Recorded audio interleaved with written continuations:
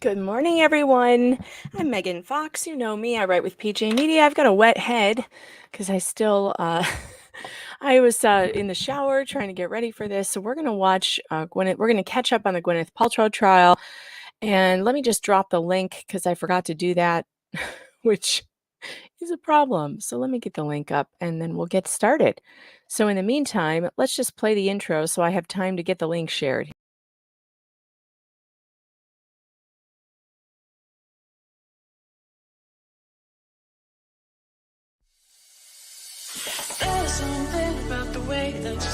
Megan Fox. And Megan Fox has the story. Megan Fox. Megan Fox. Megan Fox writes at PJ Media. Eat Tucker. Come out with your best. Damn it, man.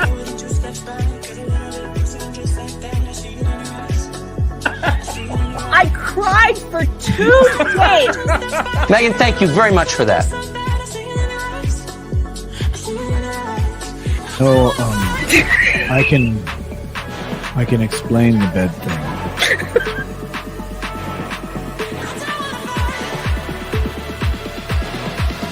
If you don't show up and vote, up your ass.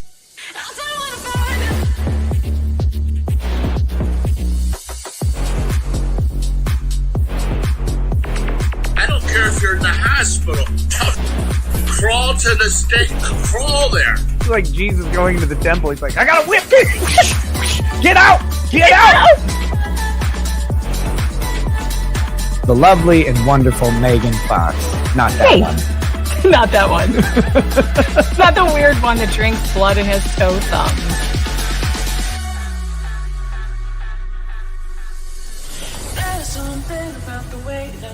Megan Fox. Megan, and honestly, Megan, if you don't like it, I'm sorry. She's the devil. Megan Fox. Megan Fox. I've been very nice to you, although I could probably maybe not be based on the way you have treated me, but I wouldn't do that. You've never met a like me. You want to tangle? You want to go? Holy sh! Too much cussing on this. I guess we didn't bleep it, so we got to turn it off. But it's Pissed off the wrong woman. oh my God, I have been assaulted when Megan Fox runs wild on you, brother. She's the devil.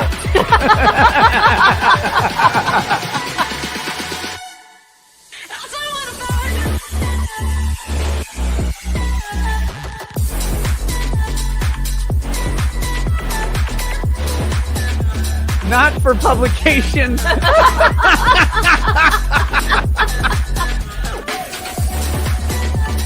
The story. I'm Megan Fox. Thank you. Cheers.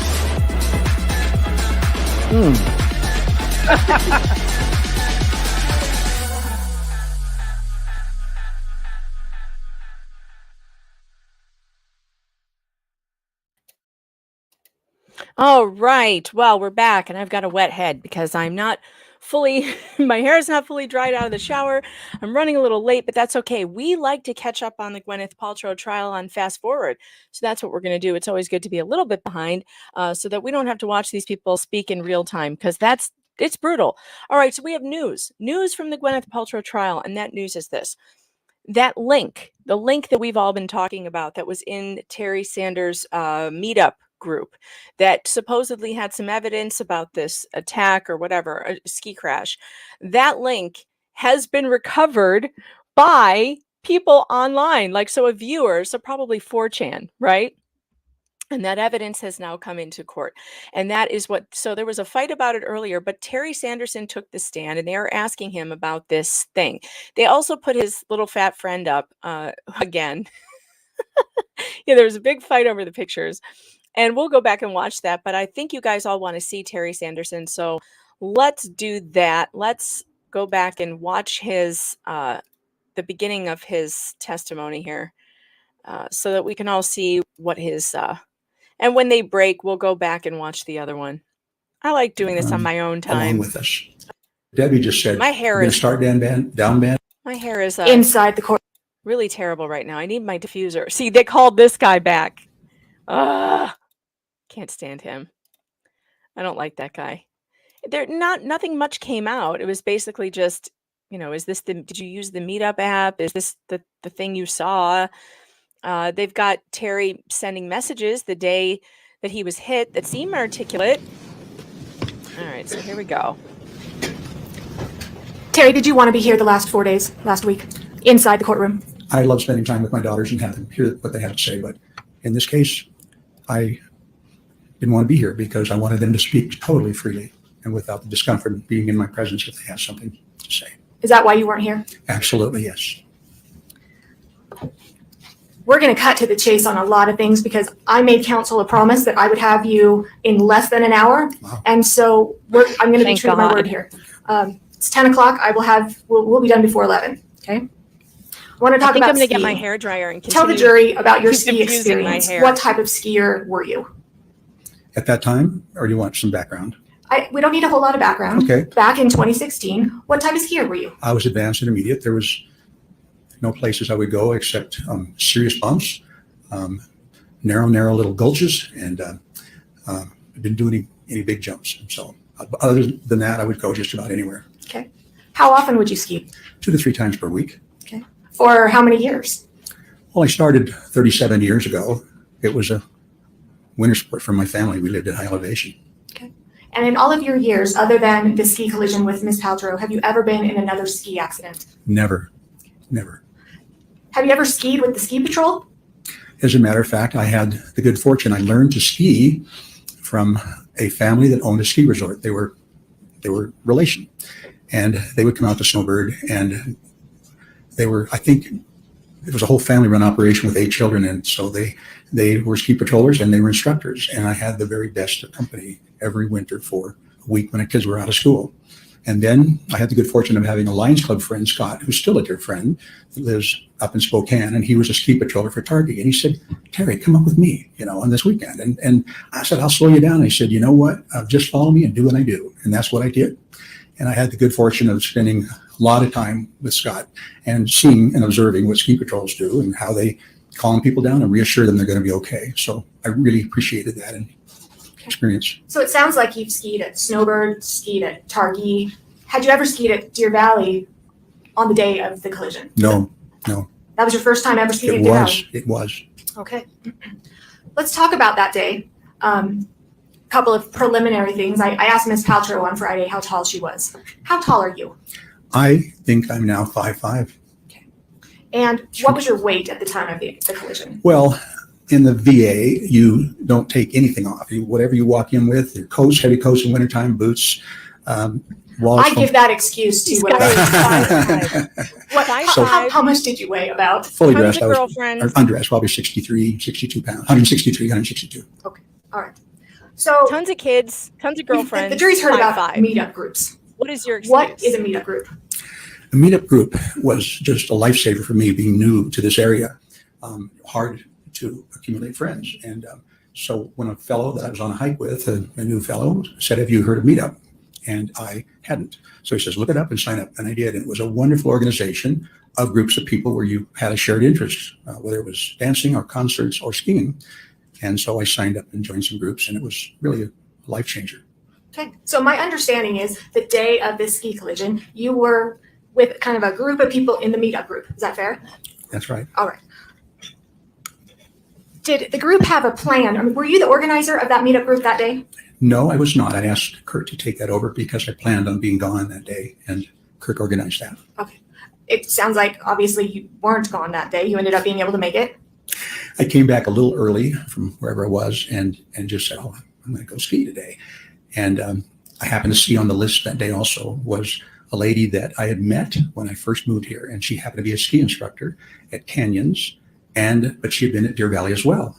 And so I called and said, Debbie, I'm going to go. I'll pick you up.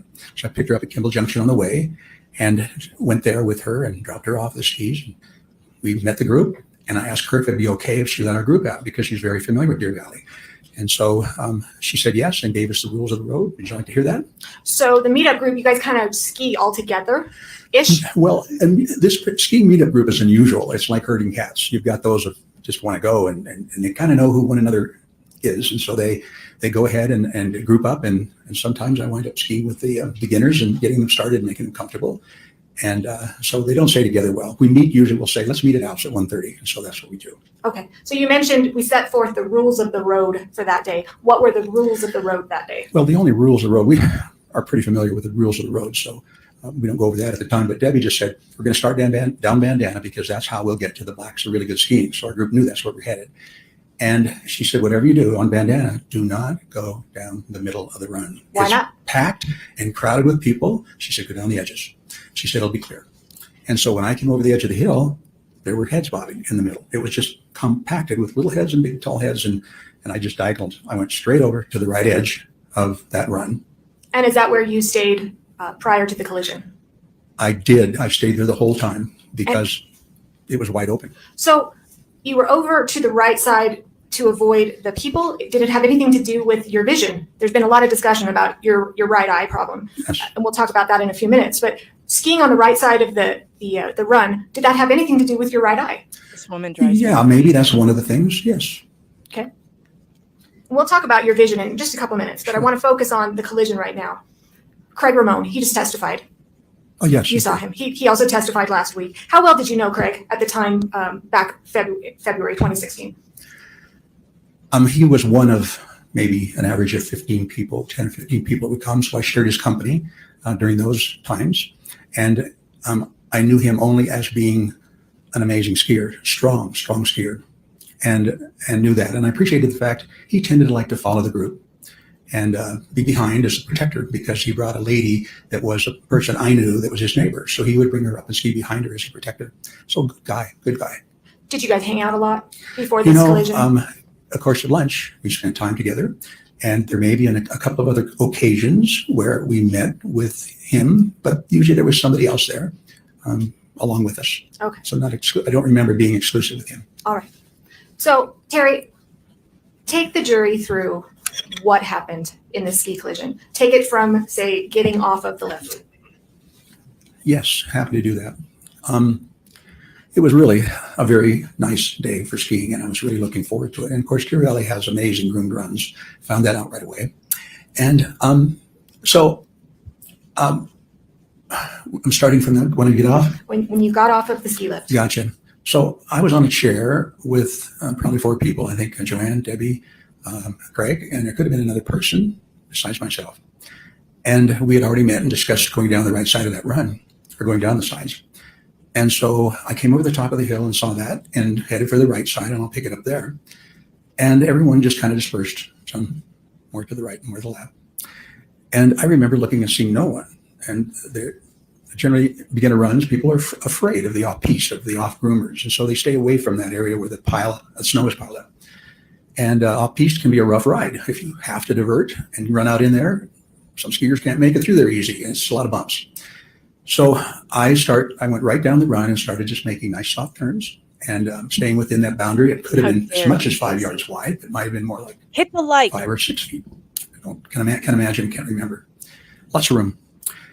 And so I'm just skiing easy and paying attention. And all of a sudden in front of me is 2 big signs. I've never seen that big of slow down signs. It seemed like they were 4x8, like a 4x8 sheet of plywood size high, with great big letters, slow down.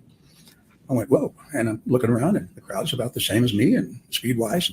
So you pay attention to the sign? I did. And I backed off of whatever I was doing. And then another big sign, like 10 feet away, the same 4x8 sheet up there, big letters. Well, they're serious. Must be lots of emerging trails down here. So I just backed off. And again, the skiers were on my left. We're all about the same speed. And I could see down where the edge of the run went. It curved around, the tree line came out a little bit, and the run curled around. And I could see about half of I don't know if it was Montage or the Empire, about half of that beautiful building. And it was wide open. There was nothing in front of me. And so I came around that corner. This is and a dangerous corner. It takes my breath away to with think all those signs. This is hard, because I don't like going through the scene.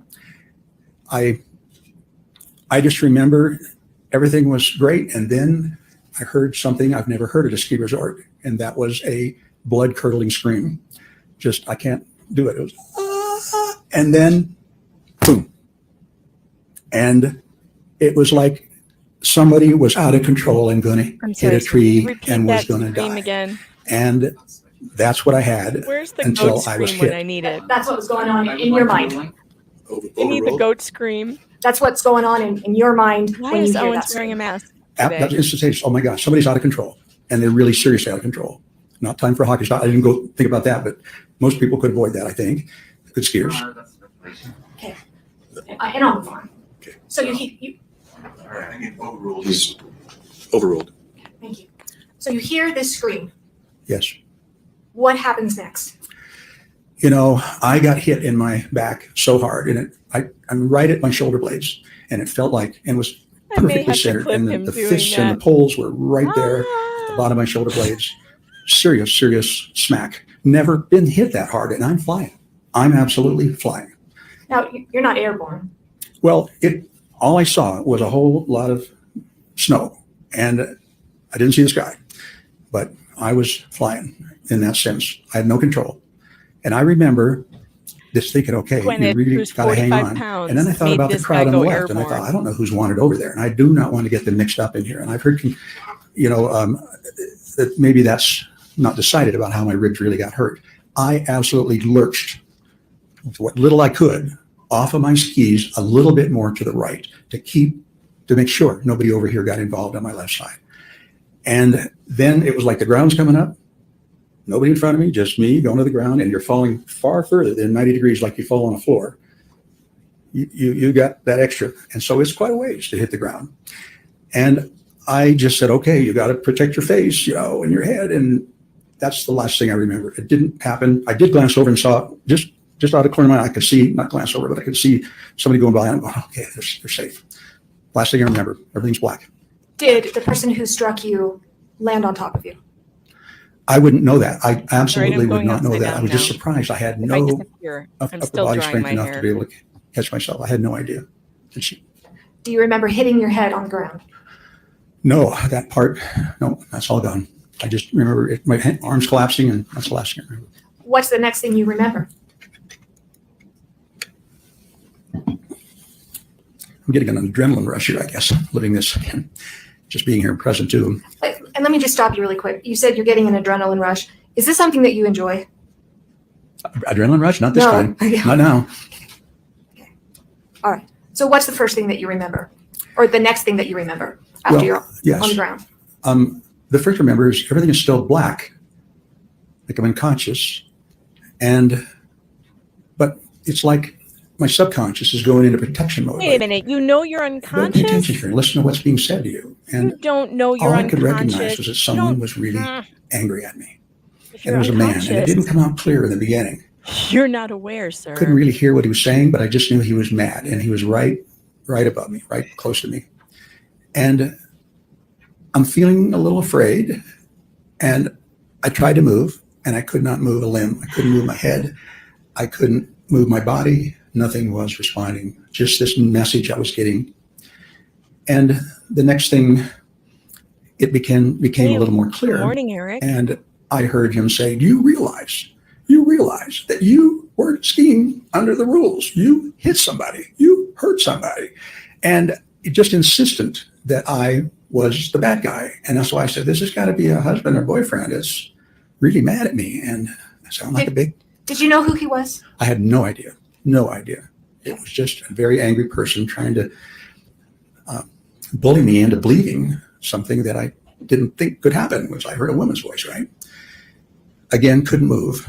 And about the third time he went through that, and it's getting louder, and I started to understand what he was saying, and he was really insistent that I was doing something wrong and hit somebody. And I remember in desperation, because I couldn't move anything, I couldn't fight. I couldn't flight. Who's going to try? And I tried moving something, and I could move my skis a little bit. I could just feel just below my knee. I could just slide my skis a little bit. And that's an important point. My skis are still on. They're still on. And I'm thinking, I got to placate this guy. He's really mad. If he decided he wanted to jump on me right now, he could finish me off. I remember I remember saying, Okay, now you're twice. you're whispering. I now, know but- I am, but because maybe- that's what I heard. Nothing was coming out. My lips were moving, my tongue was moving. There was nothing coming out of my mouth, and my heart rate went up again. It looked like what you were mouthing was, "I'm sorry. I'm sorry. And I was just going, I can't believe it. I thought, try again. I'm sorry. Nothing was coming out. And to me, I heard nothing. When you kind of mumbled, whispered, whatever see you you, want to call locals. it, "I'm sorry," was that you apologizing for causing the accident? No, You're absolutely funny. not. I was trying to placate this Colonel man in the Sanders only memes defensive on manner that I locals. could. You talked about the man who was yelling at you.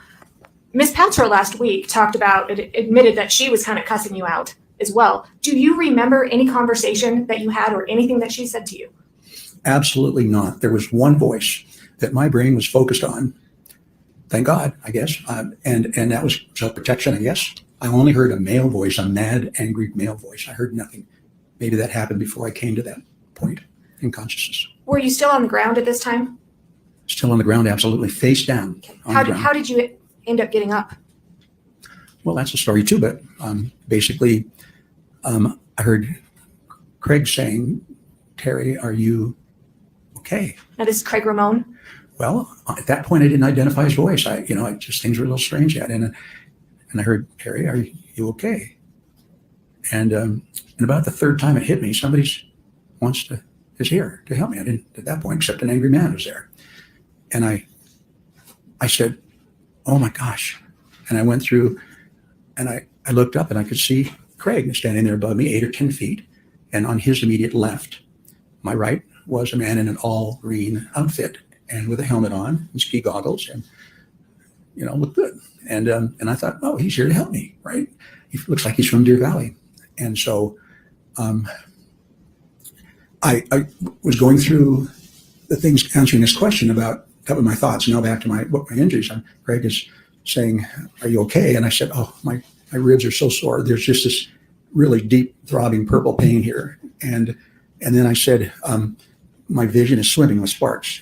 And they were unusual sparks. I'm going, "Is that my retina? Is that my eyes?" And it wasn't a really detachment, a retinal hole or anything. And I'm going, "That's my brain." I'm thinking, those sparks are my brain. And all this time, you're still on the ground.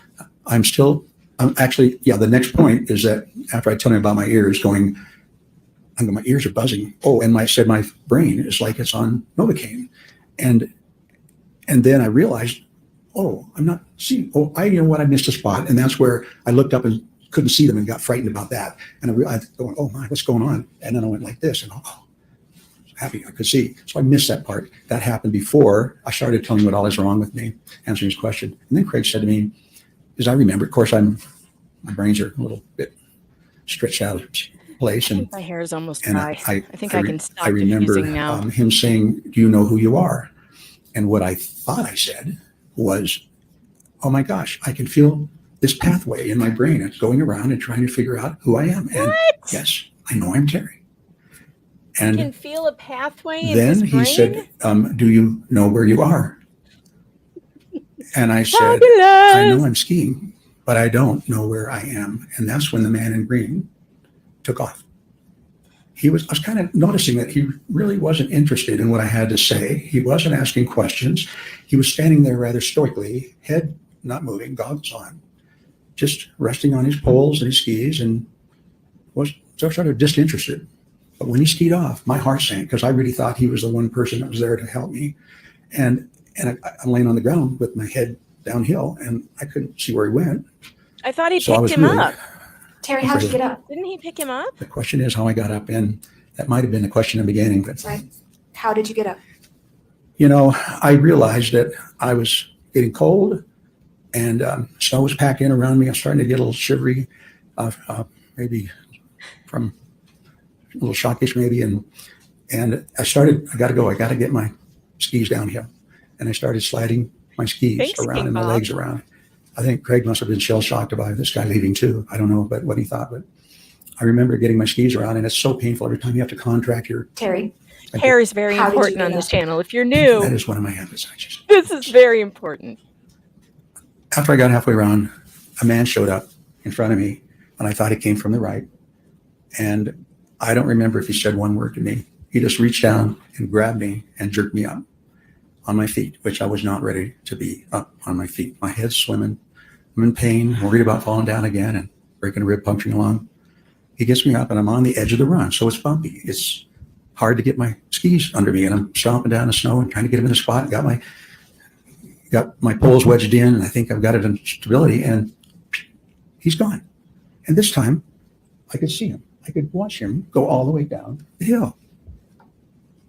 And I'm up. I'm standing up. Am I feeling safe? No. People are going by, and I'm thinking, I do not want to get hit again.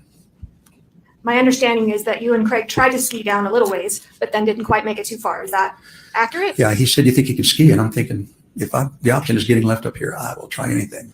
I got to get off here. So yes, he said, follow me. And I did. And I don't know how I was skiing. I don't think I was edging. I think I was probably snow plowing.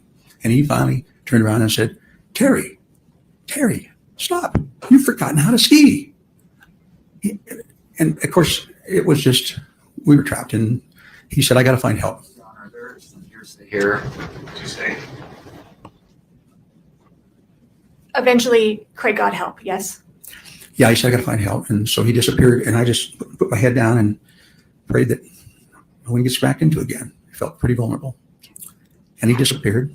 What happened when help arrived? Whitney showed up, and I was so grateful to see someone. And Now, is that Whitney Smith? Yes, that's her name. Mm-hmm. And the jury is seeing pictures, and we're going to put another picture up in just a couple minutes. Is she the one in a red jacket that there's a picture of in this case? Do you know? Yes, as a matter of yes, that's her. Mm-hmm. All right. So did she take you down on the toboggan, or how did you get down? She did. She said, "Are you okay?" kind of thing. And I don't know, not so good.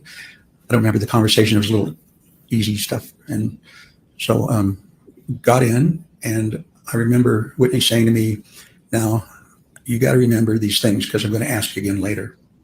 And she told me that she was from Michigan, moved 5 years before, and started on the ski patrol here 5 years before. She loved her job. Her name was Whitney, and that she had a horse named Titan that she wore in the years off. So she told me to remember those things. I'm going, this is a brain test. She's wanting to check if my brain's okay. And from that point on. Oh, Jesus. Hold on a second, you guys. There's been a shooting in a Nashville elementary school. God damn it. God damn these people to hell. First responders in Tennessee are on the scene at a shooting at a Nashville area elementary school. Jesus Christ. Help this country. Authorities have yet to confirm how many people have been injured or killed in the incident, but police say that officers engaged with and killed the shooter. Oh, good. So the officers did their job this time. They didn't stand outside for 45 minutes and keep parents from going in to help their children while they were being shot by a psychopath. You mean police engaged the shooter and did their job? Well, that's good news. Covenant School is a private Christian institution for students up to 6th grade. Jesus. What the hell? Oh, God, I hope everybody's okay. Jesus, how did he get in? Oh, here, look at this beautiful place. Good God. An active shooter event has taken place at Covenant School, Covenant Presbyterian Church on Burton Hills Drive. The shooter was engaged by MNPD and is dead. Student reunification with parents is at the Woodmont Baptist Church. I just can't stand this. I just wanted to, somebody in the chat dropped it in there. Just wanted to let you know. I get just seriously damn these people to hell. I quit worrying about myself. I quit worrying about my injuries. It was just like, I'm going to remember this. I do not want to have any brain injuries. And I locked onto that and nothing else. And later on, she did ask me, and I could repeat it back to her exactly as she told me. And she won the women's downhill in the ski patrol women's competition. Sounds like you still remember some of these details. I was so determined to hang on to those facts. Yes. Okay. All right. Once you got down, what type of medical attention did you receive? Still at the ski resort? Yeah, Whitney is not a paramedic. Chosen one. EMT. This is funny. I didn't really expect her to have advanced knowledge about neurological testing and pupil testing and cranial nerve testing. She did a great job of doing exactly what she's supposed to do, just to be at that triage level to decide what kind of care I needed. Okay, so what type of care did you get? What type of medical treatment did you get you got down to the bottom? No medical treatment. Am I missing something? Did you get checked out at the Instacare or anybody? Oh, after Yes. we left there. Yes. I asked Debbie, I said, where can I go and get checked and see what they say? And she said, well, let's stop at the Instacare. I know what's on the way. So I'd never been there before, but that's where we stopped and went in there. All right. So you got checked out. When did you learn that it was Gwyneth Paltrow that you were in the collision with? It was brought up, I think, that the people that came in to the room to check on me that were part of my group would check in and check out once, and which is what I tell them, go ski and go enjoy yourself. And so it came up, and it probably was Craig who said, I heard him say it was Gwyneth Paltrow. And to me, it's like, I'm not into celebrity worship, so I didn't care at that point. Did you think it was cool to collide with a celebrity? Absolutely not. That is not who I am, no. Did you ever write that? Ever tell anybody that? I don't think it came out in those words, but I don't remember that. But I think I was trying to communicate to my kids, and the reason was because I got calls from friends that knew my kids that heard I got crushed at the ski resort, and so I thought I gotta let my kids know I'm okay. That was my main point. I don't want them to worry about me. I'm okay. And so I started it out, and May said I'm famous or something. Okay, we're going to pull that up. Could you pull up Thank you. Exhibit 111, please? Yes, Defense Exhibit 111. We're going to call it the I'm famous email.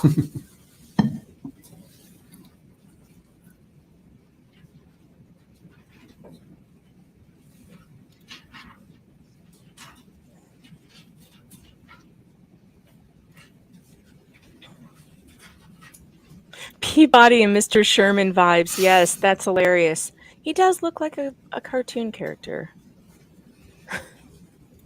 Yeah, why no reenactment today, ma'am? Why don't you get him down off the stand and reenact it?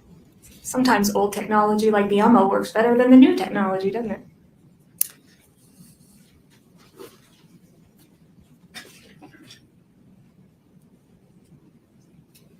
God, I hate these school shootings. I hate it so much. Plug it in.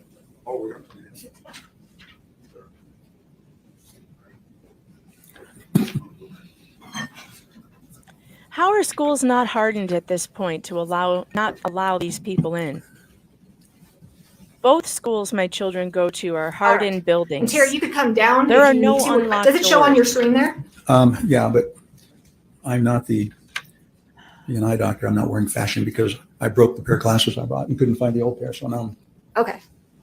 All right, Yes, so I I want to can go through this. Danny, Defense Danny is Exhibit supposed 111. to be there, but there is Do you another see- snowstorm, so we don't know. First of all, there are two posts. The first looks like on the bottom is the first at 8 o'clock p.m. And then the response was at 9:32 p.m. Do you see that? I do. All right. The message reads, and I'm just tell me if I read it right, from you to Jenny, Polly, and Shay. Those are your three daughters? Yes, they are. Okay. And the subject said, I'm famous. Do you see that? I do. Why did you write, I'm famous? Again, my head was scrambled. All I was trying to do is desperately communicate with my kids before they heard from somebody else I got crushed. So I didn't pick my words well, not at all how I felt. And I really was trying to add a little levity to a serious situation, and it backfired. Little did I know that this is where to be. So you write, I'm famous, and then here's what happened from my friend and eyewitness, and then there's the link. The link. The link. We now know what the link shows. Okay. Oh, Sorry, I boy. thought you were going to the GoPro. I'll withdraw my comment. I'm just talking about the link. Yes. Okay. So we now know what the link is, Yes. correct? The link is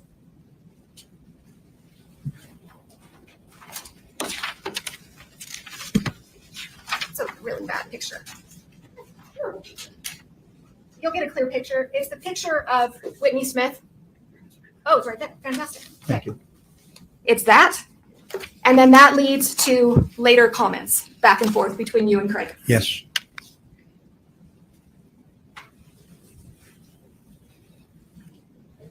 In that, under that picture, can you read what it says? Yes. Whitney kept me entertained while quoting You me. want to speak in a mic? Oh, yes. Whitney kept me entertained while probing me with questions I to don't know why evaluate they my don't want to do senses. this A trial. dedicated outdoor That's person and a hilarious. horse lover from Michigan. She also took me down in the toboggan by herself and won the DV Women's Downhill Race Contest. Sweetheart. I was grateful for her. Are those the things? First of all, did you write that under her picture? You know, I don't know what time it was added. Carlene was hurrying back from St. George, and depending, I don't know, she helped me a lot verbalize things because things weren't making sense at all, and All right. communication, and she may have helped and participated in that. Those details, are those the details that Whitney wanted you to memorize as you were taking down the toboggan? All right, can you go back up to the emails? I have great faith that today's the day All right, that my so you son send that out is to your going 3 daughters. Shine. I did, yes. Okay. And Shay, who testified last week, she responded to you with the top post, correct? Yes. All right. Can you read what it says? I can. Actually, let's put the subject. Read what the subject says. It says, I'm famous at what cost, question mark. Do you know why Shay wrote that? Well, That do you know? I think, Because she probably thought She you may were have being called me. flippant. did she, right after this? And so, Speculation. right. Yeah, Sustained. they're a family full of criers. They cry a lot. Do you remember? I'm pretty certain that she checked in on me and made a phone call. And Do you remember what you told her during the phone call? yeah, I had a chance to talk about my symptoms exactly, I think. And that I said, you know, as many people that were on that slope that day, maybe a couple hundred within that vicinity, there has to be a With the GoPro locals, Chad. picture or video. If it's a helmet mount, they're going to look over just like Craig did. Right?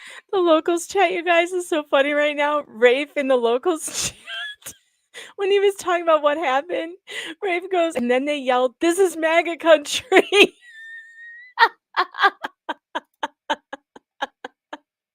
I'm sorry. I think this guy probably believes that this happened to him. I'm just not sure if it did. Right? And they're going to go catch it. They hear a holler, they're going to catch it. I'm going, I just know there's one out there. We got to find that. That is the evidence we need. But that's not what And it said. so Terry, she misinterpreted.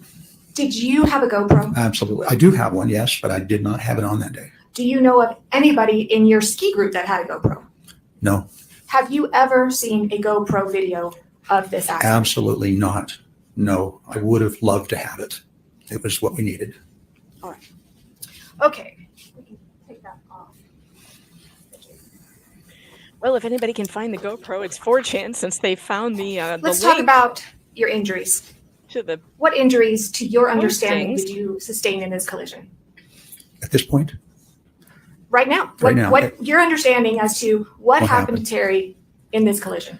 at this point, I know that I had at least 4 broken ribs. I sustained a concussion, and that's the 2 main factors, I think. And then later on, had some right leg, and still do, right leg anomalies, movement. It just has its own idea of thinking where it needs to be, opposed to what I'm thinking. What? Let's His talk leg has a about mind of its own. how your ribs, how your brain injury, how that has affected you. Okay. Have things in your life changed? I'm like living another life now. Let's focus on, we'll kind of go step by step, different things. Physical wise, how have you changed physically since the accident? Well, I can't ski anymore. I was told that if I did and had another crash, that I could wind up full-time. You shouldn't have been full-time in skiing nursing home. then. The odds of that's very high. You were half So no more blind skiing. Well, and I with a tried. busted knee I tried not to go back, and and eggshell I did ski brain. a few more times by myself just to see if I still could. I had this ungodly looking fluorescent red outfit my I bought. God, he's a still Mets helmet doing to it. protect my brain better. And I thought I can do this. This is my love and joy. You I make meet bad friends, I make choices, friends, sir. I stay with them the whole year. It's a year-round activity, and it's a Holy crap. lifelong activity. And so I tried, and I Skiing felt like I was is skiing not a through landmines. lifelong Just ridiculous. activity. It looked ridiculous, all bright fluorescent red. Wasn't thinking very well. And then I'd have to stop every 30 yards and look back behind me to make sure no one was right behind me. Saw a reaction. And gradually gave it out just 3-4 times, and I think I was done. Okay. Before we go into more activities, cross-country skiing. what about physically? Do you have pains, aches, pains, problems? I think Your he should physical start being. cross country. How are you? If that's the way he wants I'm to a much more go, careful person. then he needs I to take don't all the take any liability. risks and more brain damage. I And fully support him I'm not if sure he I wants understand to your die on a question, ski Have you had any slope. kinds of balance issues or headaches? of course, initially, that was just my life was living in an orange chair, sitting there initially, and sleep for 12 hours and then sit for half an hour until Carlene, I gotta go back to bed. But to be fair, it's not like that anymore. No, it's not. No, I had no anymore. No, it's not. Let's talk about mentally. How have you seen yourself change mentally? What are some things that you've noticed or difficulties that you've had mentally? Many things I don't have the words or the intelligence or training to explain. You have lots of words. I admit. It's just this been a bizarre part of this process is I never feel like I've explained enough. It's like big gaps. I got to start from the beginning, and everyone may recognize that by going through and building a case, and they don't know what I'm talking about until I get to the subject. So everything is backwards. I'm building from the little things and then saying, oh, I'm talking about apples. They're going, I had no idea. Upside down and backwards. Communication just feels like I can't connect. And so I keep trying, desperately trying. And personality changes is not something I just know it's different. Things are weird. I had to give up my lifetime sport of that was blindfolded rock among the climbing first and signs roller when I tried to get skating. out and work on the green team. And Wait, whoa, what's the green team? What are you well, talking about? I volunteer for lots of groups, like a couple hundred hours a year at least, I would think. Green team is one of those, a significant, large group of heavy You need to lifters take up who shuffleboard. pick up plastic and aluminum Let's take recycle back after to concerts. Terry And USANA was the main one, even though we've done Liberty Park. And it's a group of maybe 15 people. And we stay up until 1 o'clock in the morning picking it up out there. He could And play recycled the last year I spades. worked in 2015, 23 tons. And it's not just walking, 16,000 steps, Knuckle. what I saw. And it's bending and stooping and lifting and picking up and dragging a bag. And it's hard work, but Even really, bowling, he really might be bonding able with to a lot do. of people and doing that. So that's what that is. So I try going up there. Try And Chat and GPT. usually I carpool, and that day I didn't. Usually the driver. And so I parked and went and did our thing, and it's maybe 12:30, 1 o'clock, and went back to the car and headed home. I'm going the wrong direction. I'm going, what's going on? I've done this dozens of times. I was lost. Now, just to clarify, this is since the ski crash, right? Oh, I yes. hear backgammon has My a low instincts risk are always knowing where factor. north is. And it's really been good having grown up in the mountains. It just was instinctual. At night, I had no instincts anymore anyway. And so I headed just instinctually where I thought I was supposed to be and wound up north or south or somewhere else. And that happened a second time. Had that ever happened to you before this ski collision? I've never been so needing maps. And I so get lost in parking lots all the I- time. I'm pretty sure I've lost visual memory because Can I sue it doesn't, Gwyneth?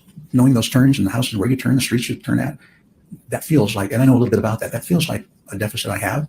I don't retain that anymore. I can be there a dozen times and I still have to use maps to make sure I get there. Really odd.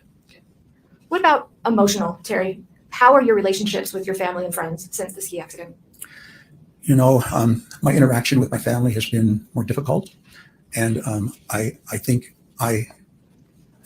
of course, I'm desperately to be close to my family and my girls, but something's wrong in my essence and what I bring to the table with them. And communication is not as smooth, and it's been more difficult, no question. And they've told me they've noticed some changes. Yeah.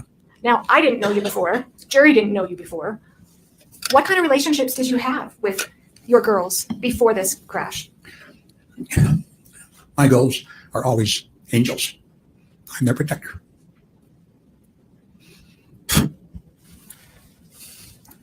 Things happen to them. I'm testifying that I heard about it. It hurts to see them in that place as their protector. I rode home with them and started sobbing, so I get caught up in that. Do you love your girls? Oh my gosh. There's been some discussion about your relationship with Jenny and that it's not always optimal.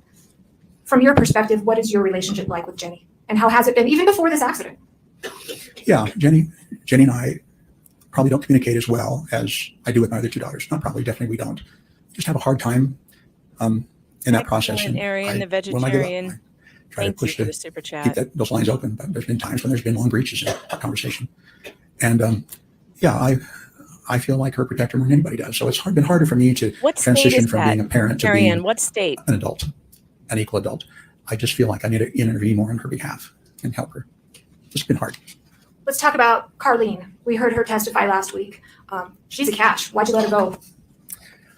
It's my choice. I wouldn't have, but I had to, after 8 months, I had to tell her to leave. I said, I'm not asking you, I'm telling you, you gotta leave. Oh, And Why'd you tell her to leave? I knew she didn't buy into this. She didn't buy into me not being the same person and coming into a relationship. And I said, I'm not sure I'm going to get back to normal again. And I don't want you to feel like that I'm a crippled. All right, listen, this guy is fully, okay, let me just tell you something. I feel totally sorry for him that he had this accident and and I believe him that he can't get back to normal. And I believe him that he loved his girlfriend and he wishes that he had her back. And it's been really hard for him. I believe him. I'm not saying I don't believe him about that. I just think at the age he was, skiing was a really bad idea, Mr. Sanderson. Really, really bad idea. Oh no, I don't think it's fake crying. I don't. I think that this man has had a lot of hardship since he fell and has been injured. Look, injuries over a certain age. Look, I've been ready to step in front of a train after 3 months of constant pain in my neck. And that is it sucks to be in chronic pain. It's bad. I now have some insight into that, and I've only had it for 3 months, and now it's getting better because I have a good PT person who's helping me. But my husband's been in pain for the last 15 years after blowing out a knee and having bad failed knee surgery. So now I have more empathy for what he's going through. It's really, really bad. Question here is, who is liable? And I just think you're liable when you put yourself on a ski mountain at 69. And I don't think you can, and I'm not sure that these stories make sense. I don't know. That you're going to stick it out with me because I know you would, half a brain or whatever. I feel sorry for him. I do. Don't do it. But that's You need your not. life. You run right now. And it was a sad time for both of us, I know. And she's in a great relationship with Bill now. And that was the purpose. And I think better than what I would have done, honestly. It's hard to admit that, but it's true. Sure. Okay, we'll take a short recess. Okay. Look, the defense counsel already told the jury, you can't make your decision based on feeling sorry for the plaintiff. That's not what this is about. We all feel terrible for him. We do. I mean, it's absolutely true, and that this person is injured and got injured. So that happened. The problem is who is responsible, and we have to be careful about assigning responsibility to people who aren't responsible. Yeah, I think he's responsible. But then again, maybe the law disagrees with me. I don't know, because I don't know the law of Utah. And Danny thinks, and she is a Utah attorney, and she understands these things. She says that she believes there will be liability in this case, and it's probably not looking good for Gwyneth. So we'll see. But yeah, $3 million for this. And it's been, yeah, Adriana, that's the thing. Like, even if he gets his $3 million, it isn't going to bring back his life. It's not, and he's a very rich man. This is a wealthy man. He doesn't need Gwyneth's money. This is not somebody who's he's not a mechanic trying to make ends meet. This is a guy who travels the world. He skis at the most expensive ski resort in Park City, Utah. He's a doctor, a retired doctor. He has taken multiple trips around the world. This is a fight between two rich people. And that's, I think, why it is so entertaining. All right, so coming up later in the program today, we do have a special surprise guest she said probably around 1:45. My friend Shannon Joy is going to be joining this program because I'm covering a story that she and some parents in Fairport, New York, which is nearby me. It's a local story to me. They are taking it to the school board that is showing their children pornography and explicit content that is so disgusting. And we're going to go over that. I probably can't play it on YouTube. I can't play the full video. Actually, I'm not even sure if I can on YouTube. It's going to be really hard. Of course, they demonetized me anyway, so maybe I'll play it. But listen, just so you guys know, YouTube will not let me make any money on this channel. They just won't. So please, If you can send super chats, Rumble rants, locals tips, I appreciate it because that's really the only thing keeping this channel going. Or if you want to go to the merch store and buy some new merch, we have merch. I just got my T-shirt for Fox's sake. I love it so much. It's hot pink. It's so cute. I was wearing it all weekend. You guys saw it if you were on locals. I did a couple streams in it. We had the laundry stream going, which went for 5 hours yesterday on locals. By the way, I got all my laundry done. Well, except for 2 loads. While we watched stuff on YouTube together. It was so much fun. 5 hours, and some of you stuck with me for the entire 5 hours. It was so funny. I do that on the weekends. We do laundry streams. And this was the first one where I did it on StreamYard so we could share the screen. And it was a lot of fun. We ended up watching Seinfeld together. That was good. So if you want to visit the merch store, the links are in the descriptions of the videos, whether you're watching on YouTube or Rumble. You can find the links or Facebook. I don't know if, Facebook should have it there too. You can go to the merch store, buy yourself a new T-shirt or sweatshirt or mug or whatever, and it helps this program. All right, it supports the show. Let's go back here. Are they going on a break? They are, so we can fast forward. We can get to the depositions. They were actually. I suspect there's going to be that kind of slow. I love it when Owens is arguing, so we want to hear that for sure. I've got it sped up a little bit. Here we go. It's less than smooth. And what I'd like to do and what I've done in prior trials is actually move to publish the deposition and then bring up on this the highlighted sentence and answer because it's really slowed things down. And from my deposition with Mr. Sanderson, I suspect there's going to be that kind of slowness too, and I'd rather just bring it up. Any issues with that? Yes, sir. We don't think it's proper. We'd rather do it the normal way, which is they read the deposition, but they don't show it. Cool. Thank you, Palmyra. Thank you. Under Rule 32, it can be used for any purpose. I thought you meant for the other witnesses. And as long as, the section that you're using for impeachment, Mr. Owens, is the only section that's appearing up there. Okay, that's James' issue. We'll do it. All right, yes, we're okay with that. I thought he was talking about some of the other witnesses that we're preparing. You see, that's not, we thought we'd find out if Carrie Oakes was going to be offered. Pardon? We can bring in the jury. Okay, call in. All right, so while the jury is walking in, I want to send you guys in the chat. I'm going to give you the link to my new article about Shannon Joy's group. Can we go put them up there? Yes. 1, 2, 3, and give you a on. copy? Yes. This is Peter's. So that you can catch up on that, please clickety-click. These are for the court. They are about to file criminal charges against the board of Fairport School District for giving obscenity and child pornography to their If you're putting kids. it up on the screen, for the witness, they may not need to actually go into this. They That may have save you some broken time. state and federal But laws. put them there just. in And case it's the going to witness be needs great. This is just terrific. Hey, Palmyra, thanks for becoming a member on YouTube. You can become a member on YouTube as well. YouTube finally gave me membership, and you get fun emojis. One of them is a stove. If you guys have been around for a while, you know I have problems burning water on my kitchen stove. And if you are, you should go check out lawcards.com because they're making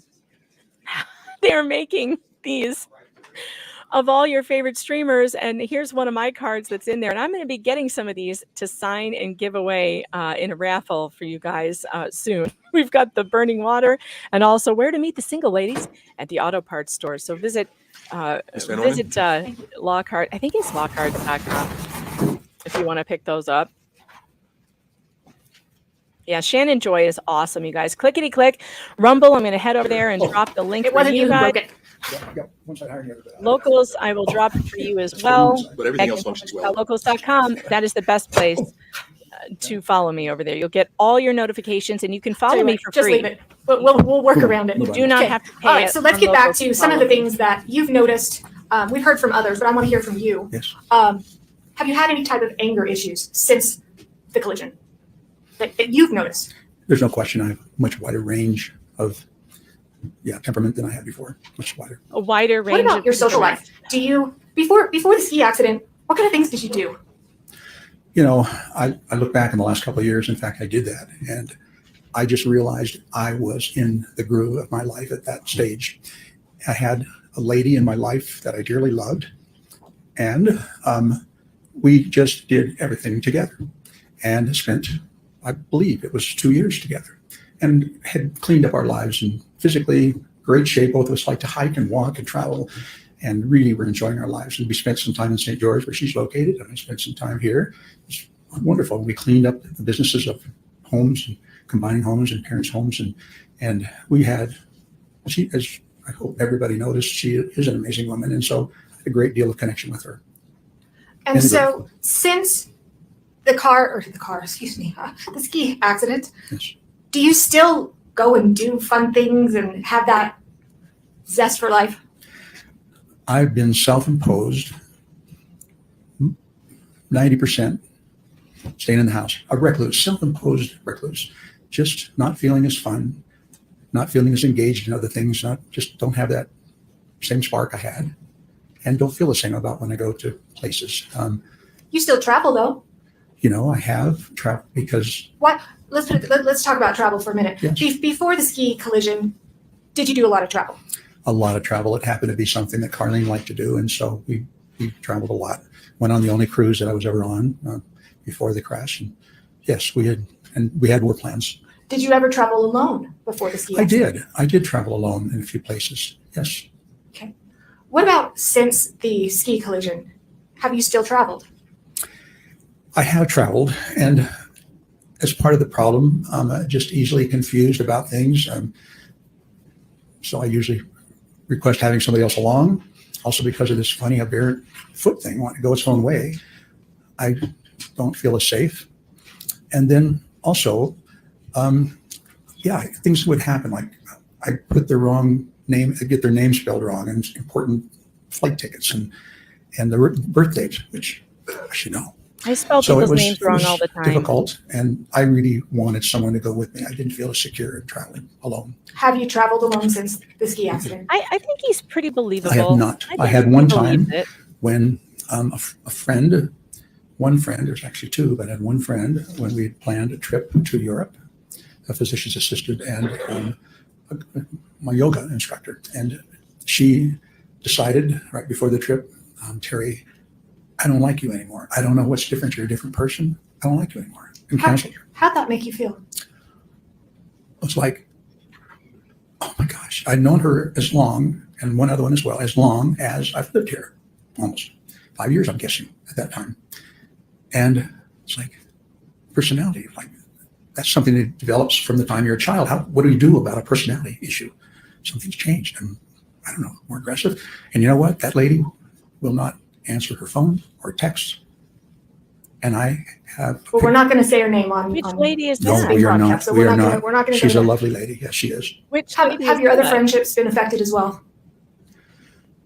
Yes, another lady that I knew for quite some time. What is a sweetheart, happening? also a woman. What's happening here? We just got off kilter a little bit. Well, after I told Carlene she had to run, it was a few weeks later. I couldn't realize how lonely I was. Yes, I should have taken more time to absorb that, but I was so So lonely. it's because we were Gwyneth's together fault all the time. that he can't keep a So I reached out girlfriend. to her, and we spent a couple of I don't know, activities guys. together. And I don't know how this is I couldn't Gwyneth's believe the fault. words that Why came is out this of her mouth. relevant? She said, Terry, It is hearsay, so you can't testify as to what she said. But how did it make you feel? What does Well, Owens think that mask is doing it for him? made me feel like, what's wrong with me, and how do I fix my personality? How do I fix that I'm a different person? It's a very complex issue. And I lose self-confidence. The person I am, I'm going, what happened? Terry, are you trying to improve yourself? I've been in denial. I've been in denial about my issue. I refuse to believe I have brain issues. I've just done everything I can. I knew I had a critical window to restore stuff, and I did everything I was told and everything I could find out about trying to get those neurons reconfigured in a good way. And I haven't found it's helped. So I'm still in denial. I keep thinking there's got to be something. Are you trying to improve yourself? Danny's Yes, on her I way to don't court want right now. She's I'm going to trying be to prove there I don't have it. soon. Everything I do, I'm trying to prove I don't have that wrong with me. There's been a lot of discussions about how Terry was before the ski collision. She's going to and could take you put over up after I'm done, so Defense you guys Exhibit can go watch 23? her after me. And I'm She actually may going to pop move in forward here today, the admission but of the we'll see. entire Defense Exhibit 23. I'm assuming there's no objection.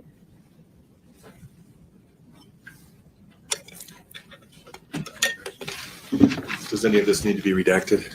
So, let me just state that my understanding was that Ms. Van Orman was going to be done at 11. I'm and then it almost done. changed. Right now, she's moving for Defense Exhibit 23. Any objection? No. Okay, so it's received.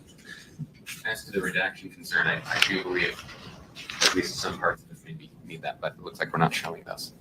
Where are you showing this address, for instance? Well, at the bottom of that, do you have that exhibit in front of you? I think I do, yes. Yes, I think I do. All right.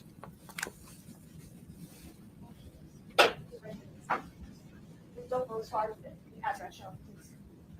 There's the address there. Yep, thank you. Do you see where it says chief complaint down at the bottom?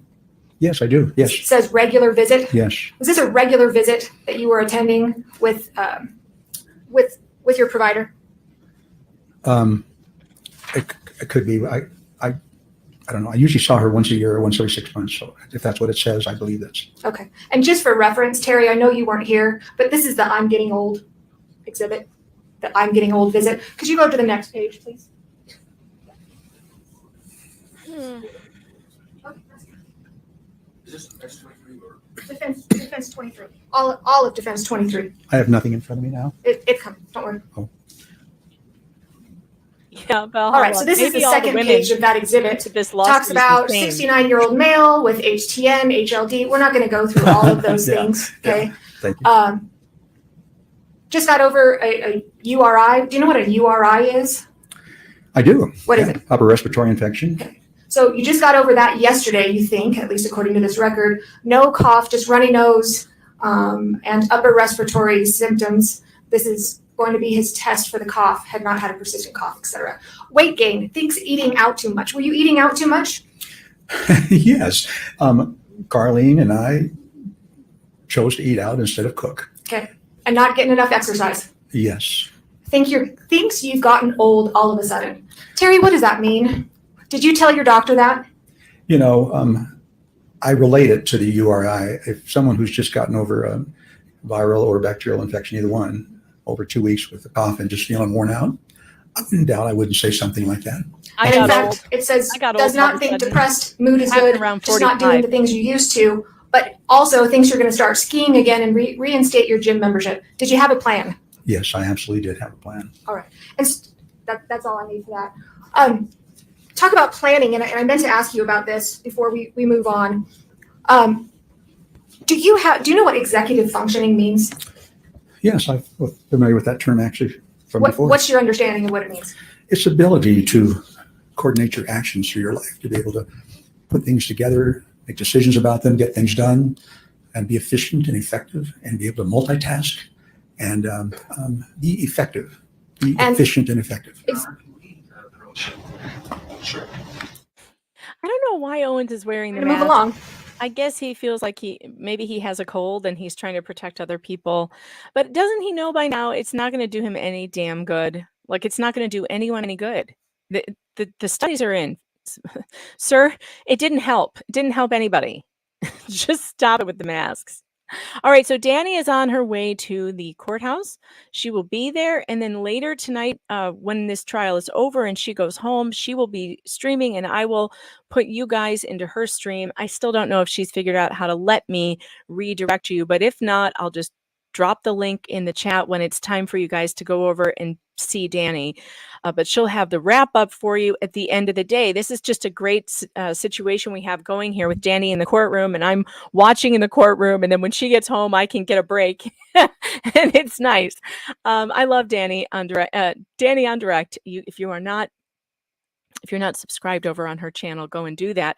We got to talk her into getting over onto Locals. Locals is the place to be, by the way. The Locals chat is cracking me up right now, you guys. Oh, thank you, Matthew, for So the Terry, you were $5 talking tip. about executive functioning. You kind of gave what that means to you. It looked like to me from Exhibit You got 23, long cards. you were able to make a plan in your life and kind of follow through with that. Have you been able to do that since the ski accident?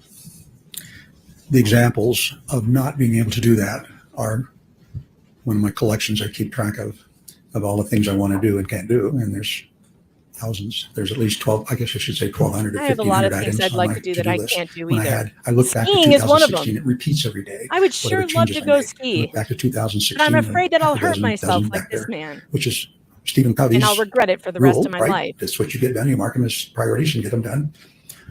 It's just now continuous stuff I don't get done. And I can't tackle because I can't figure it out. It's just goofy. The things that I could do, I was really handy. My dad was a handyman. And I learned and I have the tools. I have an example. You know what? I would love to hear the example, but I have made a promise. Go for it. I want to shift gears. Let's do it. At some point, after the ski accident, some time passed, and there was a press conference that was held. Nice. Yes? Yes. I wasn't involved in that. I wasn't even your lawyer at the time. Was the press conference your idea? Absolutely not. Do you know why the press conference was held? Your Honor, that's. Is he waiving his attorney-client privilege? Because if he is, I'm gonna drive a bus through that. What's the objection, counsel? He just violated his own attorney-client privilege, whose idea it was. Objections overruled as to relevance. What is your understanding as to why a press conference was held? We understood and we agreed how important it would be. And hold on. I don't want you Okay, to talk about anything that you talked about with your counsel. Thank you. Okay. Did you have an understanding why a press conference was held? Yes. I knew that it was very important to have a video of that particular activity. It would just be convincing and would settle this beyond all doubt. Like a GoPro. Exactly, like a GoPro.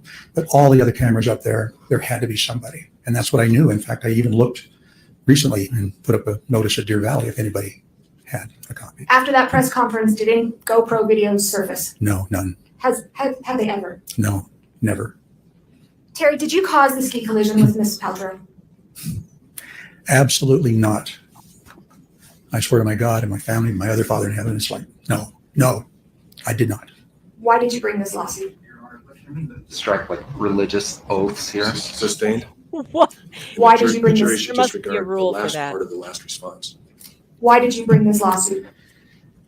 You know, I realized after a period of time that no one believed how serious my injuries were.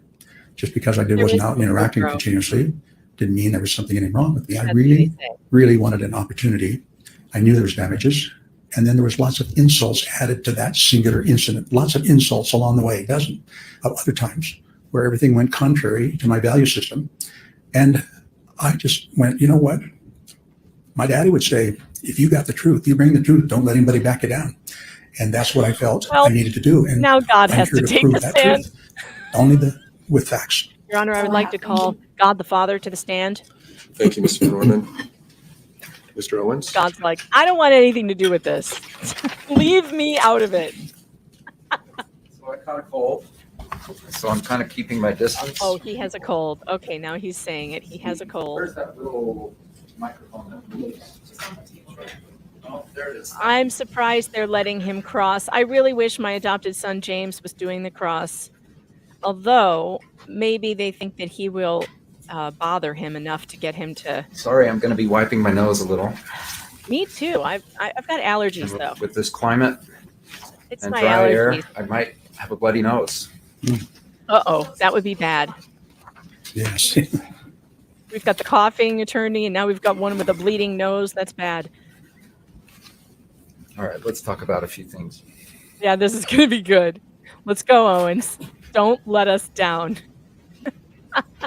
So we're not going to get done with you today because we have witnesses this afternoon, but I think we can go till noon. Is that all right with you? Noon, his time would be 2, 3 my time. Did you ever say to me,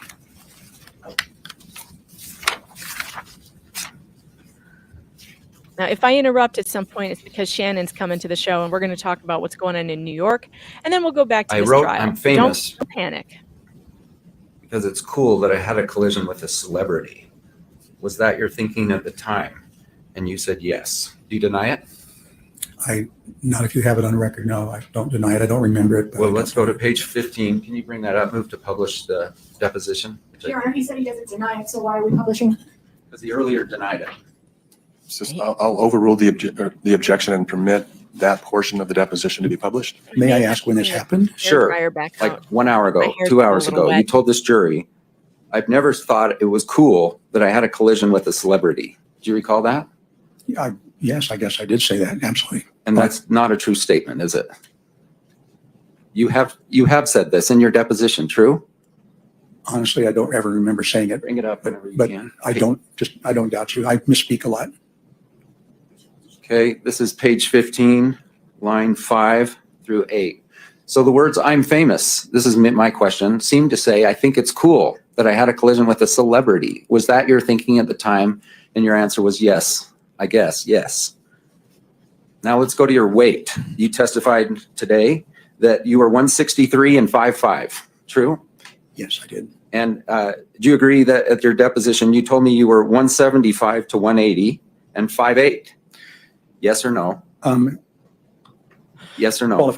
Qualified, yes. No, I don't want to qualify. Did you tell me that? Like I said, how much do you weigh? And you said 175, 80. How much did you weigh? And then you said 5'8". How high are you? How tall are you? 3 inches different. Wow, that's a right? bit different. I just found that out. I didn't realize. I've had Sir, people telling me that. You told this jury that at the time of the accident, you were 163 and 5'5". Did you not, like 2 hours ago? I did, yes. Yes. But you told me in your deposition years ago that you were 170 to 180 and 5'8". True? How many years ago did we do this? 3 years ago. You don't know I've how lost tall a you lot of were? weight. I'm down to my usual weight. You know we're interested not now in your weight today. We're interested in your weight on the day. Thank you. I knew where that was Do you going. agree you were 5'8"? Yes. Have you shrunk 3 inches? I couldn't believe it either. I wanted to argue because I think I'm 5'8" yet. You do have degenerative back disease, and those discs are getting squeezed. Is that why? I'm shrinking too. I have to say yes. I've always been. I got to 5'8" hang and a half. upside down You more guys so I shrunk don't half an inch, shrink. but pretty wow. Mr. Sanderson, we're trying, and counsel, let's not speak on top of one another so that we have a clear, clean record. You're right. Yes, Your Honor. When we talked about you being unconscious, and do you agree that someone who's unconscious doesn't have a stopwatch to figure out how long they were actually unconscious? I agree. That's true. Everything you've learned was from Craig after the collision. No. Yeah, that's over vague, and that's I'll withdraw it because I agree that's Not everything. It's not everything. Right, right. As far as level of length of unconsciousness, do you agree that you weren't stopwatching yourself? I have no idea. Yeah, and yet you did tell people it varied over time. First a few seconds, then 5 minutes, then 10 minutes. You did that, right? That made me sit up Do you straighter disagree? too. Like, oh Yes, yeah, it that's did right. I'm vary. shrinking. I need to. My And why did posture you needs do to that? get Why better. would you say, I don't Neck know, problem. then it's a few seconds, then it's 5 minutes, and then you told your psychiatrist at the VA it was up to 10 minutes long. Why did you change? I had no idea, and I was searching. I really had no idea, and I was trying to answer. I sometimes make that mistake of guessing, but I really didn't know. And it was to try to get the attention of the doctor. Do you remember telling me that? I don't. I don't know how to. Let's find it.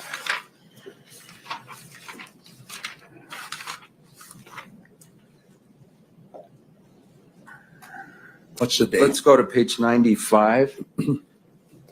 Which deposition, 1, 2, or 3? 1. They're all cumulative, so the page will tell you that. Page 95, starting at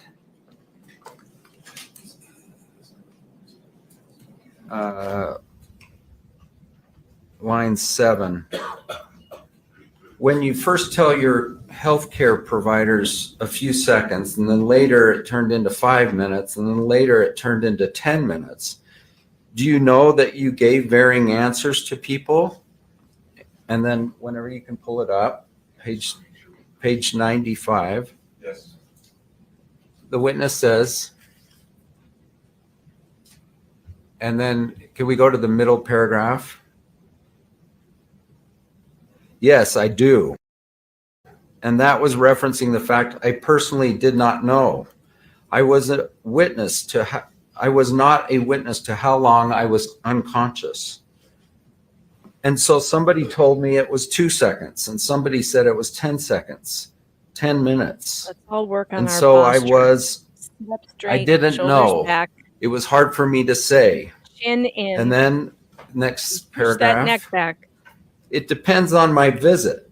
If I want to make a deal out of it, and that was the reason for my visit, then I might say for 10 minutes. I might pick the worst. That's kind of how we are. We go to the doctor's God, the back won't attention. dry.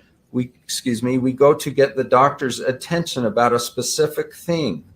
And it wasn't at that point how long I was unconscious was not a point of relevance for me. That's your testimony, correct? I'm confused by those statements. So, Yes or no? yes, it is. By the way, when we took your deposition, there's a lot of formality to it. Two, you're placed under oath, just like the one you were put on today. Yeah. And your counsel's present, and you were able to talk to them before. Yes. And I think I had, Yes. 11 hours or so of deposition? I can't really hear you, sir, but my question is, you had your advice of your counsel there. Yes. And I asked at the beginning of the deposition, is there any reason why you can't give me your best testimony today? And you said no, correct? Yes. And I even told you, I think, that if you testify differently at your deposition than you would in front of this jury, I would call it to their attention. Do you recall this? Yes.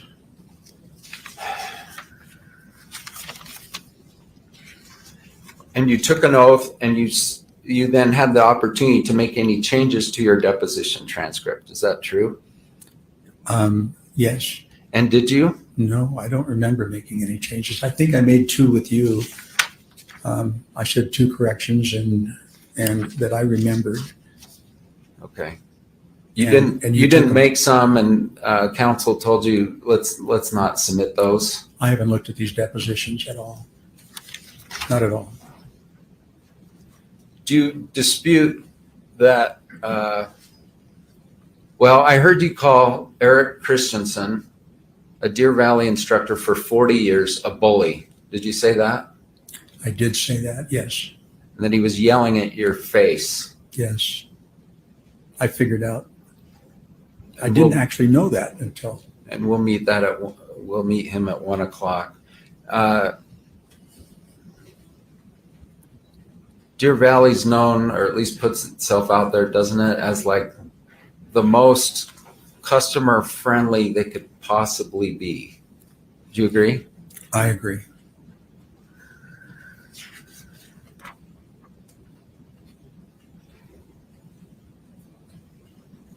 Were your skis on or off at the end of the collision? Do you know? Absolutely, they were on. Okay. Absolutely. So you do remember some things after. Yes. Okay. I hear you, Mary. And Craig, by the way, you said you weren't here for your daughters, but you haven't been here for several statements, right? Several, yes. It was more than just like, I don't want to make my daughters uncomfortable. You haven't been here for many. I didn't. Yeah. And Sam Goldstein said part of the reason is you don't take criticism well. Do you agree with that statement? Oh boy. I always want to be a better person, and I even tell my kids, if I'm doing something wrong, tell me. I want to be better. All right. So do you agree or disagree with this statement? Mr. Sanderson does not take criticism well. Hard for me to measure that. I've not been around other humans as much as I have been in the past. So it's hard for me to measure that. Honestly, I don't. Do you agree that when Whitney came with the toboggan, Mm-hmm. she asked you what happened, and you said, I don't know. Do you agree with that statement? If that's on the record, I don't disagree with it. I don't remember that particular part of our interaction. I just remember she said something to me, and it's the first question, right? Ski patroller comes up. By the way, you've hurt yourself before skiing, true? Never needing help, right? Before this incident, though, you injured your knee. I had when I first learned to ski that first year. All right. Beaver. Mm-hmm. So you don't dispute that the first thing Whitney asked you is like, how are you? And what happened? Do you agree those are like the first 2 questions? I have no recollection of those questions. I don't. I would think she would reach out to me, but I don't. Did you ever complain to Deer Valley about Eric Christensen, like I was treated like a bully? I had a lot of time to think about it. Yes or no? I don't know if I did. I think when I contacted Deer Valley, I was just after I wanted to find out who hit me, and I wanted to copy the records, and I didn't bring it up. Yeah. You never once wrote to Deer Valley like, hey, your ski instructor is a total SOB to me. He treated me poorly. That's correct. I didn't bring it up because I did not want to cause some anger from them. I wanted to copy and find out who hit me. But 7 years later, you're here saying he was terrible to me, just terrible. Craig Ramon said words to the effect that Me either, Lolo. I don't take criticism very well either. Christensen said to Ramon, your buddy took out Gwyneth Paltrow. Did you hear those words? I did. You personally heard them with your... So now I want to be clear because I'm not trying to confuse you. Did you hear them when you were on the ski slope? Okay. And Ramon did not do anything to try to set the record straight at that point. Do you know anything about that? About who hit me? Correct. When we got down into the at that medical point care. was Yeah. my question. On the mountain. Yeah. On the mountain, but in the shed. I was... Okay. You said your skis were on after the collision. Do you recall your head being downhill or uphill? Absolutely downhill. I was going down, and absolutely. So several witnesses say the opposite, and you disagree? I disagree, absolutely, because I couldn't get up. And where was Gwyneth's head when she came to arrest? Head down, head up? I have no idea. As far as I know, she didn't exist. Because you didn't see anything? I was out. I had no idea. Everything else is what I heard. Did you tell Eric Christensen, according to his report, that she appeared right in front of me? Yes or no? No. So he just made that up? Must have. Deer Valley just falsified a record. Is that your opinion? I never that's would have funny. said that. I knew where it came from. You know you sued Deer Valley in this claim, true? Yes. When people criticize me, they're usually wrong. That's why I don't like it. They're not usually And we're not right. dealing Unless with it's my any of that husband, today. and then he's usually right. True? We're not dealing with this. Objection, relevance, move to strike. Sustained. The question is stricken and the jury should disregard. So, Your Honor, I just want to be able to ask if you're willing, you're not suing Deer Valley today? Your Honor, objection, third objection now, move to strike again. Sustained, stricken, Okay. disregard, please. I don't understand why she doesn't want that question asked. Does anybody? I don't I get hear it. you saying you were flying through the air after she hit you. Did you say those words? Yes Today? Or, yes or no? Today? Today I did.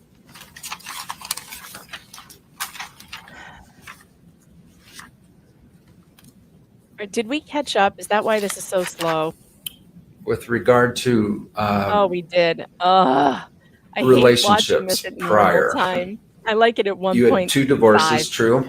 I did, yes. And then was it about Sir, are 10 you years Superman? of just dating various different other women? I guess I wouldn't know exactly. Wouldn't be unreasonable, maybe. Well, I'm just saying if the incident occurred in 2016, when was your second divorce? About 10 years 30 earlier. ago. He flies through I'm the thinking air 30 with years the ago. greatest of ease. All right. So, I mean, it's nice that Carlene, you had found a nice partner, but you were not engaged. Is that true? We were not. And That's she what we was had. actually living hundreds of miles away from you.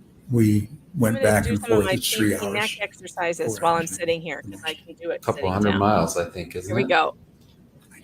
St. George. We'll move on. Thank you.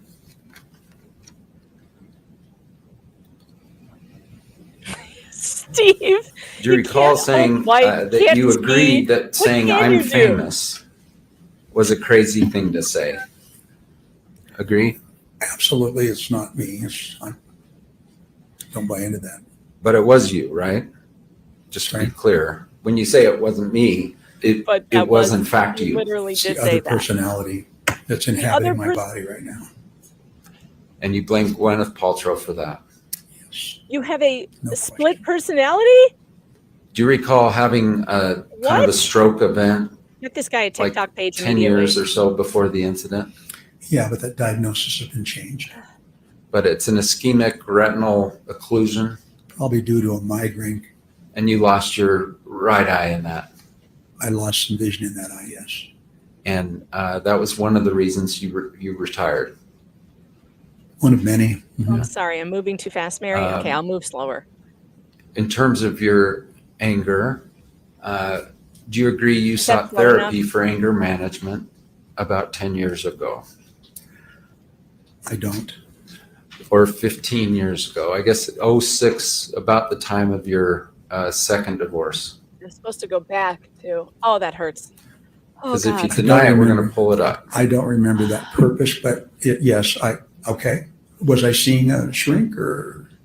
So you can't ask me questions, unfortunately. Sorry, thank you. All I'm trying to have you say yes or no, and then we go to documents if we need to. So do you agree that you were seeing a therapist Slow enough? All right, at the VA for anger management about 10 years, even before the incident? This arm. Okay. Only Go the other way. I honestly don't remember it, but if you say so, I believe you. Yeah, I can't testify. So if you dispute it, then we go to the record. I don't look at these records. I have it, 5,000 pages. So you don't dispute it? I don't. Okay. And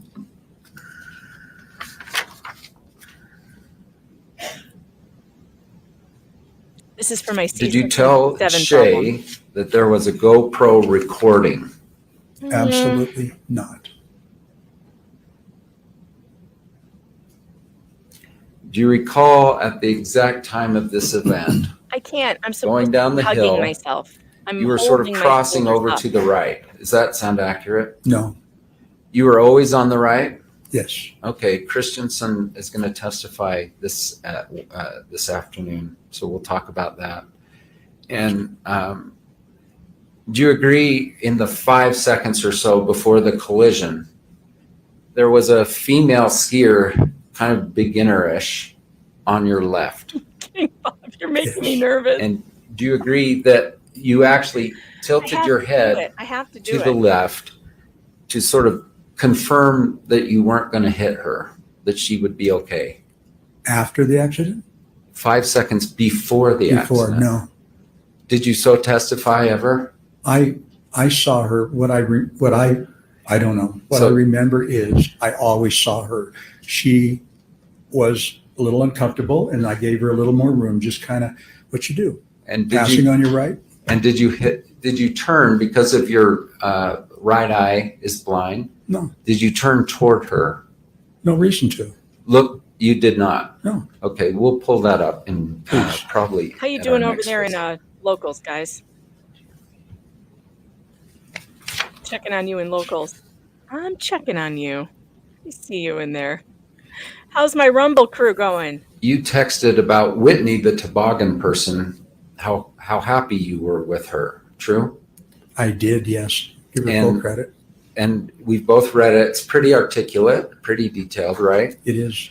You knew you were being subjected to a brain test, Oh! like a memory test, Well, I'm not. Winter go Soldier, ahead. thank you. right? Didn't you tell us that? Winter When she Soldier said, I on want you to Rumble? remember Hold some on. things. You guys Yes, oh, need to yes, know this. absolutely. You need to know Okay. this. You need to know this. Winter Soldier is telling me in Rumble he unsuccessfully tried to sue Deer Valley. So he tried to sue everybody, but in Deer, I'm sure he signed a waiver though, because you have to, on the back of your ticket, is the waiver, and everybody, when you buy a ticket, you agree to not hold them liable if you even kill yourself, because it is so dangerous. It's such a dangerous sport. Now, any lawyer will tell you that a liability waiver is not the end all be all. You can get around them if the mountain was negligent in some way. But it doesn't sound like it. He said he saw those big signs that said slow down right at the place where he had the accident. So it appears to be a dangerous curve or whatever, that lots of people have probably had that, which is why there were those big signs. But thank you for that on Rumble. Glad I went over there to check. That's why she didn't want him asking the question about suing Deer Valley, because he has tried and failed to sue them. I would like to know, when was this? Did he sue them both at the same time and his Deer Valley suit failed and then he went forward with Gwyneth's? We don't know. You knew you Maybe were, someone knows. you were being subject to a brain memory test. I've never focused so hard. And you came through with flying colors, right? Judge You said knew they them couldn't all. be brought in, the other lawsuits. Remember, President Trump said they gave me 5 things to remember and I got them all. Do you remember this? I don't remember that. I don't pay attention. Objection to relevant. Sustained. Yeah, I'm objecting to that too. Owens, move it along. You called her a sweetheart and that she entertained you. And that was all really within a half hour of the incident, a half hour of the collision. Is that true? I don't remember the time Chosen frame. one. Carlene may have been there by then. I don't know. She was In the helpful. movie But it was at the version. base where the toboggan went down to. Yeah. Gwyneth That finds a was, stash of cocaine that wasn't- abandoned by smugglers. Well, and tell me, proceeds is to that haul at the entire bottom of Deer resort. Valley or is that a mid-level watch that. Mid-level, clinic? I think. I think it was mid. All right. And I was so- is there a picture of you two in a wheelchair smiling? Do you remember that picture? I haven't seen it. Ever? I don't remember seeing it. No. Shay mentioned it, that there was a picture of you, and maybe it was at the Instacare. Do you remember any picture of you in the Instacare in a wheelchair smiling? No, I don't. Okay, and I asked you about it, and you said I just smiled because they told me. If somebody says smile, Someone said smile, and you smiled. I don't. Does this remember. ring a bell from your deposition? It does not. Okay. But that's. So you took a picture of Whitney, right? I did. Composed that very nice email with all the details, and then you sent it to your group. Probably. I don't say I composed it. Could have had Carlene's help. She may have been there then. And you did it though, right? You came up with those exact words. Carlene didn't do that. I may have helped her. Well, she doesn't know she grew up in Michigan, that she's won the Deer Valley collision or the Deer Valley Grand whatever race, right? That's right. All right. She doesn't know that. Do you think Carlene was present at the Deer Valley Clinic? I know she wasn't at the Deer Valley Clinic. No, absolutely not. Okay. No. It was when we got home. Misunderstood. She was on her way.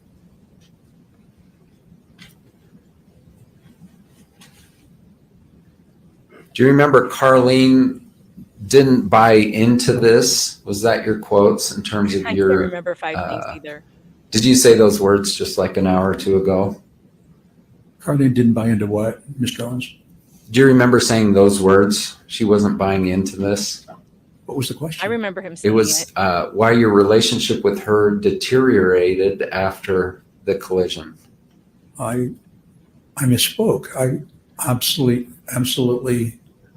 No, he said that. I'm not sure I She understand. wasn't buying into his new personality. She didn't buy it. Be clear on that issue, and I realize I'm jumping around, but I'm keeping an eye on the clock. Did you, with regard to Carlene, it sounds like you shut it down. You shut the relationship down. Is that true? I made a very strong statement that she was going to be better off without me. Yes. And you told her that? Yes. So Carlene was here a couple days ago and said, he never told me. Did you tell her? I had no idea why. I told her what I said. What I thought I said was, Carlene, you got to run. I don't want you stuck with me.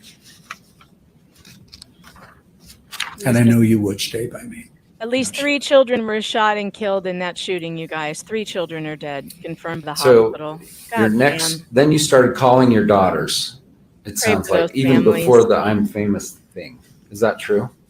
I don't remember that. Honestly. What a hideous Shay day. said she took a call from you about 6 something. Okay. So about 6 hours later. Okay. Have you ever read her depositions? No. By the way, or Jenny's? Oh, I told him I God. wouldn't. Okay. And they had even expressed like, hey, Dad, we're kind of concerned because we got to talk about you and how you were I know, growing up. yeah, the shooter's and dead things. too. We're kind of concerned. But we're still that it will waiting to hurt your hear how many feelings. Do people you are recall dead this? or wounded. I didn't know why, but I don't remember them telling me that. I decided that before. Yeah, Lolo, there's a shooting All right, at a so private Christian elementary school in You're at the clinic. Tennessee, in You take Nashville. a picture. This is at this on the Deer Valley Hill. You take a picture. Obviously, yes, that's more important than what we're doing, but I can't cover a shooting all day because I would lose my mind. So I'm giving you updates as they come in. 3 children are dead. The shooter is also dead. I am so sorry for the families at this private Christian school in Nashville, an elementary school. There was a shooting police at least engaged this time and shot and killed the shooter. And, mental health in this country is at a very, very scary, scary place. I know, me too. It makes me want to get my kids out of school as well. I don't know how putting them on the bus every day. My husband and I were having this conversation the other day that like every time they get off the bus coming home, that we see them coming home is like, it's just like this weight off my shoulders that, there they are, they're here again. And sending them off in the morning is really tough. But that's how it is. That's how life is. Anything could happen. Your kid gets their driver's license and you let them go out with their friends one night and they could be in a horrific accident and not come home. That happened to people I knew in high school. We lost, I remember a horrific crash when my sisters were in high school and two of their friends died in a terrible car accident. These things can happen.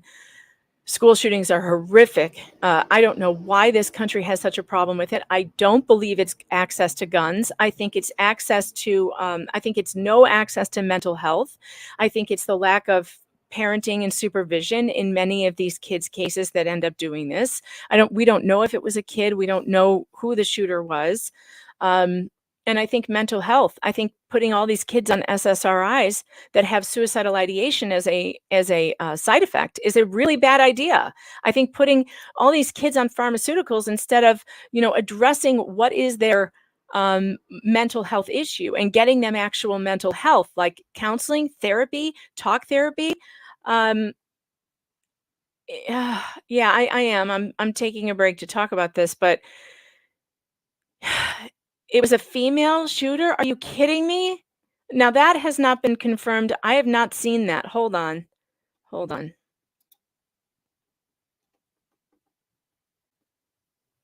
right, hold on. She appears to be in her teens. Oh my God. We know at this point that this shooter is a female. She appears to be in her teens, although her identification has not been confirmed at this juncture. We know that she was armed with at least 2 assault-type rifles and a handgun. Jesus. We are efforting now to identify her. She entered the school through a side entrance and traversed her way from the first floor to the second floor. We know at this point that this shooter is a female. She appears to be in her teens, although her identification. Oh my God. Okay. Appears to, but maybe, do we know that this is a female or a female identifying person? That's going to make a difference. It doesn't make a difference. I mean, it would be really weird if a female was a school shooter. I'm not sure that we've had one of those before. Steve Gosney's in the chat. Thanks for telling us, Steve. Steve says, shooter was female, 3 dead kids, 3 dead adults reported by CFP. I am so, so sad for these families. So sad. Ariane, the vegetarian, says it's not necessarily putting them on SSRIs. It's putting them on SSRIs and then them suddenly stopping, either without parents' knowledge of it or because the parents are ignorant towards the dangers. There's dangers with every drug, right? With every pharmaceutical. Some of them can be very life-saving. Some of them, but also have even the life-saving ones have side effects. And when you have a drug that you're putting your child on and you read the thing and the side effects say suicidal ideation or increased aggressiveness, you have to be so careful. You have to be watching out for those things. And if your child is experiencing any of those things, you need to immediately take them back to the doctor and have that conversation. And also be very open with your child about if you see if you feel something that's unusual and you start feeling sad or you start feeling, we need to talk about it because this is not real. It's what the drug does. I have a friend who I believe committed suicide because of drugs, because of those SSRIs. He was fine before he started taking them. And then all of a sudden, after he started taking them, his life just fell apart and he ended up disappearing and they found him. So I don't know. Steve, you have a good point here. Says, see if it drops off the media radar, then we'll know the identity of the shooter as a protected class. That's true. It happens every time. And look, I know that so many people use these opportunities. They use these horrible, tragic events in this country to say that we have to have um, gun control, and that will solve this. But a lot of these shooters had illegal guns. They had guns that weren't theirs. They took their parents' guns. They took, or they had them somehow illegally that they got them. So it's if you ban some of these, make it harder for people to buy guns, the people who want to use them illegally get them anyway. It doesn't make sense to me. Gun control to me is not the answer. The answer is what is wrong with the human heart, and why is it that so many children are so sad, so sad, and so lost and bereft that they would choose to take themselves out or take other people out with them. What is going on? The children are so sad. Yeah, it's just like saying make murder illegal. Murder's already illegal. Yeah, assault weapons ban forthcoming. It's just they try it, but those of us who are rational can say no, because that's not what this is. That's not the problem. The problem is not the gun. The problem is the person holding the gun and what brought them to that part of that moment where they decided to take lives. I mean, that's the problem, and we don't talk about that enough. We talk about all the things that don't matter. We talk about access to guns, instead of access to good mental health care, if there is such a thing. Do we even have mental health care anymore? Because all the mental health care experts that I know of now are affirming children's desires to cut their healthy body parts off. That's mental insanity. And these are the people we're relying on to take care of the mental well-being of our kids. Look, hold your kids close, have good relationships with them, do things with them, make sure that there's nothing that can get in between you and your children. And yeah, Steve says homeschool if you can, I mean, I can't at this point. I had to quit because, for one, math was getting far too hard. I guess I could have hired a tutor, but we live in a place where socializing when you're homeschooling here is so hard because we're out in the middle of nowhere that they never meet any friends that live nearby. All the homeschooling groups come from all over, and everyone lives like an hour, 2 hours away. So they never make any friends that are close by, and it's really, really, really hard.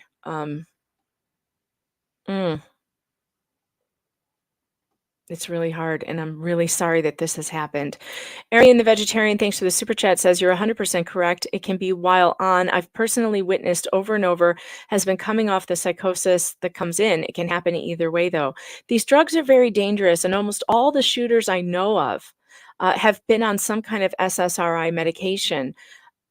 I just think there needs to be more studies about aggressive behavior and psychosis after being on those drugs, whether on them or getting off of them. We need more information. That, to me, is the main problem. The antidepressant overuse and the drug overuse that's being done with kids who have problems that should be addressed by their mental health care providers. Steven says, we homeschooled on advanced calculus. You can do it by hiring students to tutor via Zoom. Yeah, I could have done that. But my kids really wanted to go to school, and so I let them because I felt like they needed to have some say in it, because we had moved them away from their home in Chicago. We had moved them away from all of their friends, and I felt that they deserved to have some kind of control over what was happening. They were very happy in homeschool in Chicago because it was all their friends and we all lived nearby and they had this great community. But here it's just totally different. It's just way too spread out. Not many people homeschool. Well, there's homeschoolers, but they're just in all different places. It's very spread out here. It's not the same as being in a major, urban location like we were. So I just wasn't able to do it anymore. And they didn't want it. They wanted to go into school, and they're loving it. And they know, like, the risks are horrible, you guys. They're horrible. But again, like, I have a 17-year-old and a 13-year-old, and they have rights to what they want to do, And I've asked them, are you sure you don't want to come home? Are you sure you don't want to just do homeschool again? Well, I'll do better. I'll take you more places. I'll try to find a better community, but they don't want to. They really don't want to. So I can't force them. My kids are they're their own people. And oh God, it kills me. Sorry, I'm just looking at your chats, at your comments. Let me get over to Rumble, see if there's anything over there. I can't believe that it's a female shooter, so we'll see. How you guys doing over there in locals? meganfox.locals.com. You can follow me there for free, where you will absolutely get notifications. And you don't have to, pay to subscribe unless you want the paid material, but you can get all of the notifications for free, which you won't get on YouTube because they keep hiding me. So we're going to get back over to the Gwyneth Paltrow trial, and now we should be able to speed him up a little bit, which is great, to 1.25 maybe. Let's see. Of Ramon and one of the other skiers, and they're all smiles. Did you know that? Boy, that's a little bit. I do kind of remember that. Can you bring up the I agree with this, Mo. Sure. Totally. I believe that did happen. And I don't remember. Stay these home with your kids. Okay, we'll pull it up here. Okay. And do you have the number, D? I'm going to find it. 1 second. Definitely stay home with your kids if you can. I made that sacrifice. We had to have one car. We ate spaghetti a lot. We had to live by a train, so my husband could walk to the train to go to work. D87. But stay home with your kids if you can. I think it was. If not, he'll get it. Go ahead. D87 received. Do you remember, and I can give you a hard binder if you want. It looks like the monitor's working. Do you recognize that you took this picture? I recognize the picture, and I probably did take it. Yeah. Smile,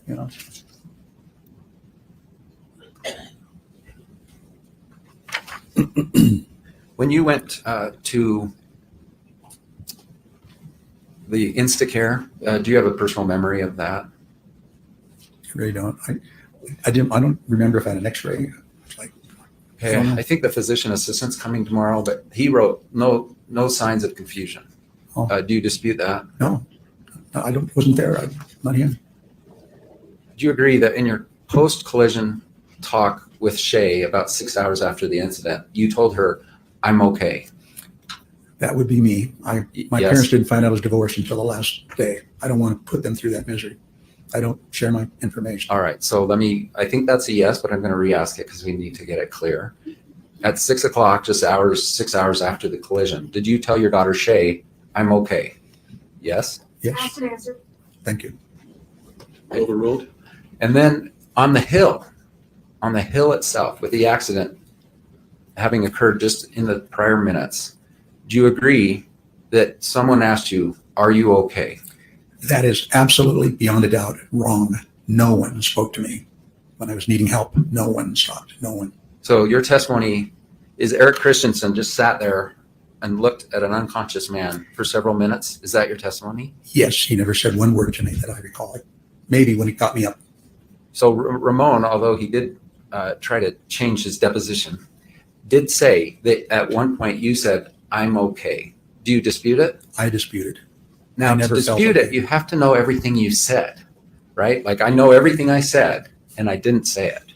Are you saying you have a perfect memory of what you said on that hill just after the collision? Yes or no? I knew. That's argumentative. That's not argumentative. Overruled. Yes or no? Um, Say yes or no, please. Question again, please. Yes. Do you agree that you do not have a perfect memory of what you told others in the 1, 2 minutes, 3 minutes after the collision? Or do you have a perfect memory? Well, that word is so ultimate, perfect. Right. No, the answer would be no, it's not perfect. Okay. So it's possible you said, for instance, Eric Christensen is going to testify, first witness this afternoon, that you told him, "I'm okay." Do you dispute it? I dispute it. I Okay. never felt safe and like anybody was there to help me. And then I would not have said it. He's about to testify that not only he was there, but a ski patroller duo came over. One of them came over and said, "Do you guys need any help?" or words to that effect. And that you consulted with Ramon and then said, "No." Do you dispute it? I absolutely would have said no. I never said safe. So I don't want to say what I would have said. I want to know if you remember. Do you remember that? No, I don't remember. In fact, you don't even remember that ski patrollers came by. True? No, I do not remember that. Yeah. Ever. Yeah, this is tough for him because how can he remember what he said then? We talked about your right eye, but your left eye also has some severe vision loss. Is that true? No. I see 20/20 in that eye. Did you have a cataract in that eye? I did. And that cataract's been removed Yes. since the ski collision? Yes.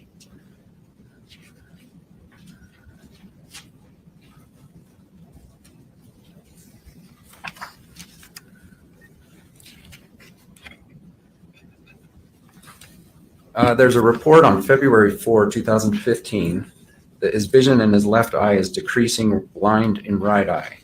Was your left eye decreasing 1 year before the ski collision? Increasing in visual acuity or in prescription? Decreasing. Was your left eye decreasing? Yes, getting less need for prescription, but not the visual acuity. Now, in addition to your stroke, you also had your heart was not perfect. Do you agree? Before the ski collision? Perfect. Of course, I couldn't agree with the word perfect. No. Palpitation. You had palpitations? Agreed? Had them most of my life. Yeah. How many years?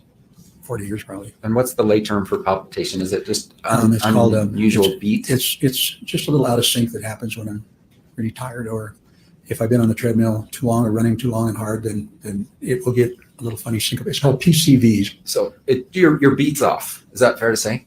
Yeah, but it's nothing. Yeah. I notice it doesn't change. Okay. But you were on two different high blood pressure medications. Does that sound right? Yes. And that's because one wasn't adequate. You needed both. All right, let's see. Hang on. I've got Shannon here. Shannon is here. So we're gonna pause this for a minute. Shannon Joy is coming to this program. Shannon is my sister from another mister. How are you, Shannon Joy? Welcome to the show. Girl, how are you? You have like my heaven hair.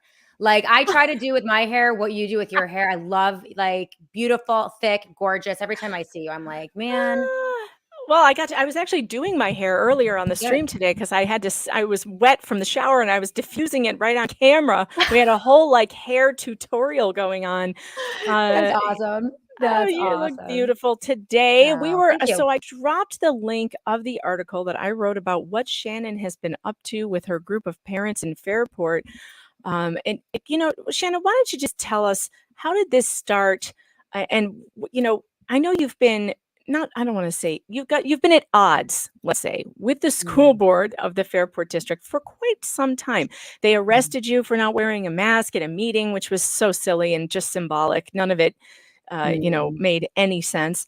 And now, though, you have found extremely disturbing obscenity in the library. And what are you doing about it? You started out doing what, and what has happened? How many months has this gone on? Okay, well, there are so many angles here to tease apart, Megan, because this is not just in Fairport, New York, in True Blue, disgusting New York.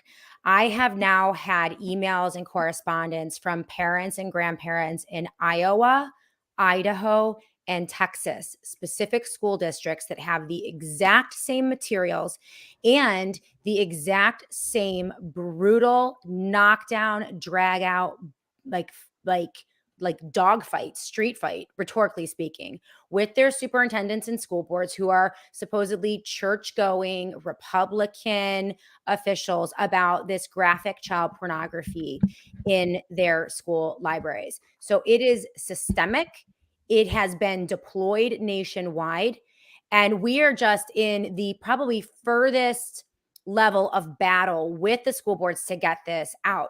To your point about the fact that they had me arrested for not wearing a mask, that actually makes a ton of sense, Megan, when you realize that the entities who are controlling our schools are desperate to remain completely in control of our schools. This is where they deploy all of their propaganda. This is where they control parents by controlling their children. This is where they control narratives. This is where they do the long game. They will shape politics. They will shape the culture for the next 20 years, starting right now. So they needed to show to my community, because we were so impactful and effective in exposing the corruption, the hypocrisy, and the frankly craziness of our school board that they had to show every parent, if you come to a school board meeting and you speak up, this is what's going to happen to you. Look at what we did to Shannon Joy. Look at how we humiliated her. It was definitely an intimidation factor. I mean, well, yeah, and this is why we are launching a federal lawsuit on First Amendment rights to free speech on their arrest. That's a whole different matter. So this came about after, I am working, after that, our group formed. It was Fairport Educational Alliance. It's really a loose group, Megan. It is an organization. We have 1,500 people on our mailing list. We have about a dozen, maybe 2 dozen that show up to meetings periodically. We talk about, they're very public. Everyone is welcome. We talk about what's going on in the schools. And it was about a year ago that, now it's interesting, Megan, that I began reporting on it's all perfectly normal almost 8 years ago. Yeah, I've been talking about that book for a long time. That's one that put in elementary schools that has literal cartoon depictions of children engaged in sexual activity, which is a federal crime. Okay. Yes. The definition of child pornography is just that. Depictions, whether cartoon or drawing, of children engaged in sexual activity that is deemed obscene by community standards. Our community standards do not think that is okay. Like that is a crime, and it is. Yeah. In fact, I want to play this little video that you guys made, because I'm not sure if you all in my audience have seen it. And this is what happened at the school board meeting the other night. Now, I'm going to warn you, and YouTube isn't going to like this. There are going to be images on this video that I would not normally play here, but this is what they're showing kids. So here's my argument to YouTube. If they can show this to kids in school, and this is in elementary libraries, especially this one with the cartoons here, then there's no reason why we shouldn't be able to play it on YouTube. And say that, we need to shut this down on YouTube is ridiculous. We need to shut it down in the schools. And by the way, if you have any kids around, or if you are a child, please don't watch this. Please don't do this to yourself. I'm giving you the warning. Well, and just before you play it, Megan, Twitter, when I use the images that are contained in this video and I post them freestanding on Twitter bans them. They don't ban them, but they call it sensitive. They put the screen. I put the sensitive screen on it myself because I just don't want to shock people with what this is. But, you've got to see it to believe it. So I'm going to play it because this is insane. Let me back it up here. Let me get there we go. Parents, grandparents, Fairport citizens, taxpayers.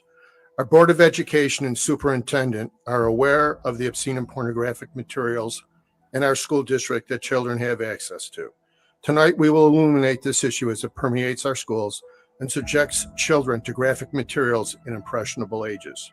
Currently, the process to challenge a book can take up to 60 days as anonymous committees are formed and votes are taken on whether to remove or retain highly sexualized and obscene materials.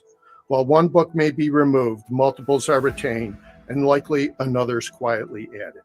Enough.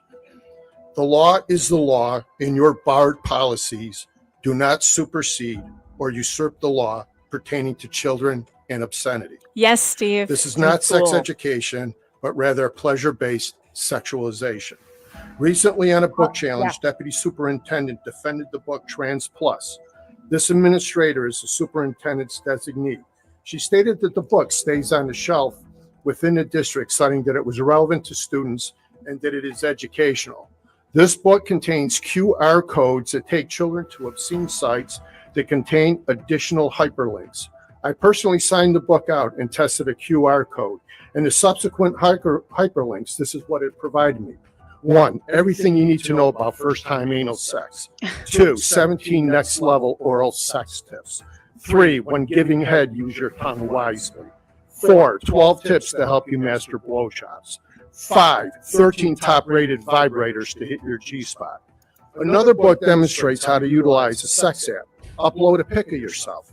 The app works out your location. Tells you the nearest homosexual. You can then chat. Because you are near, you can meet up. This is not about book banning or censorship. It's about age appropriateness. Under the SCOTUS ruling of May 13th, 2002, this does not violate anyone's First Amendment rights. You, however, are in violation of multiple state penal codes and federal laws. I now present to you the evidence, and you are being served an intent to file notification against each one of you by multiple Fairport residents. You are endangering the moral and potential physical health of our Fairport youth. You have 5 business days to comply with 2 simple demands contained within. 30 seconds. Failure to comply will result in a claim being filed against you. Furthermore, the signees will follow through in federal court under the color of law. A copy of this evidence will now be in display briefly in the hallway along with the laws being violated.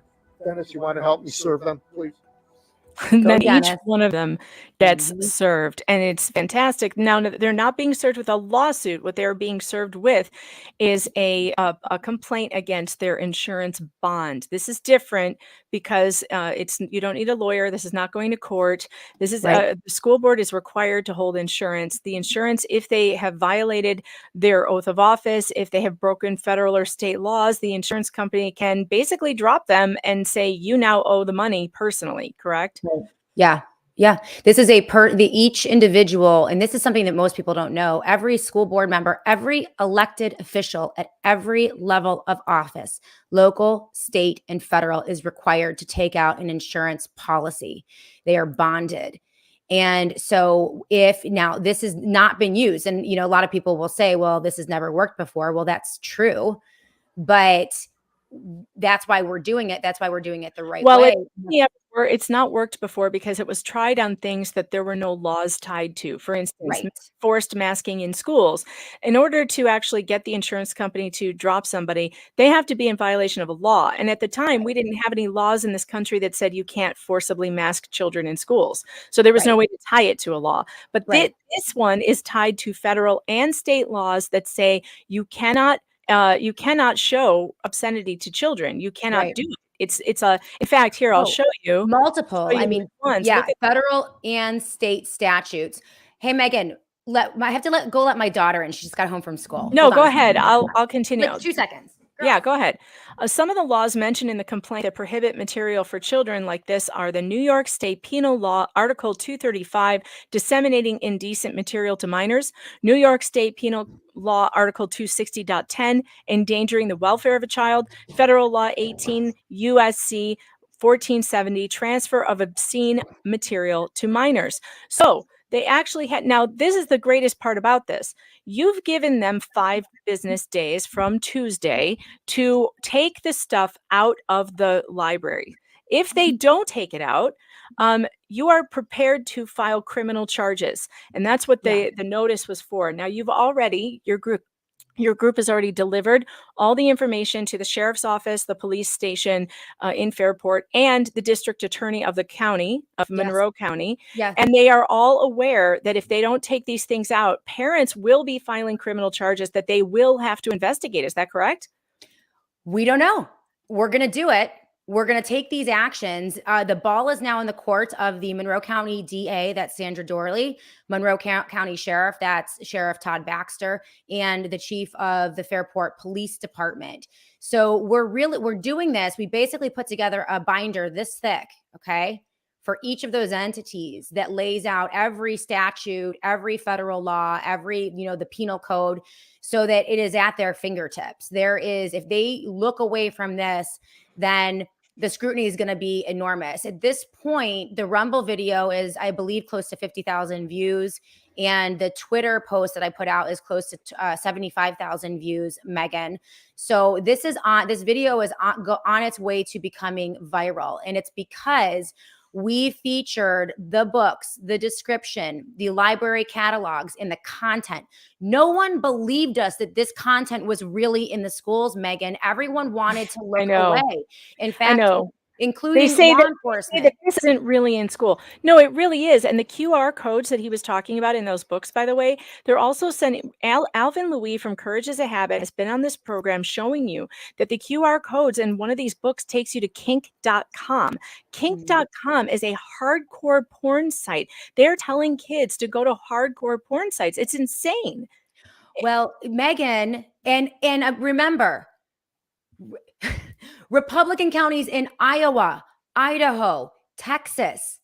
Okay, no one will address this. And this is why we've taken this strategy. In addition to providing this to the Monroe County Sheriff and DA, Megan, we also remember this group. This started with the formation of the group. We now have a mailing list of 1,500 residents, parents in Fairport.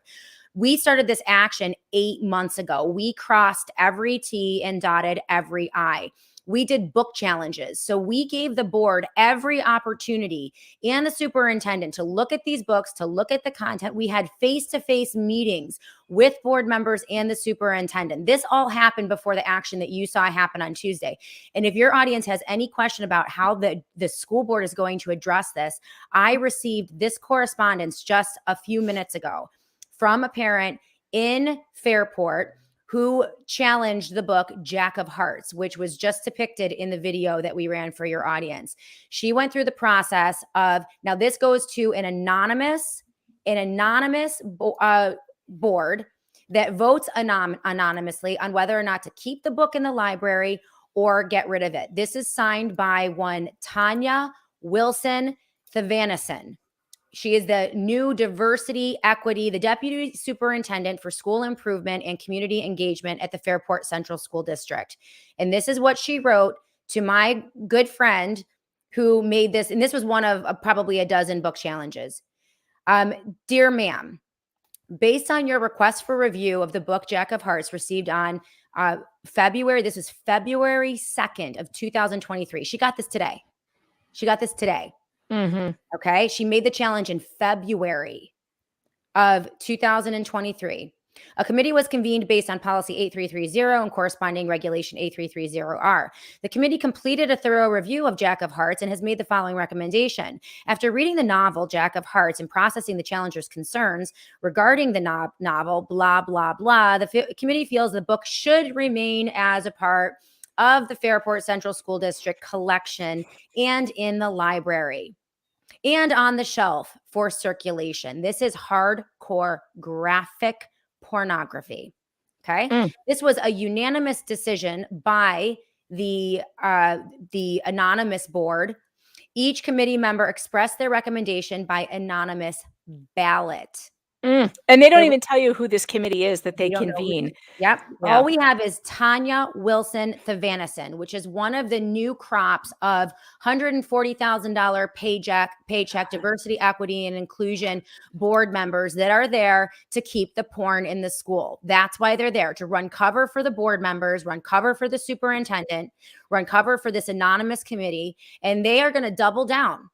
They are going to double down. So we are not in addition to reaching out, but this is the point where I say build the group first, because we are now, Megan, in contact with very mature organizations, parent organizations in Pittsford, Penfield, Webster, downstate, Syracuse, Buffalo, across New York State, who are taking our template, which we built it this way on purpose so that it could be a template used for every parent. These books, as I mentioned, are ubiquitous. It's the same books in every district, in every school. And they come from, and the reason why it's the same books is because it comes from the ALA. The American Library Association puts these books on their recommended lists. Librarians don't do any investigation into them. They just order what the ALA tells them to order. And the ALA is, we played their leaked video of them saying we have to rename these books because they're porn, and we want to call them diversity, equity, inclusion, because there's no defense against diversity, equity, and inclusion. These parents, they can't fight that, but they can call it porn all day long. But they are porn. Oh, absolutely. They meet every definition, every definition. And if you look at the 18-page document that we served the school board members with, it's very clear. It's a short document when you think about it, listing the federal statutes, the state statutes. It gives the definition of what child pornography is, the dissemination, and the violations in the code. It's all right there. But here's School the deal. Policies don't trump the law. And by the way, clickety-click on the link in the chat, because I have published that entire document on pjmedia.com. There is a link in the chat for you. Thank you. There's a link in the chat for you if you want to see that document, if you want to use it in your own school as a template to try this there. But it should be tried, because we do have I've been asking for years, there are laws on the books that say you cannot show children, you can't show them this material. It's contributing to the delinquency of a minor if you show them pornography. So how on earth can teachers do it? And why can't we go to the cops? And so you're saying they're going to double down and you're going to have to file the complaints on Tuesday. Is that what's going to happen? It looks like they're going to double down, but we are going to, I mean, the number of complaints to the bond to the insurance companies are going to grow exponentially, Megan. So we're going to have another dozen in districts across the county, and we're going to continue to file these. We're going to build off of the momentum of this video because I think Americans are absolutely shocked. I think this video is the first time they have seen the evidence of this. People have seen pictures, but they're like, oh, it's not in the library. And they've seen actions happen at the school board, but they don't really see the pictures. This is the first time we've married both of those, the images and also the action happening at that local school board level. That is like, it's the smoking gun. This is happening. It's not This is just the in book. Fairport. This is in Fairport School. This is the one he was talking about. This is from Middle this book is middle school. This is from This Book is Gay. It says how sex apps work. Upload a tiny pic of yourself to the app. The app works out your location. The app tells you who the nearest homosexuals are. You then chat them because they are near. It's easy to meet up with them. This is literally showing kids who cannot use sex apps because they're not old enough how to find the nearest homosexual so that they can get raped because they can't consent. They're children. They can't consent to sex. This is absurd. Why are you teaching them? There's another QR code that was found that he was talking about in your video that encourages them to sext one another, to send. That's child pornography. Sending naked pictures of children, even if you're sending it to other children, it's still child pornography, and they can be sex offenders and on the sex offender list for the rest of their lives. It's already happening. Megan, that already happened in a neighboring school district. Kids who were arrested, middle schoolers, for taking pictures of their girlfriend's boobs and sending them. That is a violation. The school is putting them in danger by telling them that they should do this. There should be the opposite training. They should be telling them you cannot send pictures of yourself unclothed anywhere because that's a crime and you will be arrested and you will be charged and you will be on the offender registry forever. Yes. In addition, Megan, it desensitizes children to what is appropriate and inappropriate in terms of a child-adult relationship. So this is one area and where the grooming aspect of this is really, really disturbing. If a kid does not know a natural boundary, right? It's child sexual abuse to show a child or to have a discussion with a child of a sexual nature. Right. So if students are now regularly being subjected to pornographic discussions or depictions with adults, then they are unable in the future to know whether or not that behavior is appropriate from a priest, a pastor, a coach, a neighbor, a friend, an uncle, a grandparent. Right. Because now it has become normalized. Adults have graphic, XXX rated pornographic conversations with children on a regular basis. This is normal. And this is now what kids, so this is in every sense. And let me tell you, they called in last week. We just got this pushback from the school board. Last week, we delivered this action on Tuesday. On Wednesday, there was a bomb threat called in at a neighboring school. That neighboring school, by the way, is the school where their principal has just been convicted and imprisoned for decades now for having sexually abused almost 24 little boys at the Hilton Central School District. This was in plain sight. There was full knowledge of many of the staffers who acknowledged that they knew that he was creepy. He's in prison now. That was the district where they had the bomb threat. And the call was made to every media outlet, including the conservative media outlets in Rochester, New York, to depict this as crazy right-wing parents who oppose books and want to ban books in Hilton. They said that that was the story instead of what the school is actually doing. That's what they do every time. But every single time. Think about how coordinated that is. Within 12 hours of our action, how late were they up that night? Plotting and planning this disgusting act of political terrorism against children in a neighboring school district, all so that they could claim a narrative that we are Shannon. They do it every terrorist time. parents. That's what they did. They That's did it how at bad this Boston is. Children's Hospital. Boston Children's Hospital, the billboard Chris goes out there to stand, just him by himself, to stand out there and talk to people about how dangerous puberty blockers are. And the very next day, bomb threat called in. Yeah. A whole hospital evacuated, and they tried to Textbook. blame it on him. It's textbook. It's Textbook. absolutely textbook. Have we sent FOIAs yet for the so-called bomb threat? Was it called in or emailed? How did they receive it? It was emailed. And great. now I they're want that backing off email. of it. The initial accusation was a crazed parent who doesn't like books and wants to ban books. They backed off that narrative very quickly, and now it was a Chinese operative and the feds are involved. That's what they're saying.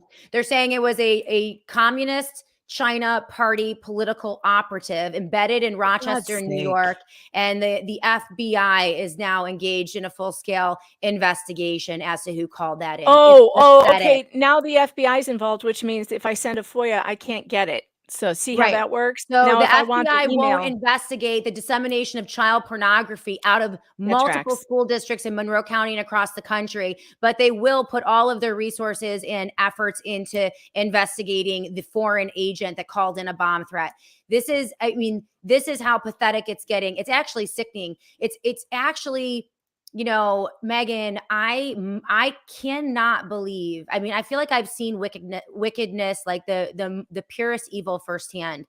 The idea that law enforcement, that institutions like public education institutions and individuals would so viciously and violently defend this should cast a spirit of alarm across every individual watching right now, because they are doubling, tripling, quadrupling with everything they have. We've struck a nerve here. This is why the video is going viral. This is why it's getting pushed out across the country. This is why they're fighting so hard. They want this, Megan. And I don't know if it's because they want the porn in the schools or they want to just maintain the control of the institutions. There's something so wicked happening. It seems like they've gone too far to me, though, because most rational people are like, why would you fight for this? Just take the freaking books out of the school. This is not sexual education. This is not they're not going to do it. They're not going to do it. An anatomy chart showing you body parts and how anatomy and biology works. You saw that still image of anal sex for the first tips for anal sex for the first time with a girl with her butt in the air. Like, this is not sex ed. This is like like Cosmopolitan being like a magazine being passed off as education. It's ridiculous. And there's no educational value. This needs to end up in front of a judge. And I'm hoping that when you file these complaints, are you guys ready? They have till tomorrow, right? They have till tomorrow. It's an intent to file a claim against their bond. So they have until tomorrow. If they do not respond to this, and it looks based on the correspondence that I just got from the deputy superintendent of Fairport Central School Districts. Again, her name is Danya Wilson Thavanison. Okay, deputy superintendent. As of today, just minutes ago, she sent a correspondence to one of our petitioners who is challenging the book, that the books are going to remain. So it looks like they are going to ignore our requests. And so tomorrow, and look at you sent me this, and look at the excuse that she uses. This book may not be for all readers. However, there may be some for whom it will serve on their journey. While it undoubtedly uses explicit language and portrays a promiscuous main character, such language is frank and current, and there is a clear counterpoint provided of the opposite of promiscuity by the main character. Overall, there are clear themes present, such as friendship, support, allyship, bullying, and the freedom to be oneself, challenging gender roles and stereotypes, and facing adversity. Come on! Come on! That's absurd. That's absurd. This is what they're going to say. That's what I'm saying. We're dealing with something so wicked. Here's something that most people don't know. We had prayer warriors in that room. We have prayer groups, Megan. We brought probably a dozen people were in that room with their Bibles. They were praying throughout that entire action, because so many of us have now, even people that I'm working with who are not particularly religious, they might identify as agnostic or even atheists at some time, but they're looking at this and saying, this is so wicked. This is so evil. This has got to be, there's something very, very dark here. Something incredibly dark that doesn't make sense. It doesn't make sense. When you bring this to the attention of a normal, functioning, rational human being, their first reaction is, wow, that's awful. Let's do everything we can to pull them out. That's normal. This is abnormal. And the fact that there's so many people. This is right. Journey to what? Putting your ass in the air? Exactly. Oh, they're misogynistic. Depicting women as playthings, play toys, as sexual objects to be abused. These are the worst. These are the worst types of books I've ever seen. Yeah, what kind of education is this? They're teaching them how to be completely sexually irresponsible, sexually dangerous, using sex apps to meet strangers. The nearest homosexual? You think the nearest homosexual is the safest person? What is this? This is why we're doing it. It's so nuts. Okay, so you keep me updated, please, because I will absolutely be following this story all the way through to the end. I want to know what happens tomorrow, if you get any responses. I tried to get the superintendent on the phone, by the way. He didn't answer. And then Rep Provenzano. Yes, and then he also, I sent him a text. He didn't respond. So, the school's not interested in talking to the press about this, I guess. I wanted to know what was their response to being served like this by all these parents, and why the hell they don't just take the books out. I don't understand why it's so hard.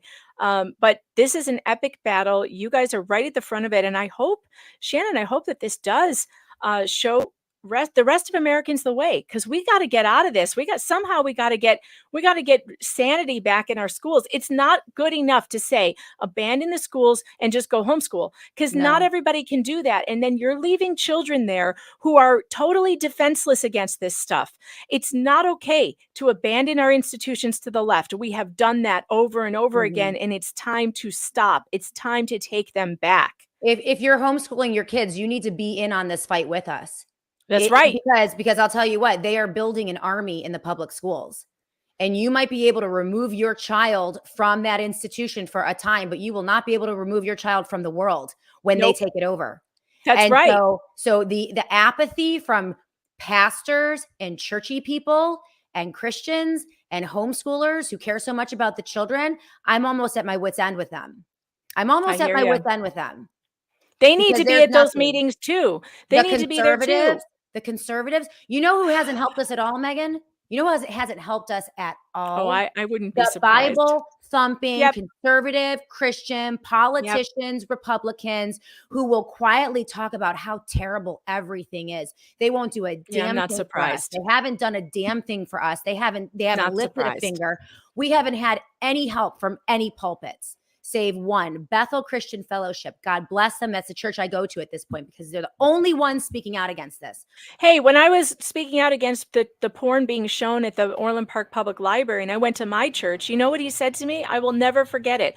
The pastor of the church I was going to at the time said, it is not our job to seek justice. And I literally pointed out to him in the Bible, Jesus saying, love mercy, but seek justice, and said, what is your response to this? Because your Lord told you to seek justice. How dare you? You don't stand by. Show up with me. You don't stand by and watch while they're abusing little children. Better to have a millstone around your neck at the bottom of Lake Ontario than harm a little child. And I think they should get back into their New Testament. They should figure out what they're going to do. Because, it's enough to be mad. We can be mad as we want to be at the left and at these political villains that are trotted out to us every day, and we can wring our hands. But when the people who are supposed to be showing leadership, that are supposed to be guiding their people in what is right and good and just, are dropping the ball over and over, and I'll tell you what, they're worse. Because at least on the left, they're owning this. They're in truth. They're owning it. They're owning it. So are our pastors owning this? Because see, that's part of what we're doing, Megan, is we're shoving this in people's faces so that they need to address this. That's why we're here right now. I'm also very interested in the fact that the law enforcement and the sheriff, who is the constitutional law of the land, the sheriff, Todd Baxter's job is to uphold the Constitution and federal and state law. If you give him these complaints and showing them that they are absolutely in violation of federal law, which they are, and they're absolutely in violation of state law, which they are, and he does nothing, well, that's going to be pretty telling too. That's a big story. It's a real big story. Yeah. Now, Well, that's why Shannon, we're you have boxing them a all in. We're not letting any of them escape. We're boxing every one of them in, and we're using scrutiny and sunlight. And we're so that everyone sees it. They all know we know. We all know they know. And they all know we know. We all know. Right. We all know. That's the strategy. That's you can't right. slither away and get into your hole and ignore this anymore. And I'm calling on people to bring this to their pastors as well. Yeah. Enough is enough. Enough is enough. What are they waiting for? Do they have to start renting out our children during the school day to the nearest homosexual? Does that have to start happening? Do they bring the nearest homosexual in to initiate our children into the joys of anal sex? Is that what's going to happen before people get off their ass and go do something? Because that's the next step. I don't know what you think they're doing with this, but that's what they're doing. They're trying to normalize pedophilia. Let's just be honest. They're trying to normalize it. And we have a half a dozen instances in Monroe County of child predators, child pornographers, and child sexual abusers in Monroe County who have been convicted, removed, and prosecuted, put in jail in just the last year or two. Okay. So this is not up for debate any longer.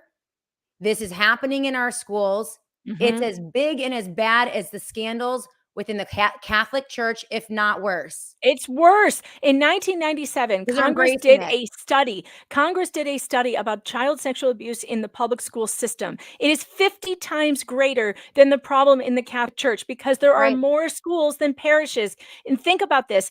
The public schools have been doing the exact same thing that the Catholic Church did. They take child abusers and they move them from one location to another without telling anyone what they have done. So they have allowed abusers inside the public schools to abuse children throughout the entire country.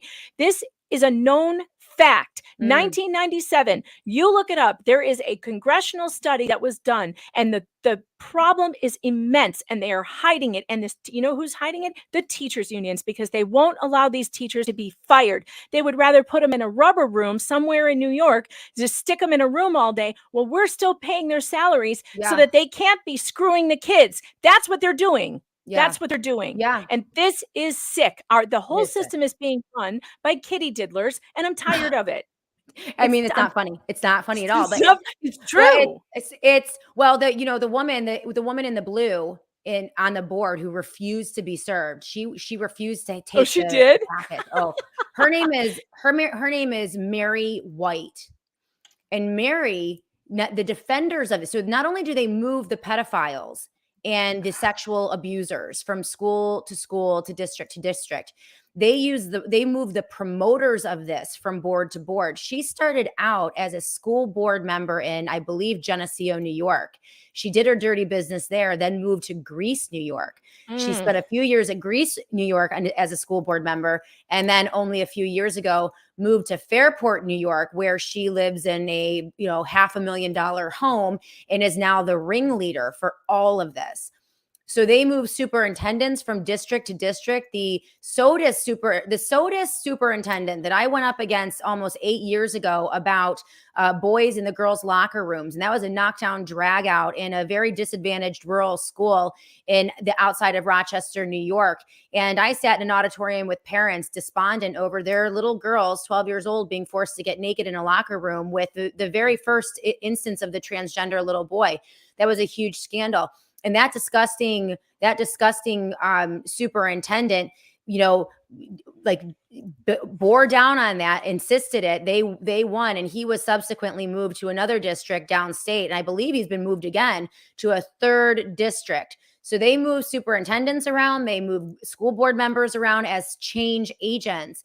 This is why people cannot feel as if they're safe in their red school district or their red state or their secure Republican county. Yeah, they're taking over the whole institution. They'll take over the whole. They send change agents in. These people are paid to do this. They are paid to They're do this. change Steve Gosney, agents.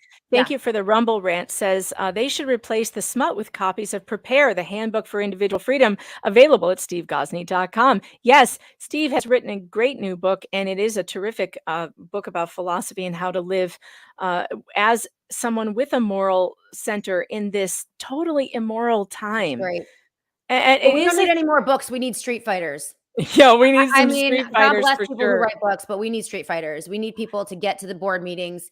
It's time to stop talking about this stuff, Megan, and put your money where your mouth is and get your butt down there and start. Not you, but like in general. No, we me show up. too. Me too. Yeah. Believe me, I'm Yep. doing what I can do. I know you do. Also, Raceland 9000, thanks for the Rumble rant, says go do a presentation at the churches. These normies need a wake up call. Is that something that you've tried, Shannon? Has anybody tried to go to the churches, the big ones around, and be like, look, this is what's really happening? Maybe they don't know. Maybe do they know? I know that there's outreach. There hasn't been a lot of movement. There's clutching of pearls and wringing of hands and a little bit of the fetal position and weeping and wailing and gnashing of teeth and nothing. Mm-hmm. I know. I know how that is. I've been through it. You know what? It won't always be like that. This is what I'm saying, though. They also does anybody ever tell you, Shannon? Well, we don't like your tone. We think your tone is kind of unchristian. That's what I would get. That's what I was getting that I just couldn't even handle anymore. It was like, what? The church I had to leave told me that I had to wear a mask to be a good person and to be a good Christian. And so, I exited that church very quickly and found a new one. Yeah. And let me tell you, I'm a faithful believer. I've been a Christian for 42 years. I've read my Bible back and forth from, the first book to Genesis to the book of Revelations, probably 2 or 3 times. So I am well-versed in biblical scripture, and I believe in Jesus and I love him. And, but the churches, the institutions are a big problem. They're a huge problem. And the only way you're going to be able to do this is to begin to activate in your church. People don't want to do it because it's messy and people might think they're mean and they don't like their tone. And, and I've gotten all of it. But you know what? You're standing by while little children are being sexually abused. And that's just the truth. They're being sexually abused in plain sight. In plain sight. And that's what's different than what happened in Catholic churches. At least they had the humility, the decency to hide it. The decency to hide it. Okay? Jeez. They are proclaiming this. They are defending this. They are broadcasting this. They are shoving it right in our faces every single day. Jesus would get a millstone. That's what Jesus would do. Jesus would get turn a whip. the tables over. He'd go into the temple and he'd turn the tables over. He would rage at the Pharisees and Sadducees and call them broods of vipers and condemn them to hell, which is what he did. Go look it up. That's exactly what he did, and that's what he would do now. And it makes me so sad and sick that this is happening to children right in front of us in broad daylight, and we still have people scared to stand up and say, "Stop it! Stop doing this to our children, or we will make your life a living hell." That's what we should be doing, Shannon. We should be making these people's lives a living hell. Well, in case people think that I'm really nice. I'm really a nice person. I might sound like a little scary right now, but she is a nice person. The key to doing this, honestly, is group building. I understand why people don't want to do this. This is a messy topic. No one, believe me, when I do my radio program and I read this literature, I don't want to have to do that. I don't want to do this stuff. No one wants to do this stuff. Mm-hmm. So this is why I tell people you have to build your group first. There's a right way to do this and a wrong way. There's a cheap way to do this. And that is, hoping and praying that someone's going to do what you want them to do by electing them into office. The hard way is to build your groups. You got to find people. You've got to go to these meetings. You have to make human connections. You have to build an organization. You have to meet together, provide outreach. You have to be good and honest and, build, because there's strength in numbers. When you have groups of people working together, which is exactly what we've done in good faith and in charity, then you feel safer. Mm-hmm. No one should be a lone wolf on this. And that's the biggest mistake I see people make all the time is they will find they'll file a bond action on their own. Everything is alone. Like, you've got to do this with people. And it's hard because that means you have to get along with people. It means you have to now be a human with other people and navigate those Which is relationships. tough It's after not hard. the It's not exactly. psychological trauma that they put us through over Yeah, COVID for the it's last, hard. for 3 years. Yeah. They traumatized everyone to socialize, to stop socializing. And Yeah. it's almost like part of the whole plan. Break down our ability to socialize with one another, to build relationships, build coalitions, because Yep. nobody wants to leave their house anymore and everybody's Right. forgotten how to talk to one another. This is part of it. This is part of the problem Yeah. that we have. But I'm with you, and this stuff has got to stop. We've got to start organizing and getting together and make it stop. So I'm going to be watching. Okay. Tomorrow I'm going to find it. You're going to let me know what happens. I'm going to update you Mhm. guys, and it's going to be on pjmedia.com, Thank you. and we will continue to fight this Yeah. battle, because this is the most important thing we can do. Yeah. Shannon, where can everybody find you? Let them know where you're broadcasting and all your Yeah. stuff. So find me on Rumble. I am joined. I just launched on Rumble about a little over a month ago. No, I want to say it's 2 months ago. So the Shannon Joy Show, it's my Rumble channel, and I broadcast daily. We have a live event every day, Monday through Friday at 5 p.m. You can also find my daily show on any of your favorite podcast platforms. So I'm everywhere: iTunes, Spotify, Stitcher, you name it, Pandora, we're there. I'm also on News Radio Wham 1180, old school terrestrial AM broadcasting every evening at 9 p.m.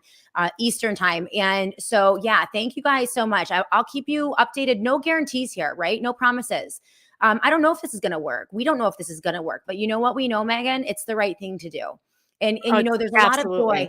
I just want to tell your audience, there's a lot of joy. There's a lot there. The people that I've met and the experiences that I've had, I've been thrown in a cop car, arrested, boycotted, thrown off radio stations, you name it, it's happened to me.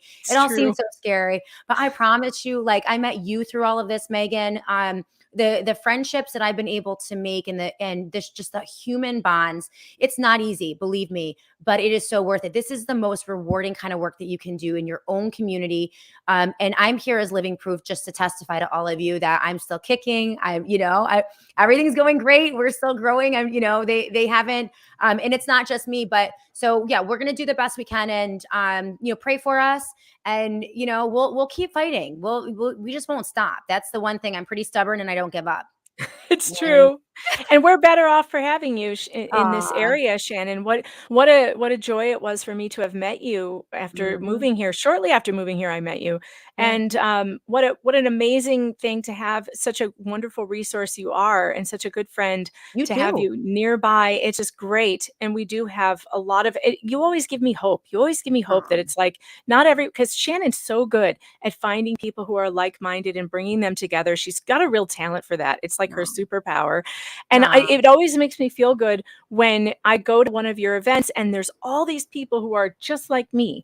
And I feel like, oh, we're not alone. And like, we're not the only ones, just because I might be the only one in the Wegmans without a mask on, that doesn't mean I'm the only one. We're out here. Yeah. So it's just a pleasure. I can't believe it's the first time I've had you on either. I don't know what you need to come on my show too. Like, I think that our audiences would just merge, seamlessly, because you and I agree. Basically the same person. We're basically the same person. It's true. Yeah.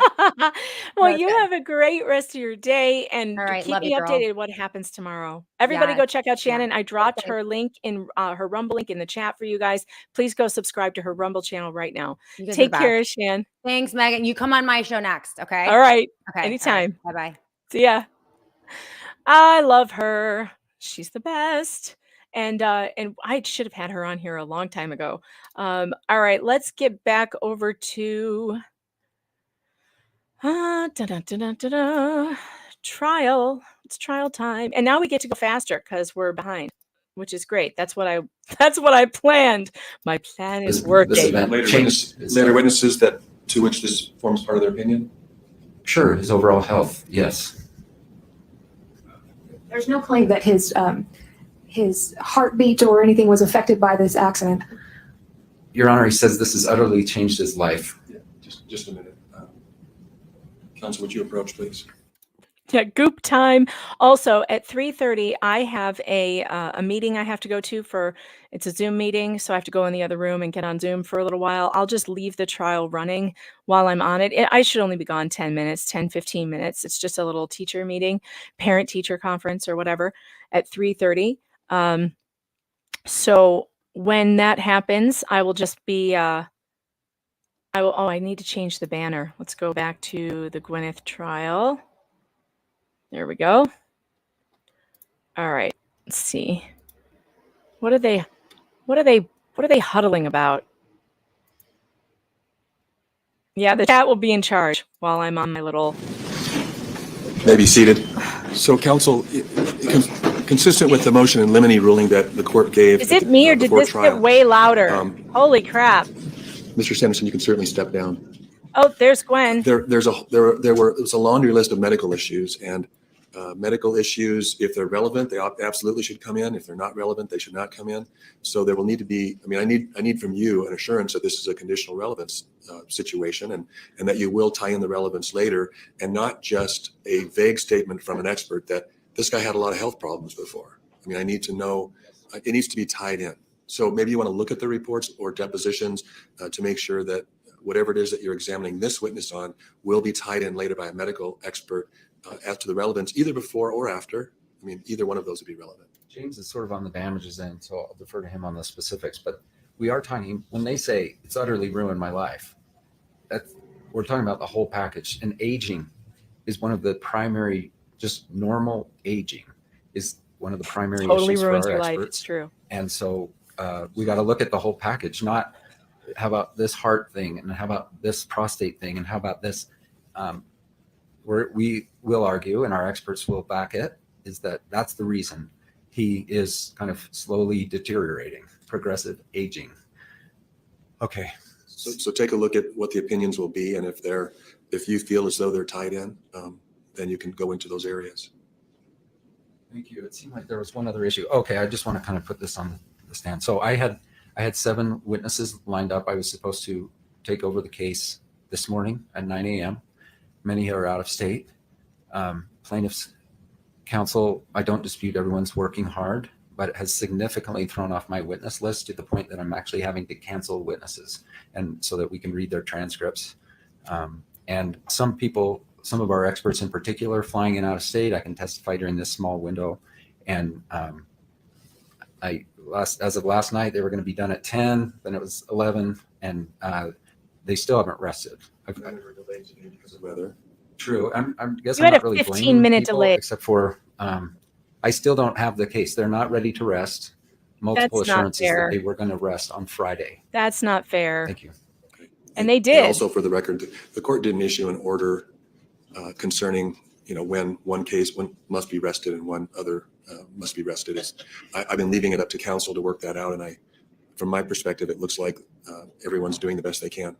Everyone's working hard. I don't dispute it, but it's hard when I have my kids flying in. Understand. You want any response to that, or should we just hold our peace? Why don't we take lunch? Be back at 1:30. All right. Let's see if You're getting a printout for the amount of trial time that's been used so far. Yes. As soon as we get to a working printer. All right, so it looks like they're out at lunch. They're still out at lunch. So what we're going to do is we're going to go back to the beginning, because there was a funny fight that happened in the beginning about the new evidence that was coming in. So we're going to go back and watch that because it was funny.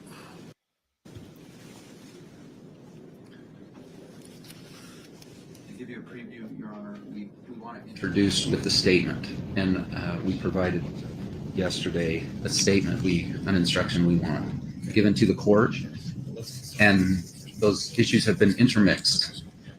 So this is the exhibit. This is the link on the exhibit that people have been showing, the email but to the plaintiff, to his daughter, and back the same day of the incident. True. It has nothing to do with the GoPro. The GoPro is a separate issue. It's the link at the bottom of Mr. Sanderson's email. Okay, so we've got the exhibit now, or the results of that link. Yeah. With a string of comments. So you can correct me, Pete, but I understand that we're in agreement that it can come in, but defense would like to have it be connected to both the page that we've already shown. I don't know if you can see this, Your Honor, but Whitney. James. Picture of Whitney with some description, which is actually the page you get to if you press the link, or would have gotten to before. We can explain that Once it was activated. And then another page which you have to exit out of that picture with a little caption, and it gives you another page that includes a little event link. But when you press that link, it goes to these comments. And so we think they should all go together to make a clear picture, but we're not objecting to the comments themselves. Well, we can't, there's no way we can get that done in time. So we'll put him on first. And if they want to supplement, then we'll stipulate that no one's at fault for this. You know, Let me just, I don't know if you knew this, Mr. Sykes, but we may not be starting, we're not starting at 9. And we'll start at 9:15 if the jury's assembled. I'm not sure, they're not all here yet because of the snowstorm. So we've got a few minutes. But in principle, do we agree on that, Mr. Sorensen? We do. We agree that it should come in. It's kind of working out the logistics of moving that forward, I think, is where we might be.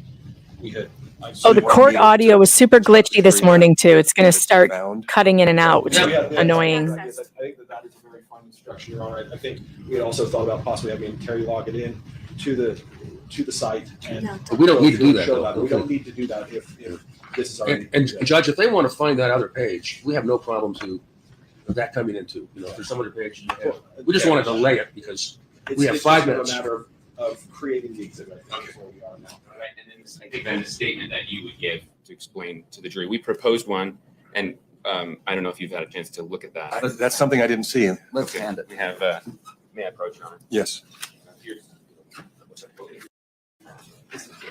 They're arguing about the link that 4chan or somebody reconstructed and found and sent to the defense team, and the defense The other side team. needs to hear what's going on here. Let's just do it openly. Yeah. So then the defense page team 3 at the bottom disclosed is what we're it. talking about. Do you mind if I read it, Your Honor, and then I'll add what we're thinking maybe we add to it to help make clear from plaintiff's side what's happened? Sure. So we propose the following statement. Members of the jury, I'm going to tell you about a new piece of evidence. A viewer following the trial and familiar with finding archived website links investigated the link referenced on defendant's exhibit 102, Mr. Sanderson's email to his daughters on the day of the accident. Through the viewer's efforts and expertise, he provided a functional link to defendant on Friday. That was 2 days ago. Defendant immediately disclosed those documents to plaintiff in the court.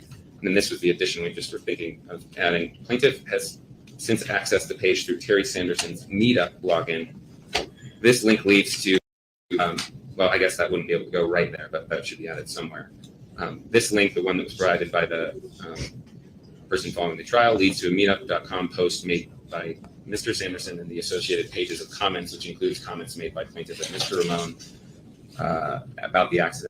Unavailable to either party. Previously unavailable. Yes. Well, so I don't like that last sentence. Because I think it was previously available to them. Well, what I propose then is that you say, or that I say, that we're equally available to both sides. I think that's accurate. There's a kind of continual insinuation that plaintiff did something or withheld something that's already been in the fabric of this case. And that's the biggest issue for us on the plaintiff's side, is that we disclosed this, we disclosed these links, and whether they were explored or not, I think is moot at this point because we've now discovered there's additional evidence that I think it should be neutral. I don't think So why were they not equally available? Because he reactivated his password just days ago and brought That's up. not accurate, bro. I'd like to hear it from Mr. Owens. Go ahead, Mr. Owens. In chambers, they said. You don't need to repeat that, but why was it not equally available to both sides if this tech geek, for lack of a better word, was able to find it? Because it required their password. So this person that contacted defense counsel had their password? Okay. It seems like with computer forensics, either side could have accessed that link. Your Honor, we tried 100 times to access I realize that. link. I realize that, but it seems that it was equally available or equally unavailable to both sides. It was very difficult. I think what happened is Terry reactivated his account a few days ago, and then the viewer was able then to access the. And how do we know this? Do you have a computer expert that's going to say that? Your Honor, if I may, that's the crux right there. If there's no facts to back up that might be a defense theory, but besides just pure speculation and supposition, there's no computer expert that will say that somehow logging in under Mr. Sanderson's credentials reactivated anything. And through just and even if that were true, Mr. Owens, through discovery, you could have asked for that. I did in writing, and Deer Valley did give us all photos. This isn't the time though to fight that battle. we're dealing with something that came about Friday morning at 10:30 a.m. So it's simple for them. It wasn't simple for us. I'm not convinced that it was simple for them. I don't have facts before me to say that it was simple for them. This is out because it came to us and we disclosed it. Right. To this day, they didn't get it. This idea that it's all equal, I don't agree, and I think they're going to argue because they told me they would on Friday that Mr. Owens in opening said this is the most important evidence, and look, here it is. And without some statement, like a viewer contacted Mr. Owens's office, my office, and we immediately disclosed it, then it looks like I've lied to the jury in opening now because it was equally Why don't available. you show me what you can agree on, and maybe the availability comment just isn't part of the court's instruction. Just give them the facts that on Friday, a viewer of this trial was, basically sent a copy of the document that they were able to obtain through Internet Archives and got it to the defense counsel, and the defense counsel then disclosed it to the court and to plaintiff's counsel. Mr. Sykes? I'm not just saying, just totally neutral. This has since been discovered. No one is at fault, but it's since been discovered. That way, you don't help anybody by the way you announce it. Well, if you could give me that additional language that you believe that the two of you had agreed on, and I'll just look at it and I'll make a decision. I understand Mr. Owens' position, but he doesn't want nobody's at fault, or it was equally available or equally unavailable. He doesn't want that language in there. I'll consider all of the proposals and give them an instruction. And the defendant found it. I think that's in the language. Not that you found it, but that someone sent it to you. And we immediately disclosed it. Yes. Okay. But that's trying to get some benefit from it. See, I'm saying that it should be neutral. Well, I'll take that into account, and what I want to do is disclose to the jury the facts of what happened so that they can understand it. So there'll be some information about. Have you found it? It's been produced, and here it is. That's it. It doesn't have to be we immediately disclosed it, or somebody's at fault, nobody's at fault. The viewer found it. We have it. Here it is. And Owens is saying it doesn't exist, but here it is. But it was Owens who just found it and disclosed it. So I didn't find it, but I think we've got everything out that needs to get out on that issue. Plaintiffs' exhibits 1 through what? 43, is it? 44. 44. Is there agreement on this? There are some objections, Your Honor. We filed some, and I should pull up the. This was our objections from before, not recently filed. Right. I've got that here. Maybe the first things we should address are some of those end exhibits, which include some literature that was late, and the court ruled that Dr. Fong's testimony talking about it couldn't be shown. That's 41 and 42. Can we go in order? Because 39, Yeah, this one, I think this argument gets boring. Lawyer's handwriting. Do you have? This one gets boring, and we don't know what they're objecting about because we don't know what the exhibits are. So then the rest of this fight is dumb. All right, but let's get to the part where they call this guy again, because now they're going to talk about what they found in the link. And really, you guys are asking like, well, so what did we learn about from this link? Not much. It's just them talking about the accident. It's not much. The whole truth and nothing but the truth. So help you God. Thank you. Good morning. They're bringing back the world's least credible witness.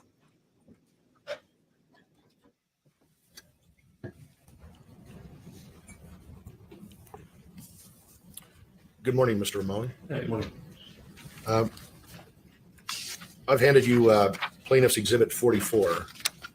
Have you had a chance to review that before? Yes. And this are the comments and postings on meetup.com. Is that correct? Yes. And, this was the website that you used to meet up with the other skiers on the day of the crash, correct? Yes. And first, I'd like to turn you to page 2 of Exhibit 44, Plaintiff's Exhibit 44. And on the lower left, you see the color photograph of the woman smiling? Yes. Is that the ski patroller that you met on the day of the crash? I'm guessing it is. Okay. You have it on page 2? Oh, yes, I believe that's true. That's Whitney Smith that you met that day? Yes. Oh, show it. Sorry. You see on the lower left of Exhibit 44, page 2? Yes. Okay.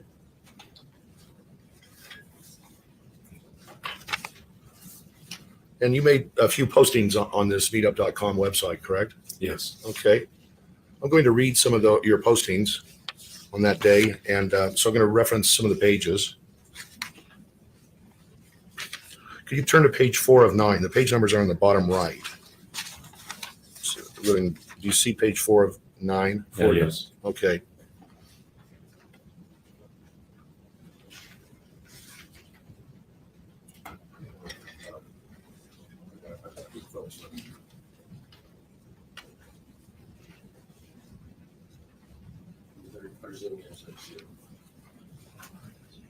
Okay. Okay, your first comment on that page 4, I'm just going to read it to you and ask you to confirm that this is what you posted. But before we start that, you'll see it says 2,588 days ago. Yes, I see that. And this was probably before the ski crash, but on the same day, correct? I'm not sure exactly. Okay. I'm guessing it was probably it was right around. Which one are you talking about? The one in the middle of the page. I'll just give Deer Valley your pass. Yes, that's Okay, that's so you wrote or typed in that day. Just give Deer Valley your pass. They have your photo. It will be a great day. I will be on the hill at 9:30. That's your first posting that day, you believe? Yes. Okay, and then at the bottom of the page 4, you have another post. Well, maybe. Well, let's see. I guess that one's a different one. Maybe. Let's see. Well, maybe that's a different day. I'm going to move to the next one. Let's go to page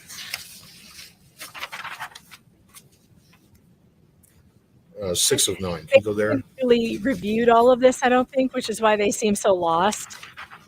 There's really not much in the posting. It's just like there is some contradiction though to Okay, what I'm going this to read guy just what testified. you typed in there Again, in the middle. It says, Scott, Terry was not doing the man thing. Terry had a bad hit to the head. You do not have the ski patrol take you down the hill if you have a pain in your ass. Is that what you typed that day? Yes, it is. This was the day of the crash. This was a few days after. Okay. they can't tell what day this stuff was written either, so they keep making the mistakes about what day these things Then are at the written. bottom of that, page 6, we're going to continue to 7. It has your name, and then it continues on to page 7. I'm going to read you what page 7 says. Scott, the thing you did not see was Terry was knocked out cold. Bad hit to the head. Not too sure if Terry has broken ribs. I did see Terry did not know his name. I asked Terry what his name was, and he did not know. Scott, it scared the hell out of me. That's a Is contradiction. that what you typed? And that was on or around the. He said he day did of the know his crash, name or after the when he crash. That was testified. a little bit after, a few days after the crash. Okay. Then page 7. We have another comment. You see that? Yeah, yes, I do. And you typed, Scott, thanks for the humor. I got it when you were trying the whole thing. You guys did not see what I did see. No need to say you're sorry. You typed that, correct? Yes, I did. Then the final page, page 8 of 9.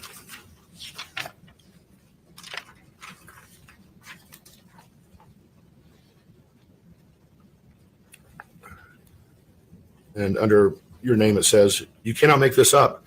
Gwyneth took out Terry last week. Last Saturday, her son broke his arm skiing at Park City. Gwyneth was staying at the Montage. She took her plane out of Million Airport. I wish I did know so many people.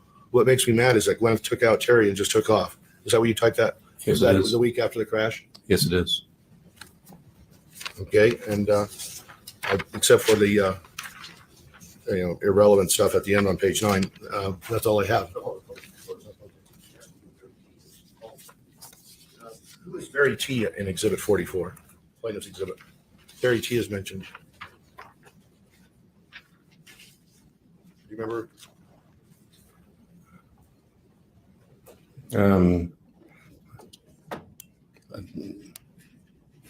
I'm not sure who Verity is.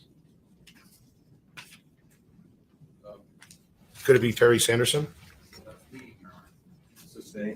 Okay. Yeah. Why don't you look at the very T comments and see if it. Go ahead and ask your next question. Yeah.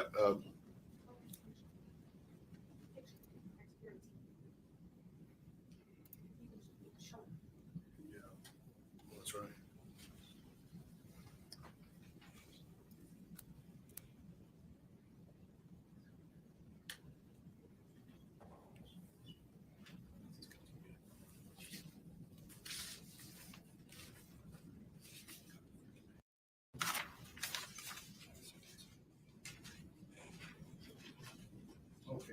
Craig, would you go to page 2 of this Exhibit 44?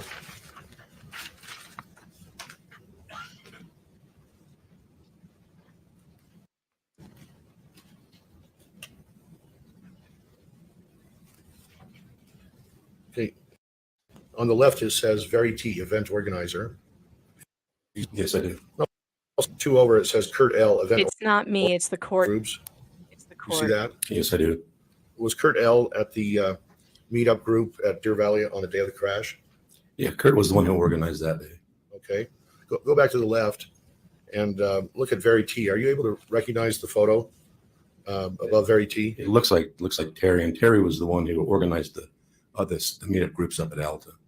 Okay. That's all I have. Thank you, Craig. Thank you, Mr. Bueller.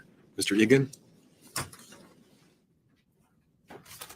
Yay, Your Honor. Steve's here to babysit you Mr. while I'm Ramon, good to gone. see you again. Exactly. I have a couple questions from the defense. That's what I was thinking, Um, exactly. Baby's so- sitting. The first would be at the start of this page, and I haven't used this Elmo projector before, so give me a second.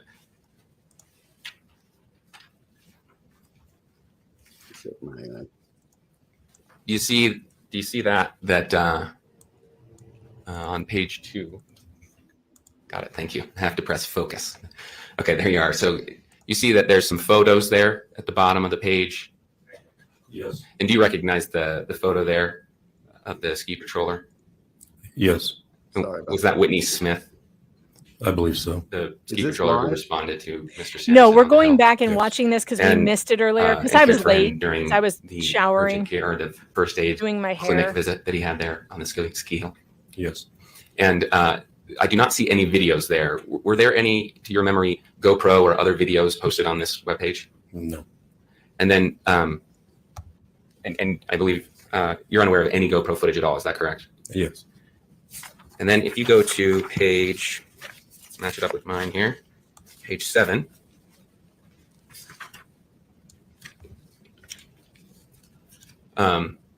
Actually, your name is cut off at the top there. So if you look back at page 6, can you see that it shows your name and then goes on to page 7 where there's at the very top there a note that you wrote. Is that right? Yes. Okay. And in that note, you write, Terry did not know his name. I asked Terry what his name was and he did not know. But I believe you told the jury last week that he did remember his name. He had to really think hard about it. It took like 4 or 5 seconds for him to remember his name. But that's not what you wrote here. You wrote here, Terry did not know his name. That's When I first right. asked him, he didn't know his name. He had to really think about it. I asked Terry what his name was and he did not know. Yeah, he when I asked him, he didn't know his name, and then he just took some time to kind of just think about it, and then after about 4 or 5 seconds, he just said, Terry. Okay. So what you wrote here is not what you told the jury. I don't know how to last week. promote Is my that fair to say? streams. In all honesty.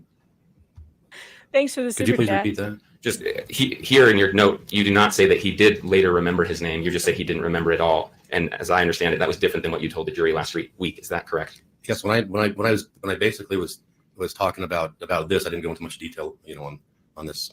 I was just making a point that he was having a hard time knowing what his name was. Okay, so let's go to this You last said he didn't know it. page. But he Well, I guess did. there's a kind of blank page at the end, but Who page is 8, this the guy? last page with your comments He's on the it. only so-called witness. Do you see up there at the top another one of your comments? Exactly on Hung Hero. Can you expand that? Okay. This guy can't remember his testimony. it's He's hard not to see. exactly the most credible witness. He's always testifying differently. Every time he takes the stand, he says I'm something learning old different. technology. I appreciate this. Thank you. Okay, so in this comment that you wrote, correct? This top comment is yours, Mr. Ramon? Yes, it is. Okay, and in this comment, you wrote, Gwyneth took out Terry last week. Last Saturday, her son broke his arm skiing at Park City. How did you know that? There's a lady I know that works at works at Snowbird and Deer Valley. She works up at the Montage, or Deer Valley, and she told me. Okay. And then Gwyneth was staying at the Montage. How did you know that? That's what she told me. And why were you talking to her about Gwyneth? Why are you stalking Gwyneth Paltrow? She knew what happened, and then she told me what happened.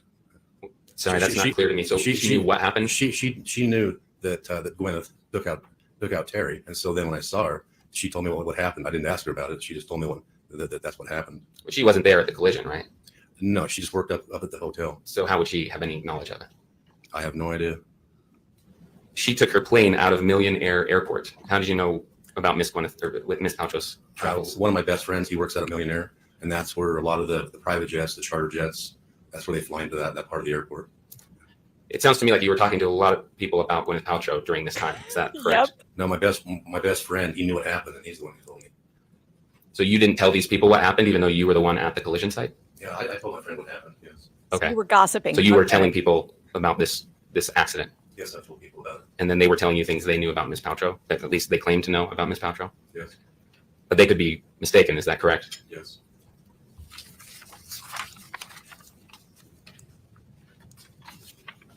So if Miss Paltrow's son didn't in fact break his arm while skiing, you wouldn't dispute that. You wouldn't have any way to dispute that. I Correct? have no idea. That's just what I was told.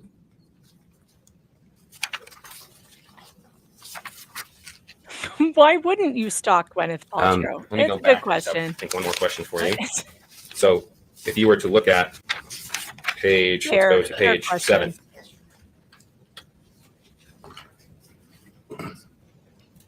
Those comments that I believe you've connected to Terry Sanderson, those ones in the middle of the page, you can read them to yourself. But my question is, given that you've described him as being knocked out cold in other comments here, I wanted to ask you whether you found Terry to be articulate in his posts and comments on this page following his injury. Sustained as to vagueness, if you could point out something. Okay. So maybe it's better to go.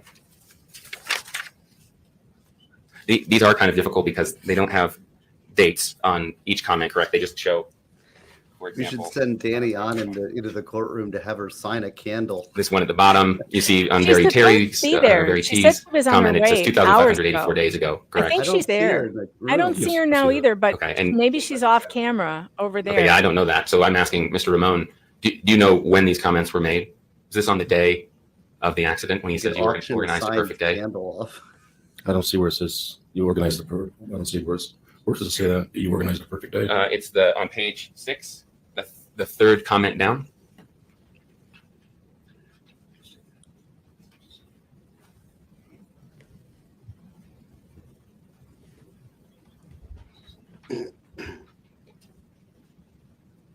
He's looking at that with counsel approach, please.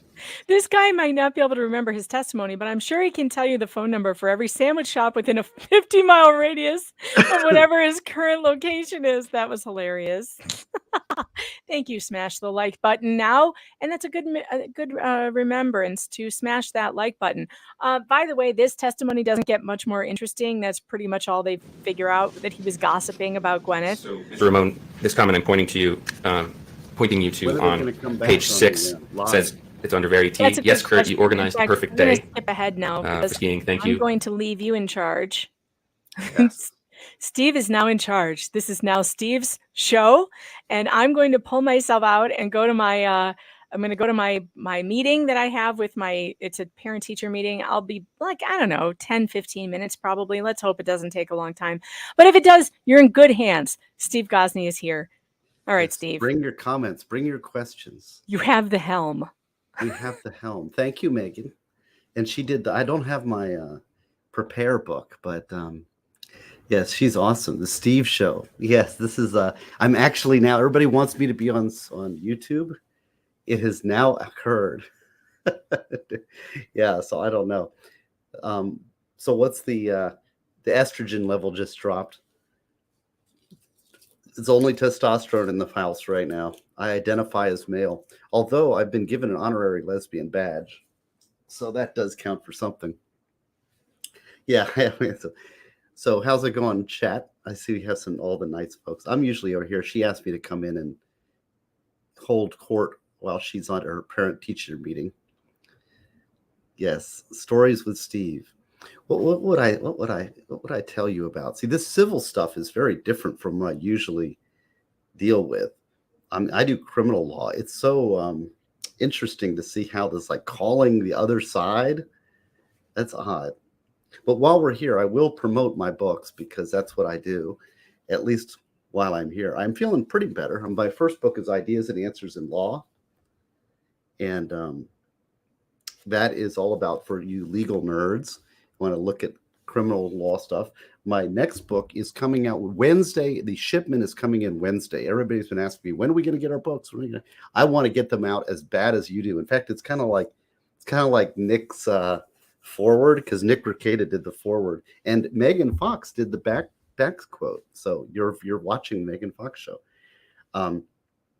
So yes. So that book will come in Wednesday, and then I can ship it out. So I'm very happy. Yeah, my loss for words. Clip it here. The one time that Steve was at a loss for words. Very funny. Weirdest court moments? I don't know. Of course, I immediately think of the most negative, right? Most negative court moments. I don't know about the word. Yeah, Valhalla Awaits says the book is great, y'all. How far have you gotten? Because he is one of 4 people that have a complete copy of the book that I had preview. One was Danny On, Nick Rekieta, Megan Fox, and Valhalla Awaits. So the knife has not been found. Who is this guy? I'm Steve Gosney at stevegosney.com, where you can get all of your favorite books. I don't know if I'm going to... one of my next YouTube battle, when I get my books kind of away, I will have it probably maybe next Thursday or so. Maybe I'll have another Rumble channel talk. And one of the things we could talk about maybe would be whether I should do a YouTube thing. Was it like me? Palmera Production says you just finished reading the book. Which was it, the first book? Well, Ideas and Answers in Law? I'd like to know. Yes. Racket says, he's got my best concert story. Okay. Unhung Hero with a super chat says, what is your best concert story? Boy, I got so many, man. I love concert stories. See, now he knows me. He knows what I like talking about, really. The first concert I ever went to was War in the Why Can't We Be Friends tour. And I was like 8 or 9 years old, and we were the only white people there. And the lead singer came out during the song Why Can't We Be Friends, came out into the audience and had me sing Why Can't We Be Friends on his mic. So he came out and sang, Why Can't We Be Friends? And I sang it with him. So that was pretty cool. And that was, I remember that to this day. My brother actually had an audio recording of that. Oh, look, with the chords coming back. Had an audio recording of that, but he destroyed it. Maybe seated. Okay, here we are, back in court. What do you think? So that was a pretty cool story, wouldn't you say? The crowd surfing moment, Ginger. I crowd surfed in the Ginger concert just recently.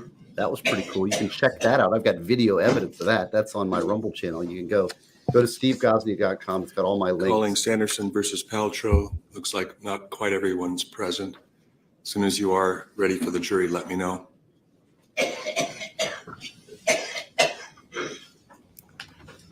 No, I do not know of the Shroom guy in Daytona Beach. Exomoon. Why can't we be friends? That's a great band. I love War. If anybody wants to hear a great band that's unsung, War. Excellent band. They did Lowrider and Why Can't We Be Friends are the two, but also Cisco Kid is another one they did. It's great. The World is a Ghetto, great band. They got so many great albums. War, LA band.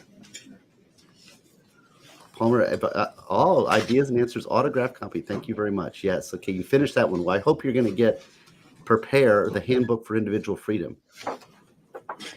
Oh, you were there? Linux Charms was at the Ginger concert. There you go. You just went up in my book, baby. Awesome. Yeah, I don't know.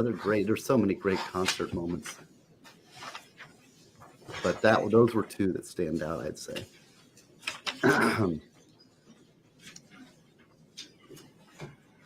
Oh, here what are they doing? They're coming back in court. So they leave and then come back in. Yeah, about my normal Rumble folks, but so we might discuss on my next Rumble live stream about whether I should start a YouTube channel. One of the things is that my Rumble channel is all over the place. I talk about everything, and Nick tells me that Rumble really rewards people who are focused on a particular thing. So maybe I'll just do like law stuff on YouTube or something. I don't know though, because I want to break out of the law stuff. I really want to get into I've got Ready for the jury council? All right, we're ready. Megan's coming back. I'm just babysitting. So kids, keep playing. I'm here to keep you safe while she's off at a school meeting. You're in good hands. What is my favorite word? Bludgeon. It's my favorite word. I always think of my friend Derek Brooks, who passed away about 18 years ago. He used to say regardless, and he'd say, or is it irregardless? It's such a meaningless lawyer BS words. Irregardless. Actually, I know my favorite word is whilst. It's an English-British word that they use that I think has a lot of applicability. We need to bring it into the English language over here on this side of the pond. Whilst I was snow skiing, I ran into something.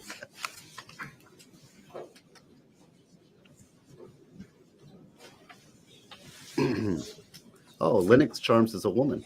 Okay. Oh, Cliff Burton, Jason Newsted, or Robert Trujillo. I gotta, you would be surprised, but I'm gonna go with Trujillo. Not only does he own the bass of Doom, he is a smoking bass player that played with the Suicidal Tendencies, and it was the side project he did with Psycho Myco. It's really good too. Whilst. I like he's wild. Yeah, it works. It works well. It's like you non-Southerners need to get on board with y'all, because it does have you, me, and y'all. I mean, it works. It's like whilst. Thank you and good afternoon, Mr. Sanderson. Would you please retake the witness stand? Your Honor, we've made an agreement. Oh, okay, sure. So because we have Deer Valley people lined up, I would like to continue my questioning of Mr. Sanderson, but at a different time. Okay, very good. And so who's the next witness? Eric Christensen. Mr. Christensen.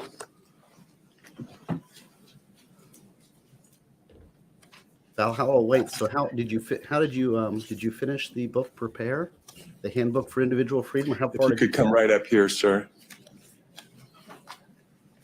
So I think this is the ski instructor guy that is supposedly the bully. Is that correct? Do you swear that the testimony you are about to give in the case now before the court will be the truth, the whole truth, and nothing but the truth, so help you God? Yes. Thank you. Can I have a seat?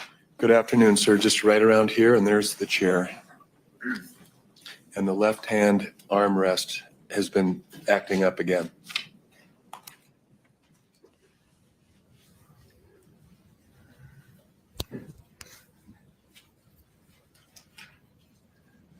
I'm sorry, I have a cold. Sir, one more thing. Would you please state your full name and Somebody saw spell Danny? all the words? Middle name also? Prince is the biggest lost rock star. My name is Eric Paul Christensen, EricPaulChristiansen. Let's introduce yourself. What city do you live in? I live in Camas. Okay. And married, kids? I have 2 children. They're both in their 30s. I have 2 grandchildren. And skiing has been a big part of your life. Is that fair? It has been. I've been a ski instructor for 44 years, 39 of those at Deer Valley. And I can think of what a ski instructor is, but just comment a little further on that, would you? What is a ski instructor? Once I came to Deer Valley, I went through both of my levels of certification. There's 3 now, but They've added one on the front end. But we're members of the Professional Ski Instructors of America. We happen to be in the Intermountain Division. I'm certified to teach all levels, from young kids all the way through adults, from never evers, never been on skis, through experts. Okay, I talked to your wife. She's been in the ski industry 50 years too. She actually receives her 50-year. She just received her 50-year level 3 pin. Yes, but during that time, she spent 32 years as a patroller at Park City Mountain Resort. She was a weekend patroller. You mentioned level 3. Is 3 good? Yes, it used to be called associate and full, and then they changed it. They added a bronze pin at the front end, and so it went level 1, level 2, level 3, and so the former full certified is now called level 3 certified. Sir, I'm going to ask James to show you a 20-second animation. May I do that, Your Honor? Will you approach the bench? Sure.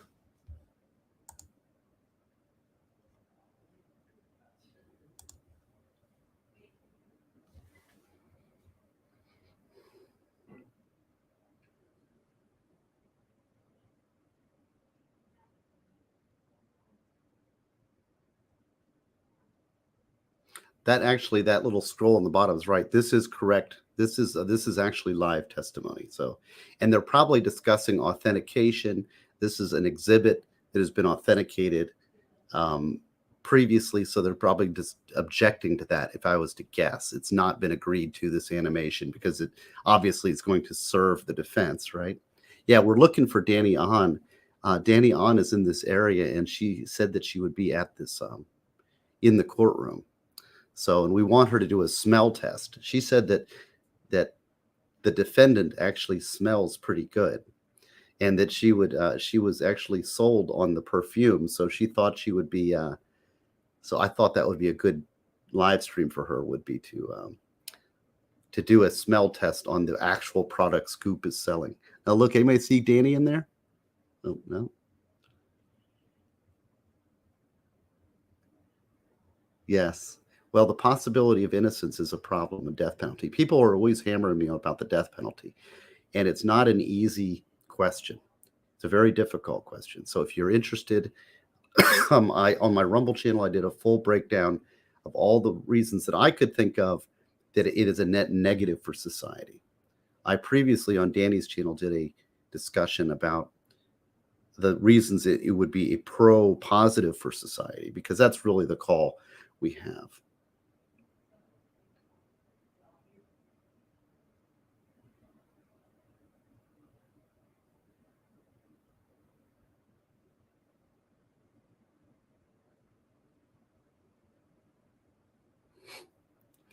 Yeah, exactly. Well, the women have better nostrils than us. I think for some reason, and I don't quite know, but I think that women have better schnozzes, that are better, they're more sensitive to smells than men are, from my observation. Now, maybe it's just that I have a terrible smeller, but yeah, blending into the crowd is not a strength that Danny has. So if we do see the crowd, you should be able to see that white hair jump out at you, right?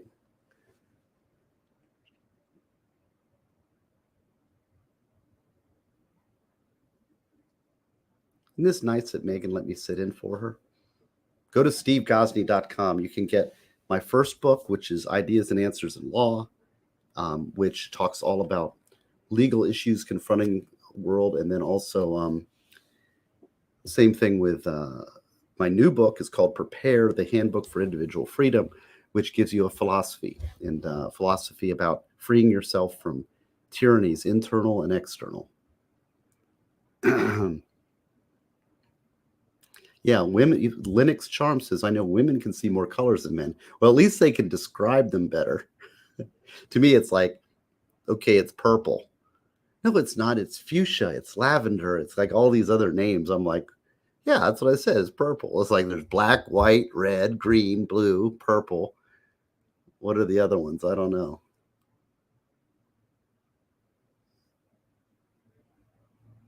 I don't agree with you. Smash the like button now. If I was going to go favorite genres, it would be heavy metal, classical, jazz, hard rock, electronic. So objection Everything except pretty much. overruled? Well, new I'm country holding it in abeyance right now until you show the witness the and rap. animation. So may James approach the witness? So that's an authentication objection.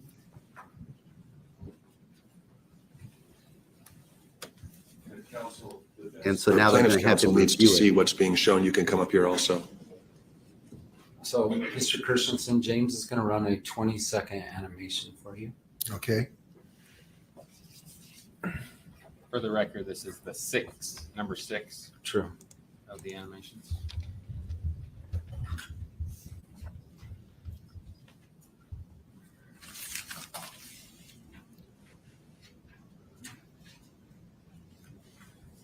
Danny's right behind the lawyer. Okay, we're gonna. There's no missing her. I sound. want to look at this. Please tell me when it's over. Gibson, Fender, or other. I like all of the above. I like the class. I like American-made. Have you reviewed sunbursts. Yes. Okay. Could I have plaintiff's counsel go Thank back? you, Unsung. Will that help you explain your testimony to the jury? Yes, it will. Will it help explain the position of the parties at the time of the accident? Yes. Does it help explain your recollections of the events? Yes, it does. Is it substantially similar to your recollection of the events on the date in question? Yes, it is. So, Your Honor, I move to publish this animation to the jury as a demonstrative exhibit. Plaintiff objects. The demonstrative is not illustrative of the witness's viewpoint. And if you wouldn't mind, Your Honor, I'd like to have another sidebar. Okay. Look for Danny in the crowd here.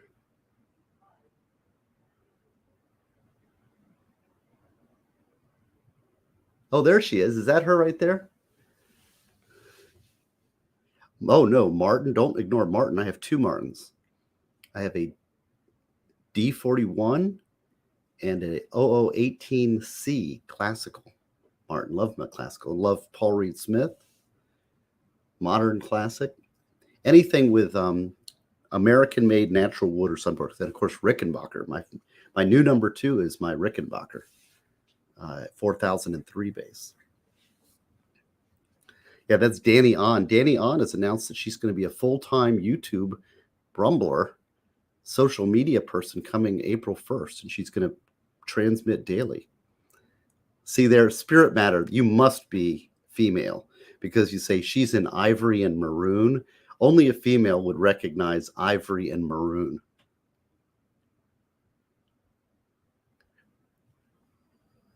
White jacket, dark red top. Sounds more like a male description. Yeah, McCarty.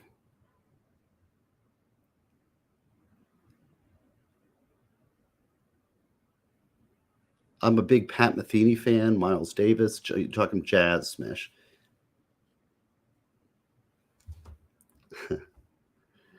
So Pat Metheny, Miles Davis, modern jazz. There's so many great players. It's unbelievable. Spud gun. I know you can just tell by the words that you're using. For men, it's red and white. Exactly. Okay, the motion is granted. The animation number 6 will be received for demonstrative purposes. And if the jury will recall, jury instruction number 18 addresses evidence like this. Certain charts and summaries, in this case an animation, sometimes referred to as demonstrative exhibits, will be shown to you to help explain the evidence. However, these charts and summaries, and in this case an illustration or a animation, are not themselves evidence, and you will not have them in the jury room with you when you deliberate. You may consider them to the extent that they correctly reflect the evidence. All right. Let's play the animation, and then we're going to go back and talk about it. Is this from your viewpoint? This one would be from my viewpoint, yes. And let's be clear, this is not a GoPro video. No. This is a creation. It's not an actual video, correct? That is correct. All right. So this is if you had a camera on your forehead at the time, does this sort of illustrate your testimony? It will. Okay. It's been admitted. Wax Foundation. Overruled. Okay. Go ahead. Let's play the video.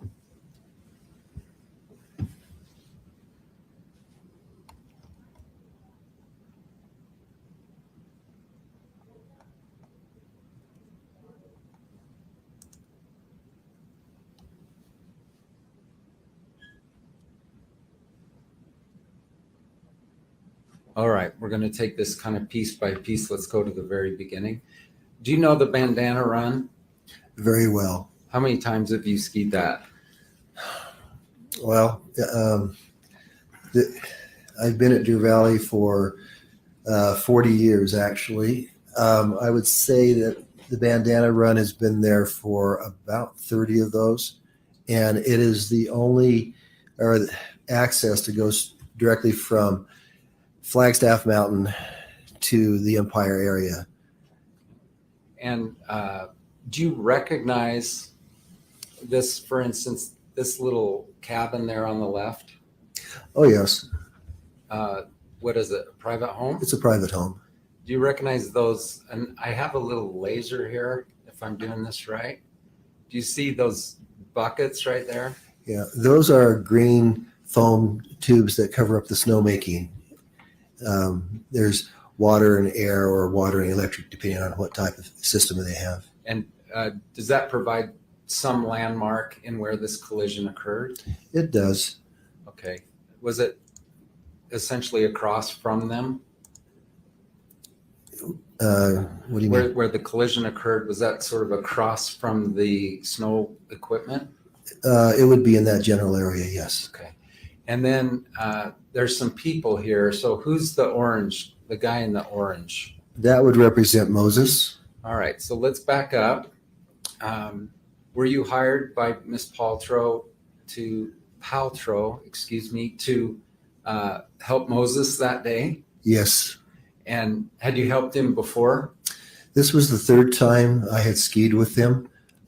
Twice in the previous year, and then this trip on this year. Would you lie for Gwyneth today? No. Oh, is she? She's right behind the head of this guy. Are you testifying truthfully today? Yes, I am. By the way, you were called a bully this morning. Have you ever bullied a guest at Deer Valley? Deer Valley takes their guests very seriously, and if an instructor has a confrontation with a guest, we don't last. We are supposed to be polite to everyone, and I was polite to Mr. Sanderson that day. And have you been polite to every guest in 40 years? I've never had a reason not to be. So, yes. Were you a bully to Mr. Sanderson? I was not. Is that a ridiculous claim? I feel that it is, yes. And you were personally named in this very lawsuit. Your Honor. Sustained as to relevance. Goes to credibility, I believe. Move to strike, Your Honor. I'll follow your order. Okay. There she is here. There's been an allegation just this morning. She's speaking out. That you stood by and yelled at an unconscious man for 2 or more minutes. Did you? I'm asking to comment on it. It's a prefatory statement. It's fine. Overruled. Did you do that? I did not. No one was ever unconscious during that period of time. Oh boy. He wasn't unconscious. Where do you want me to start? Yes, it's a big story. Okay. Okay. Who are these 2 people on the animation? Those would represent Apple. Oh, did we see the and animation? Yes, also we saw the Carrie animation. Oaks. Darn it, as I an missed instructor. it. All right. It's a So they were a demonstrative little aid. ahead. Is that fair? They were in the proximity. I can't tell you for sure exactly wasn't where they fun. were, but we were all in the same proximity. It was Boy Fox. Do you actually recognizing this as an animation, but does it illustrate well the geography of the actual run? It does. Do you know anything about like a special photographer going up and actually contouring the run? Well, it is what I've been told. It is an actual photograph of the run. And this was a clear day. It was. And that's. Do you know whether this was the actual month and day, not the year, of the actual incident itself? Like this is literally the day, like February 26th. Right. I was told that the other day. Okay, you don't personally know that. No. Okay. All right. The title of this image is Christensen's POV, point of view, and let's run it, and then James, I'll ask you to stop at some point. Oh, I can't wait to see this. Okay, let's stop. Who is that? That would represent Mr. Sanderson. All right. Why is it you would look up to see someone like Mr. Sanderson? Now, when you're working with students, especially if they're children, you're always looking around. It's very much like driving. You're aware of everything around you. The one thing this animation does not show is I actually watched him make several turns down, and that's what caught my eye. And so Mr. Sanderson has some very strong skiing skills because he was skiing edge to edge, rolling his skis. An intermediate skier skids much more, but he was skiing edge to edge, and he was making what we would refer to as GS, giant slalom turns, which basically means that they're round and large and fairly fast. Okay. And comment on Moses's ability. Moses, I think it was maybe his fourth time. He went to Big Bear one day, from what my understanding, and then he had skied a few days with me on one trip, a couple of days on a second trip, and this was his first day of this trip. So he did not have a lot of experience. He was 9 years old, and so he was still in a wedge, and so we were skiing very slow. We were skiing on the side of the run. And comment on Gwyneth's skill level. Smash the Gwyneth like is a strong button. intermediate skier. Text Danny and tell her I said show feet. She was skiing skiers right. I'm while we emailing were her on that skiers right left. now. And one Tell of her the to things that's scooch over interesting about is a foot. that she was making short I don't radius know. turns. It's funny. Now, when we teach people how to be safe, one of the things that we do is we try to teach them to ski not right down the middle of the run, because that's where all the traffic is, but if they can ski a shorter radius turn on the side, that means they're in a narrower corridor. It also means that they are out of the line of traffic, and uphill skiers who are faster can watch and anticipate them and miss them. And that's what she was doing. She was actually skiing short radius turns on the skier's right next to the edge. I have to jump beyond your background. So when it's not ski season, what do you do for a living? I also teach at the Winter Sports School. It's a high school that was set up for winter athletes. And so we start in April, and about the second week of April, and then graduation will be the week before Thanksgiving.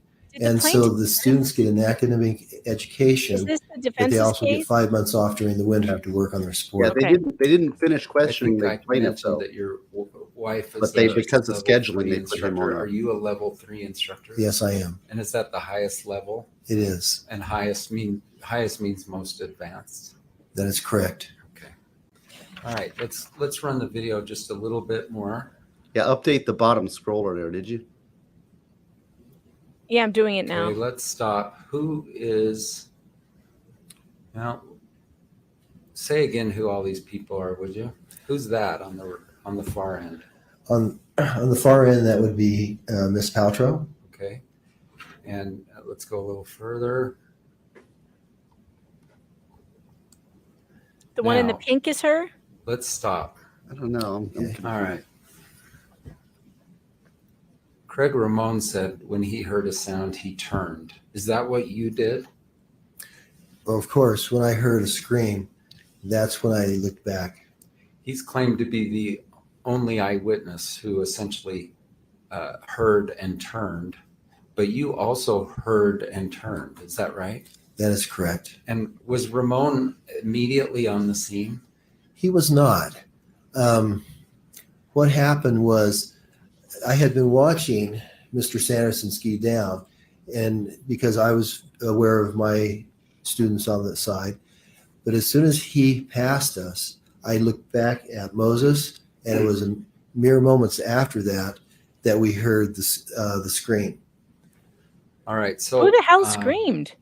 Whenever you say a pronoun like he, Okay, I'm Mr. going to Sanderson. actually ask you to clarify. Who. Sorry about that. All right. So just say that last sentence again, would you, with using the name? Okay. So Mr. Sanderson was skiing down, making fairly large turns, and he had accumulated a fair amount of speed. I watched him while I was watching my kids. I was paying attention to both. And as soon as he passed us, and I wasn't concerned with him hitting us, then I turned back towards Moses. But at that point, he was very close to Miss Paltrow. And I looked away. I did not actually see the collision, but I heard her scream. And that's when I looked up. But Ramon was not on the so it scene was for her how many screaming. seconds? I would say at least 45 So he seconds. I missed mean, him. Well, he didn't see the collision, Miss but Paltrow was already up uphill. on her feet. We were getting Mr. Sanderson up on his feet. He was very late to the scene. Okay. I would just assume that he was not as fast a skier as Mr. Sanderson was. All right. So let's be clear. Did you literally see the moment of impact? I did not. All right. Did you hear and turn? I did hear, and I turned, and that by that time they're already moving on the ground. And who's on top? Miss Paltrow is on top. All right. And let's finish running the video if you don't mind. So she was downhill. So is this you skiing according over to to him. them? It is. Is this more or less what you saw? Pretty much. They were below me. So the first thing I did was I turned to Carrie and I said, asked her to take Moses. And I said, I'm going to go over to see what happened. And at that point, I traversed across. They were below me. And so I didn't have to skate or anything. I just. Did you hear Miss Paltrow say anything? When I got there. Paltrow, pal, like a pal. Yeah, okay. When I got to the scene, she was talking and a little bit upset. They were both talking. The first thing I did was I took off my skis and I moved around on would have been the right-hand side. And they both had their heads uphill. Both sets of skis were still on both she and Mr. Sanderson. And their skis were below them. And they were basically lying pretty much on their backs. Okay. And I think Ramon said that their heads were downhill. Do you agree or disagree? I disagree. And you even smiled. And why did you smile? Well, for one thing, he wasn't there at that time. But no, they were, I don't know how to describe it with my arms, but, they were on the slope and she was underneath and he was on top of her. And Ramon said that. Did he just say he was on top of her? Was a spread eagle pointing downhill. I thought she was on top of him. Observe that? I never observed that. You would have remembered that, wouldn't you have? Well, of course. Okay. Maybe he means And the way then, they landed. When you first came over, then I heard you say Plaintiff's counsel is Gwyneth was all upset. excited because he said he was on top. Is that the first thing you heard out of their mouths? It's been long enough. Excuse me. It's been long enough ago that I can't give you, an exact, play-by-play of who said what when. I do know certain statements were made. Okay. And did you hear Mr. Sanderson say anything during the entire incident? Oh, of course. I think What are so, those Spirit things? Matter. They're Well, more at accustomed to the settlements first, and he was trying apologizing things. to her. You And heard that with your I own did. ears? Yes, I did. And but when they started responding to my questions, the first thing I needed to do is get their skis off. It's very hard to get up on any slope with your skis on. A lot easier to take them off. But also, they were entwined with each other. I mean, they were kind of, tangled up with each other. And so the best thing to do was to get their skis off. That's the safest thing to do. And so she was on top. And so I think you might have said at some point Gwyneth was underneath, but she was on top. That's your testimony. Did I? Yeah, I didn't. Oh, catch I'm sorry. It, Did I get that backwards? My partner said you did. I didn't Okay. actually catch that. Just be clear. Okay. Who was on top? She was on top. Okay. Okay. Mr. Sanderson was on the slope, lying down, and she was on top of him. Okay. I'm sorry. And their skis just were said that. intermixed. And their skis were kind of tangled up with each other with her legs. Okay. First thing you did, I heard you say you removed her skis. Because she was on top. It's the only way I could do it. Okay. And help her sort of separate. Right. I gave her my arm and helped her up. And then I immediately went and helped get Mr. Sanderson's skis off. And then I put my arm out and helped him up also. Did you just grab him and jerk him up onto his feet? Of course not. Did you do that? That would have hurt my back. I'm too old to do things like that. No, I just simply gave him my arm to help him get up.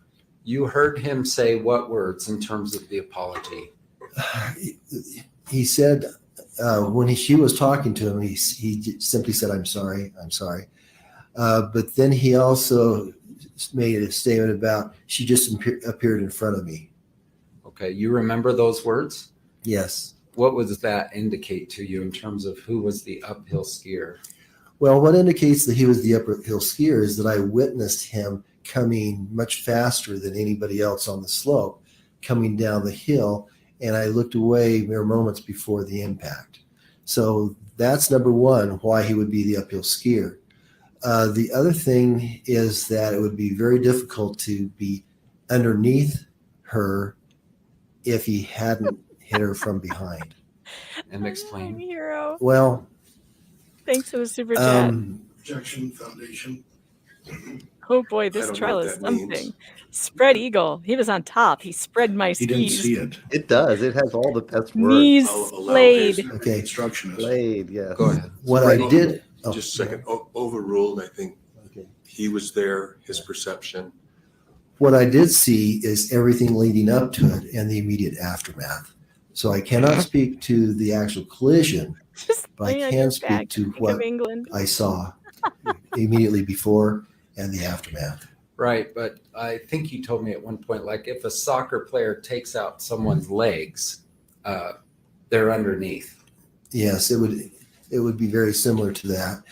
It's a situation where it would be almost impossible to be in front of Miss Paltrow and then end up underneath her. So I heard a few things. If we're trying to outline things you heard from Mr. Sanderson's own mouth, she appeared right in front of me. Yes? That is correct. I'm sorry. I'm sorry. Yes. He was not real talkative, to be honest with you. How about, did you ask him, are you okay? I had to. That's the whole time I'm removing skis and getting ready to help him up. I'm asking, are you okay? Are you okay? So the answer, did you ask him if he was okay? I did, and he was affirmative. He said yes. All right. And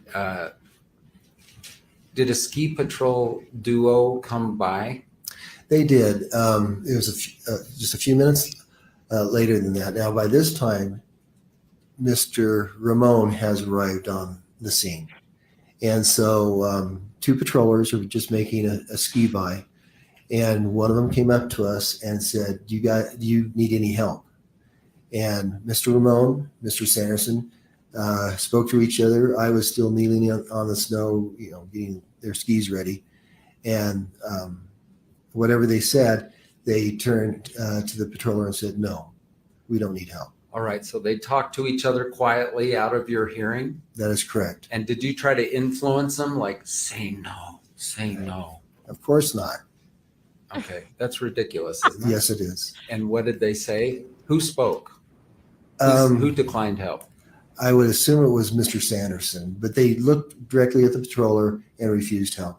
All right. This is the ski instructor that was almost a witness. He was right on top of the scene. If they had said, He was I'm coming not behind okay. her. If Mr. Right. Sanderson From said, behind. I am not okay. What happened? What would have happened? That would have changed the entire situation. People on a ski slope have minor bumps and things constantly. Objection, speculation. Oh my God. Maybe you could rephrase the question as phrased. It is speculation. Well, what have you observed over 50, 40 some years? 44 years. With It's a vagueness. with regard to skier collisions. Okay. Sustained. What if, have you yourself? I can answer the original question. So the judge sustained it. So I'm rephrasing my question. Okay. Yeah. I'm just wondering, have you personally come across skiers who have collided before? Yes. And just Engaged comment in on what couples you've observed. in a spooning fashion on the If slope. they're Overruled. if they are both in a situation where they each claim they're okay, typically the two skiers part ways and ski off.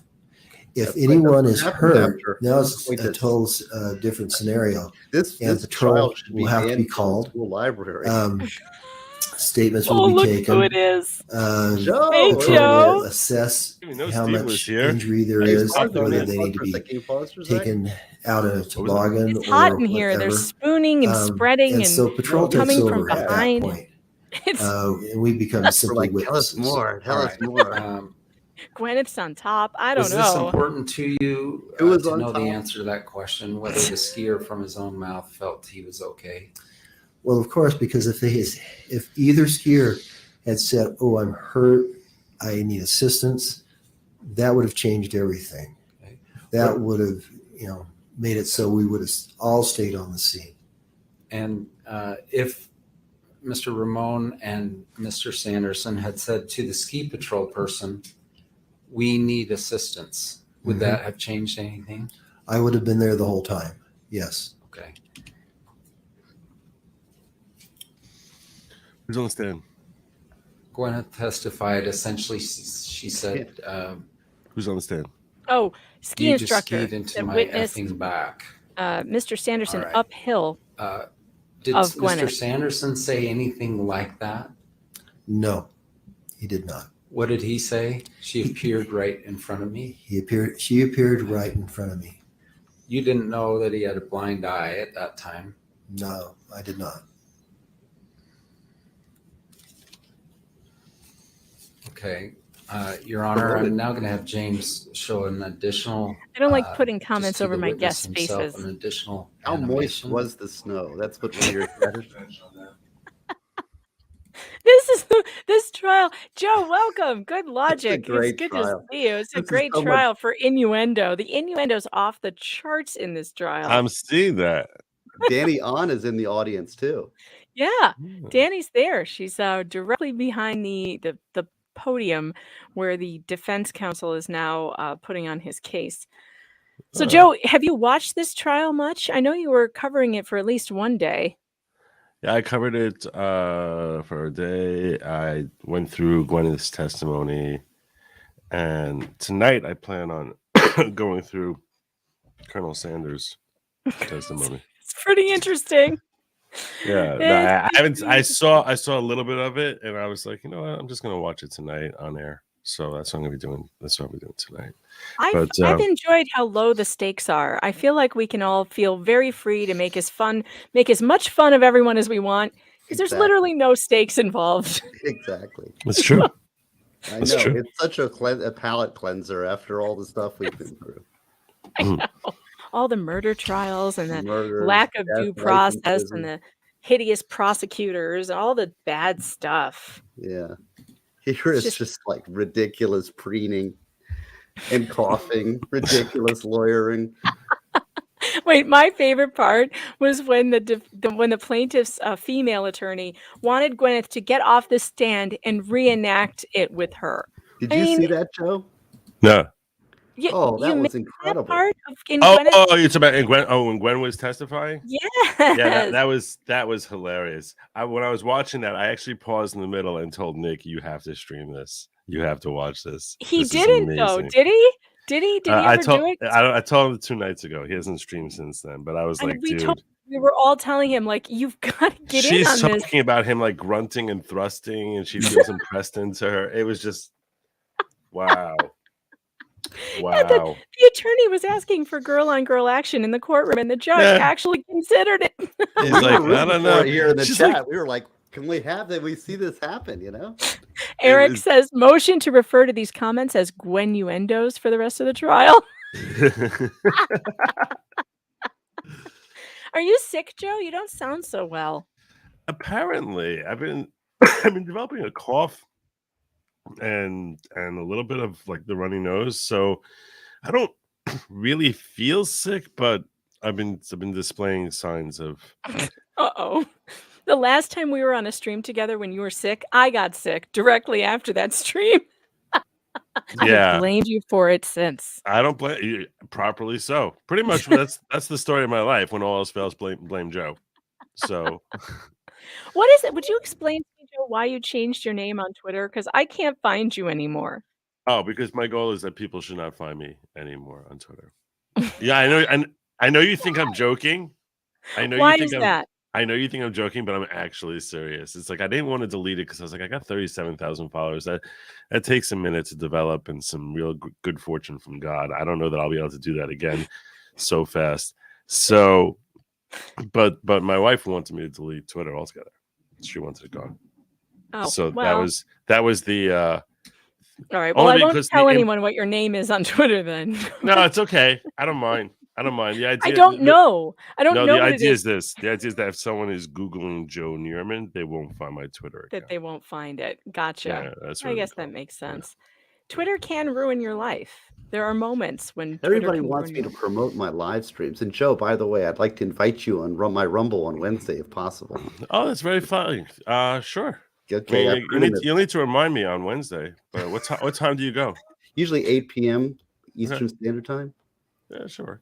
But somebody's got to buy one of these Gwyneth Paltrow candles and actually light it and see what it smells like. Yeah, exactly. It's a $75 candle. Who the hell has that kind of? I think we nominate Dan on. You need to start a GoFundMe to be able to buy. Crowdfunding to buy the like between the three of us, we'll each kick in 25, and we'll send one to Danny on as a present, and have her compare it to the smells in the. Is it called Goop? I keep hearing this thing Goop, Yeah, and Goop. I keep. It's called. Is that the name? Goop.com. That's the name of the candle. Is Goop? No, Goop is the name of her company, Goop.com, and she sells all this stuff, like $2,000 yoga mats. She sells what? Well, Danny discovered that she is wearing one of her scents that she sells, and she said she smells amazing. She smells like flowers and bergamot, and like $180 bottle. It's $175. Yeah, James it's called is gonna Wild. Show you another animation.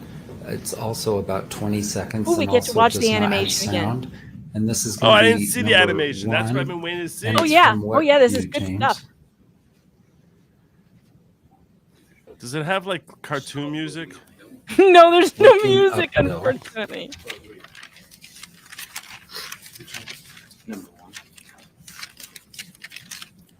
Oh wait, are they going to show it to us or just to him? Shoot, show it to us. We want to see it. Check out Wolfman.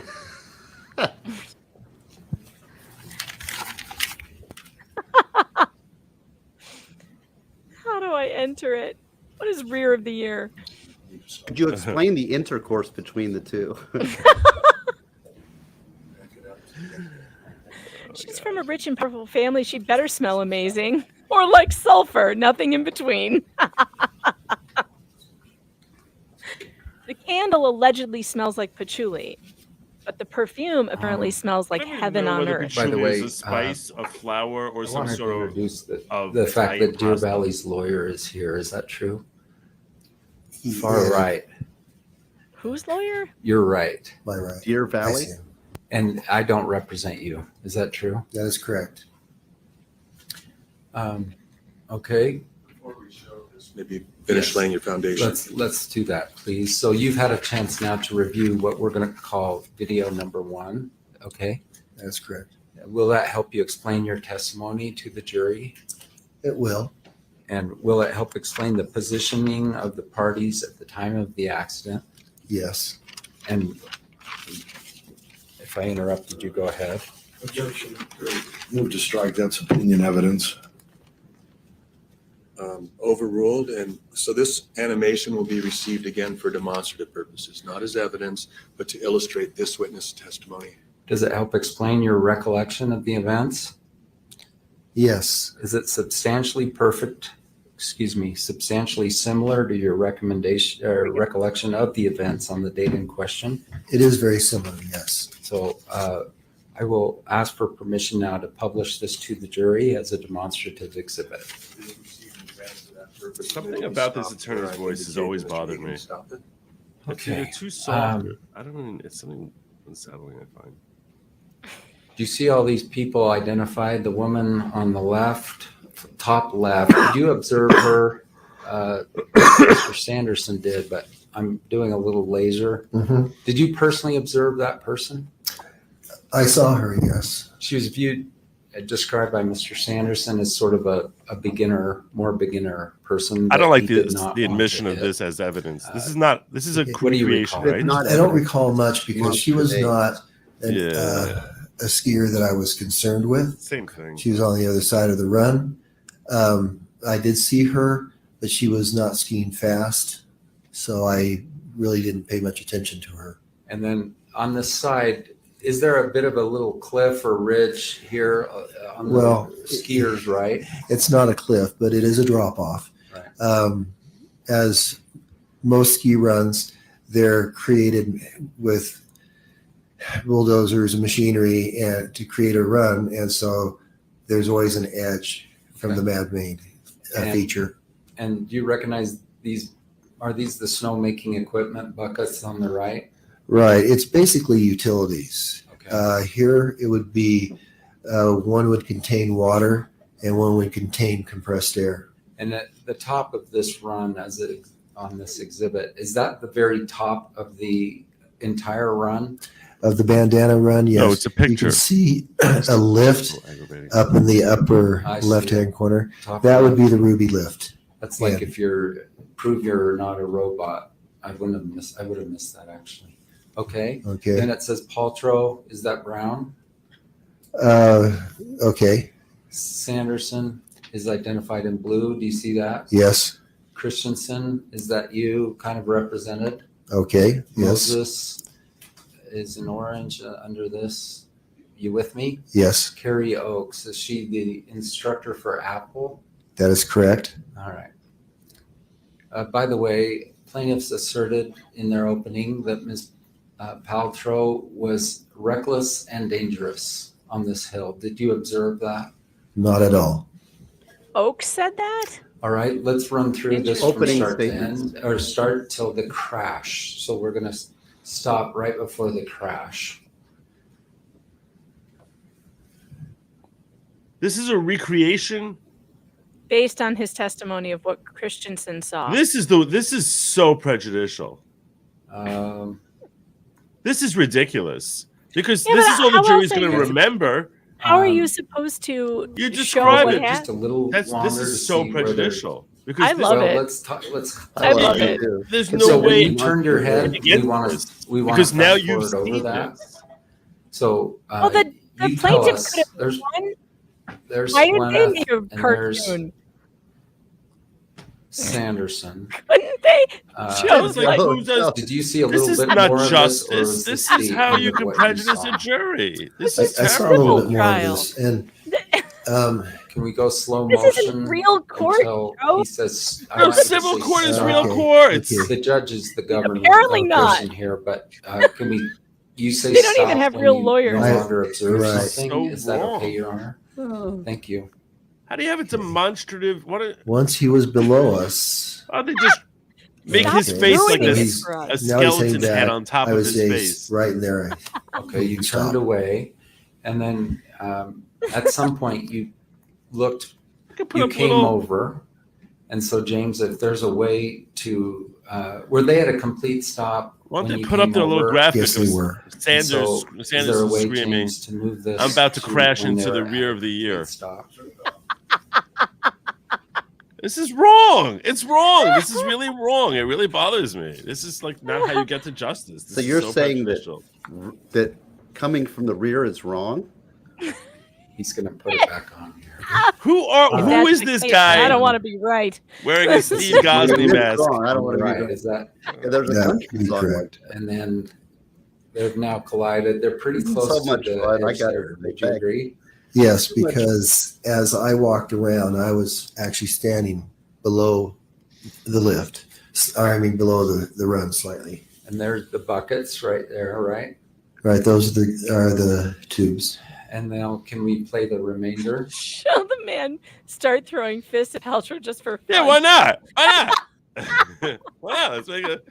And then everyone's like, "I can't believe he did that. It's so wrong." Thank you. I It's can't an believe that. innocent demonstrative Moses- aid, Joe. It's not Makes no innocent. It sense. is an It's innocent, going to say he gentle- essentially followed you over.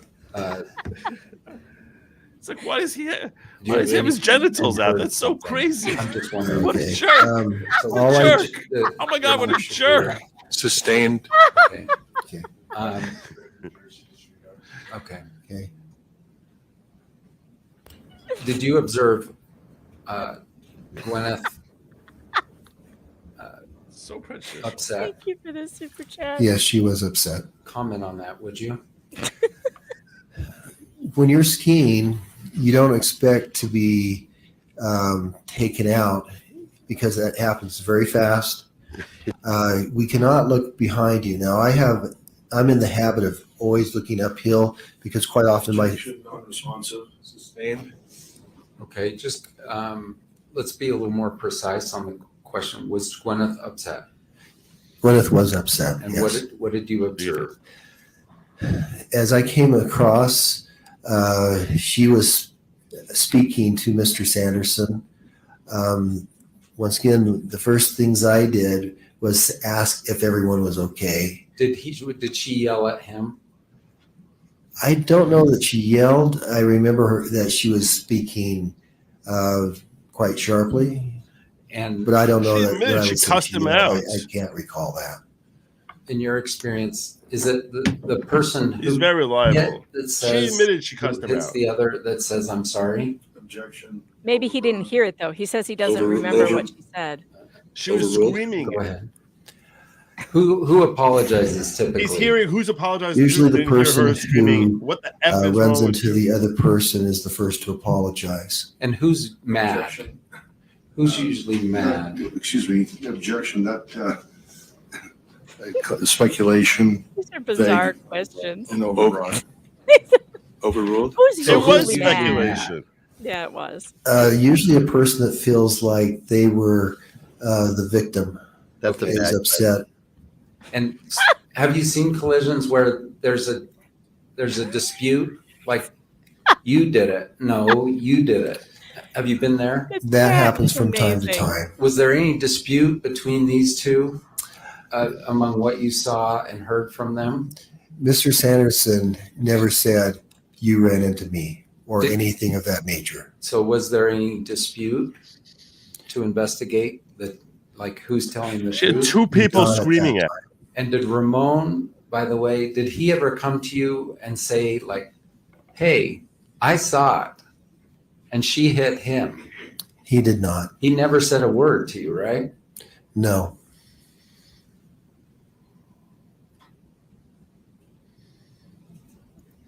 In case All GP right. needs a new candle scent, she can call it skiing into the rear. Let's go to the next. James is going to come show you another one. So I moved to admit this one, I believe, and it was received. We reserve our objections, Your Honor. Yes. And James, do you mind? Thank you. She keeps talking about how he came from behind. Like, where was his poles? What's happening? I don't know. Are they skiing Baldo Run?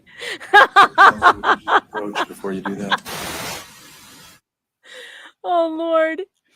All right, so Joe thinks that the demonstrative aid is completely injustice. No justice, no peace, apparently. Joe's going to go protest outside the courtroom. That's right.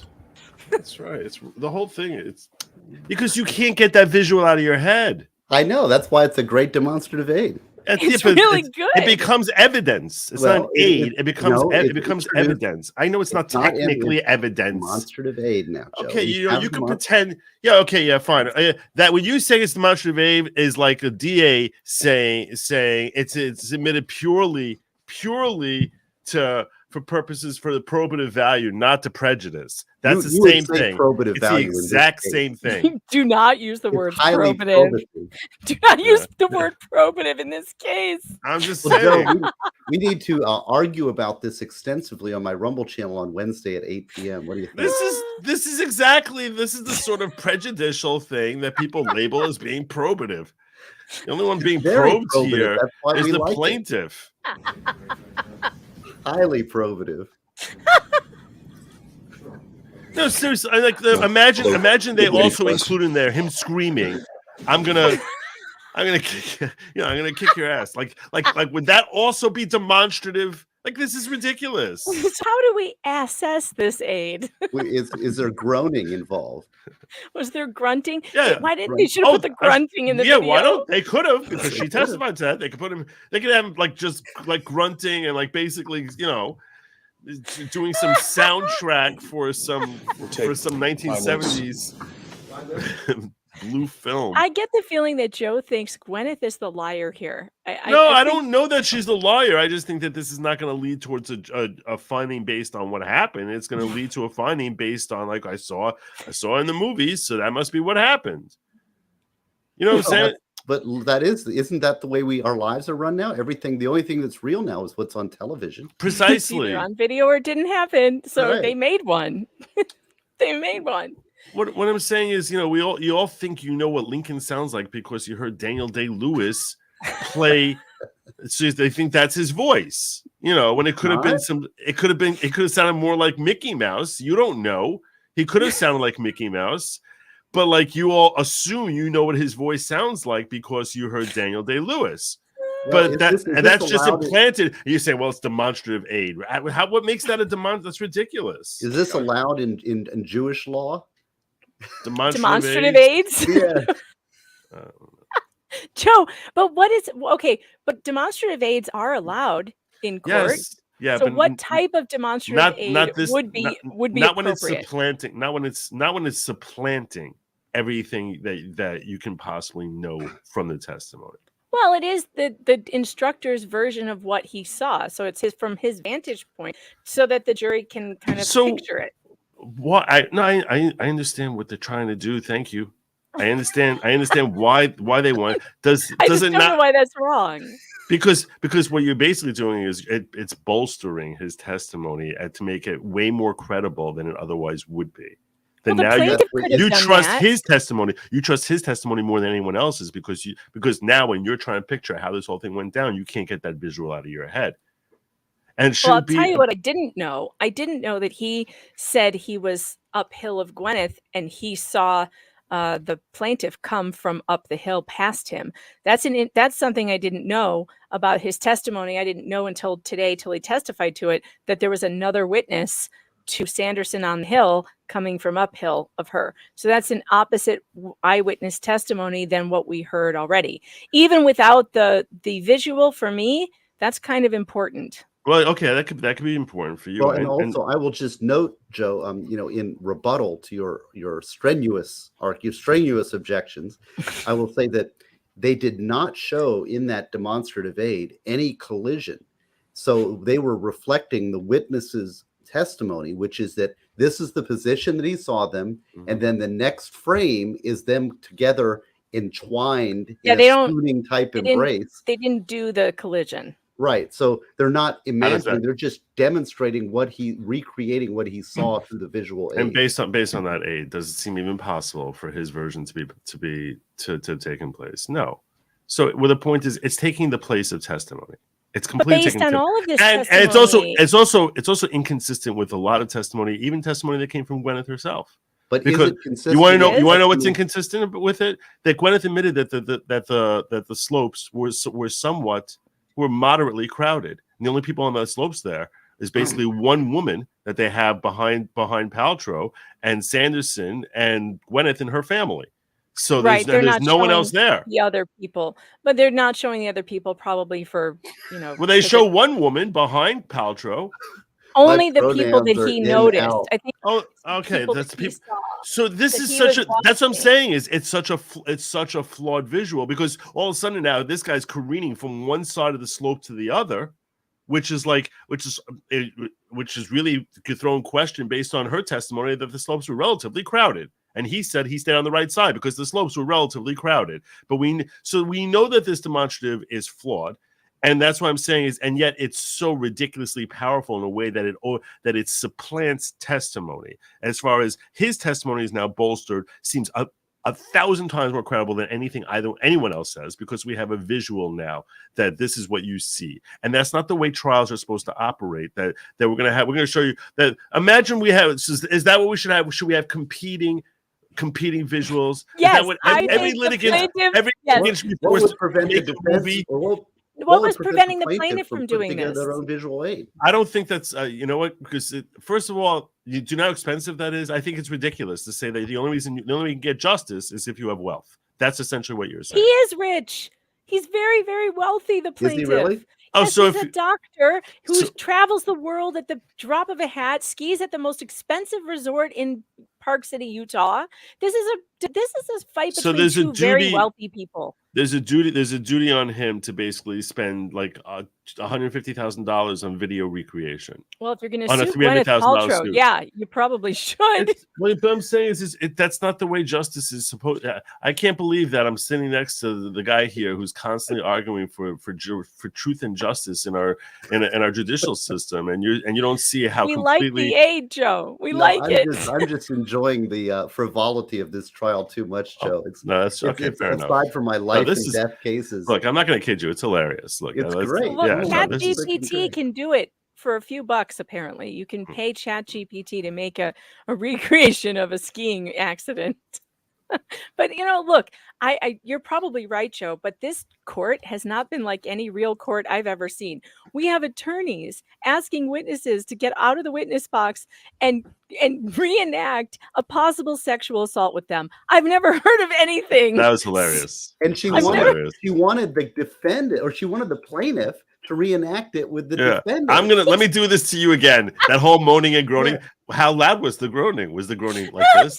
What type of groaning was it? Like, and he was grinding against you her. while like Mr. Sanchez, could you move your hips a little bit more? Like what? yeah. That was the best. That was the best when the guy's like, "We got the plaintiff here. We can do the whole thing." And Now they we got can him out of film it. his chair. They got him out of He's his like, chair. "Yo, I'm here. I'm here." Like they were really going to do it. And then my favorite part was when the female bailiff walks up, like she's going to be a part of this thing. Like what is happening? It's going to be like a big group gangbang or something. Let's all pile in.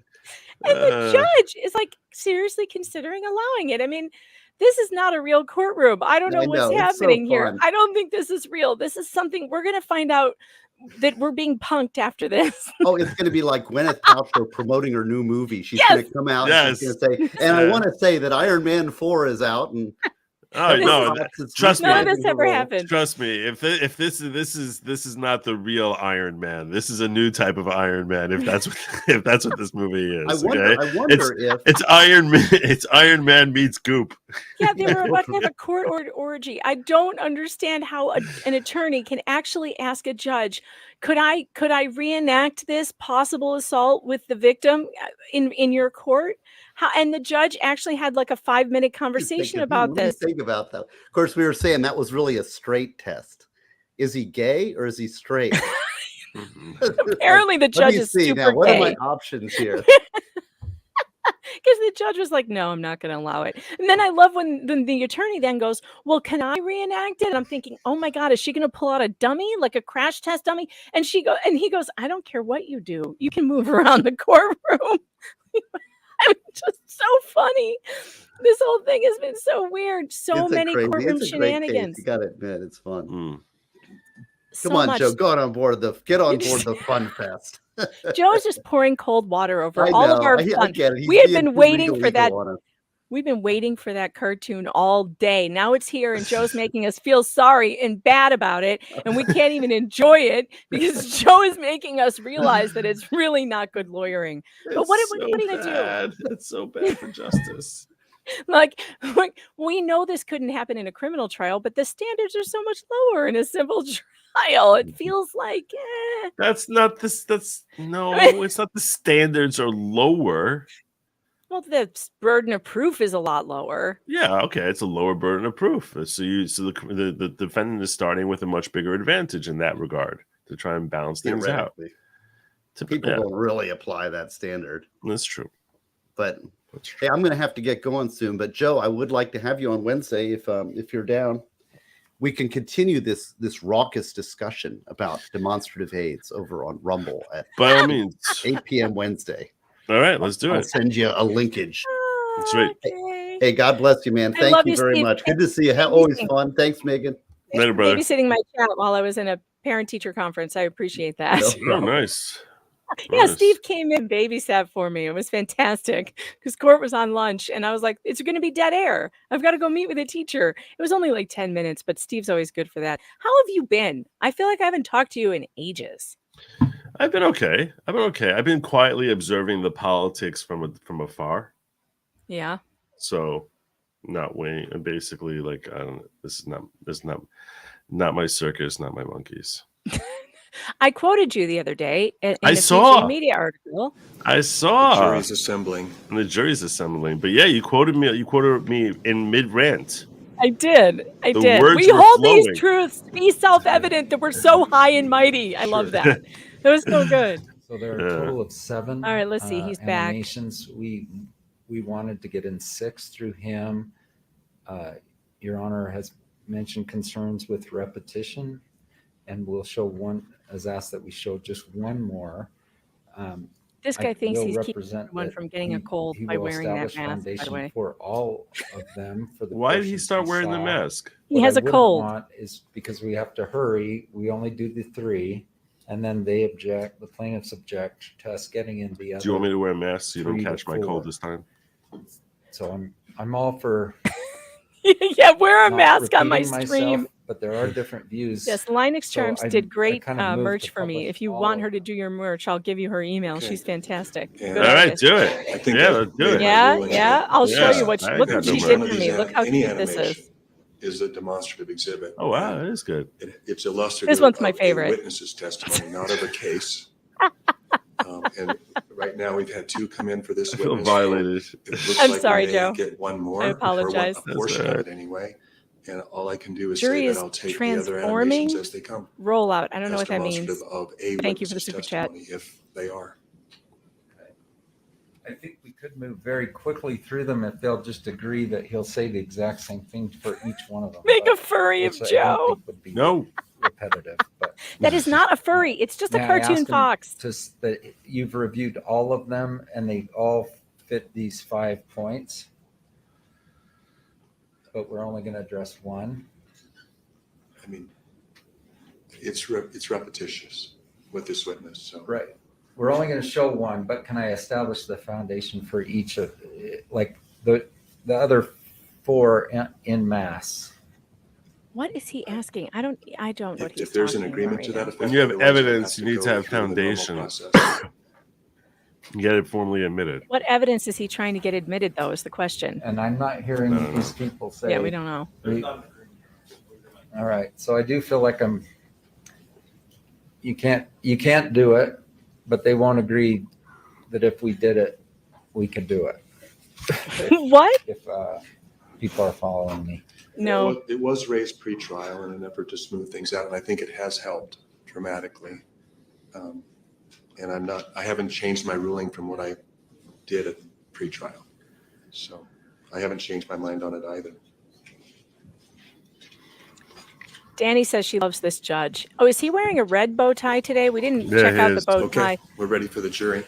I love his little bow ties. He's very cute with the bow ties. Now he made me self-conscious about having a cold. I usually hit the mute button, but in order to like support your thesis, I'm not going to do that. So everyone can hear me coughing. No, you're sending your cold germs over I am. here. If I wake up sick, I swear to God, Joe. The last time I have you on my stream. No, I'm just kidding. Oh. Yeah, Danny's right behind the podium. Let me just She keeps clarify for the peeking record. out once in a while. Mr. You Owens, can if see you her. give me just a minute. Oh, she is? Yeah. The She's last right behind animation, Owen. which was called the Looking Uphill animation number 1 demonstrative exhibit, was received for demonstrative purposes from 0 to 8. I believe that's 8 seconds. And then from 17 to 22. It's Danny? There she is in the white jacket. See her? Oh. Okay, we're going to show one more video, okay? By the way, have you reviewed all 7 videos? I have, yes. And as to, we're only going to look at one, but do they all help explain your testimony to the jury? Foundation. Your Honor, Mr. Owens already ruled on that. Okay. We're only going to talk now about the overview view. Okay. Overhead. Thank you. Can Mr. Egan show the witness that? Yes, please. Animation. Thank you. More animation. Oh, God. This is also about 20 seconds. It's also no sound. I like the animation. I think it's very, very creative. And I think it helps put into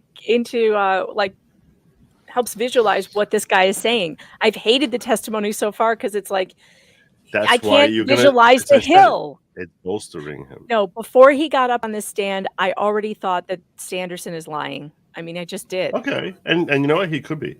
He could be. I don't know. Or that he just doesn't remember. I just think it's really wrong they put up cartoon imagery of Sanderson there where he has like a swastika on him. That did not happen. Well, but if this guy claimed, imagine this for a second. If this guy claimed that he thought he saw a swastika on his thing, and now they draw a demonstrative aid, so you can appreciate what it looked like to him. Like, well, that's really prejudicial. That's really over the top. But just to put people in their positions, like here's where I was, here's where the kids were. From the I'm overhead okay with viewpoint. it. Yes, I have. And just so you know, since you did not see the accident itself, the moment of impact, we're going to skip over that part. Okay. And so, like you did with the other one, we You guys want are you fighting to over tell Clark us Kent when versus to Peter stop. Parker. It's funny. When you stopped viewing James, my adopted son James, well, the other attorney on the defense. video, I should He's a say, Parker. the animation Looks you just exactly saw, like will it help you James, explain your like Clark testimony Kent. to the jury? It should, yes. Overruled? Yes, it will. Will it help explain the position of the parties at the time of the accident? That is probably the most important part, yes. Does it help explain your recollection of the events? Yes, it does.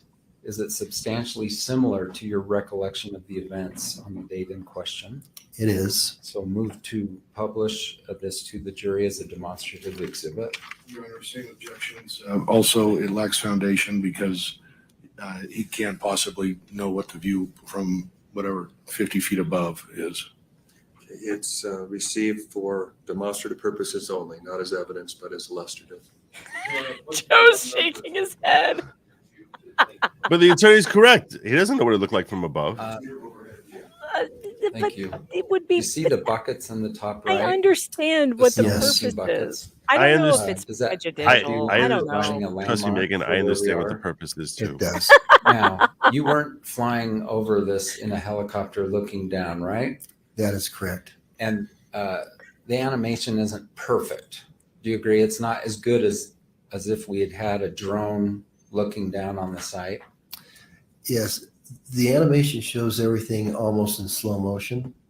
And the things events happen in were real much time. more, dynamic. Okay. Fair enough. But as far as positioning, it's very good. All right, let's show the video, and James is going to jump over. Will you tell us when to stop? Okay, let's stop for a minute and just orient everyone. Okay, at the top in yellow is Miss Oakes, the ski instructor. Is that true? Correct. Then apple and purple. Like he remembers who was to the left of who. Correct. No one remembers that. Son, right? He might. This is from his testimony. He doesn't remember that Moses is to the left of Christian and 15 feet behind. yeah, it's like no one. He doesn't remember anything here. You're about to come in. This is just And like a then- cartoon fairy tale. I thought this was from his testimony, though. What I'm saying is, if you can know that the three of them are swerving back and forth on the right, but you don't know, on the left side. Exactly where they are at any moment. That's what I'm saying. Yeah. A lot of attention to it. Okay, and Mr. Sanderson will talk about her, and then Ms. Paltrow. Okay, let's proceed.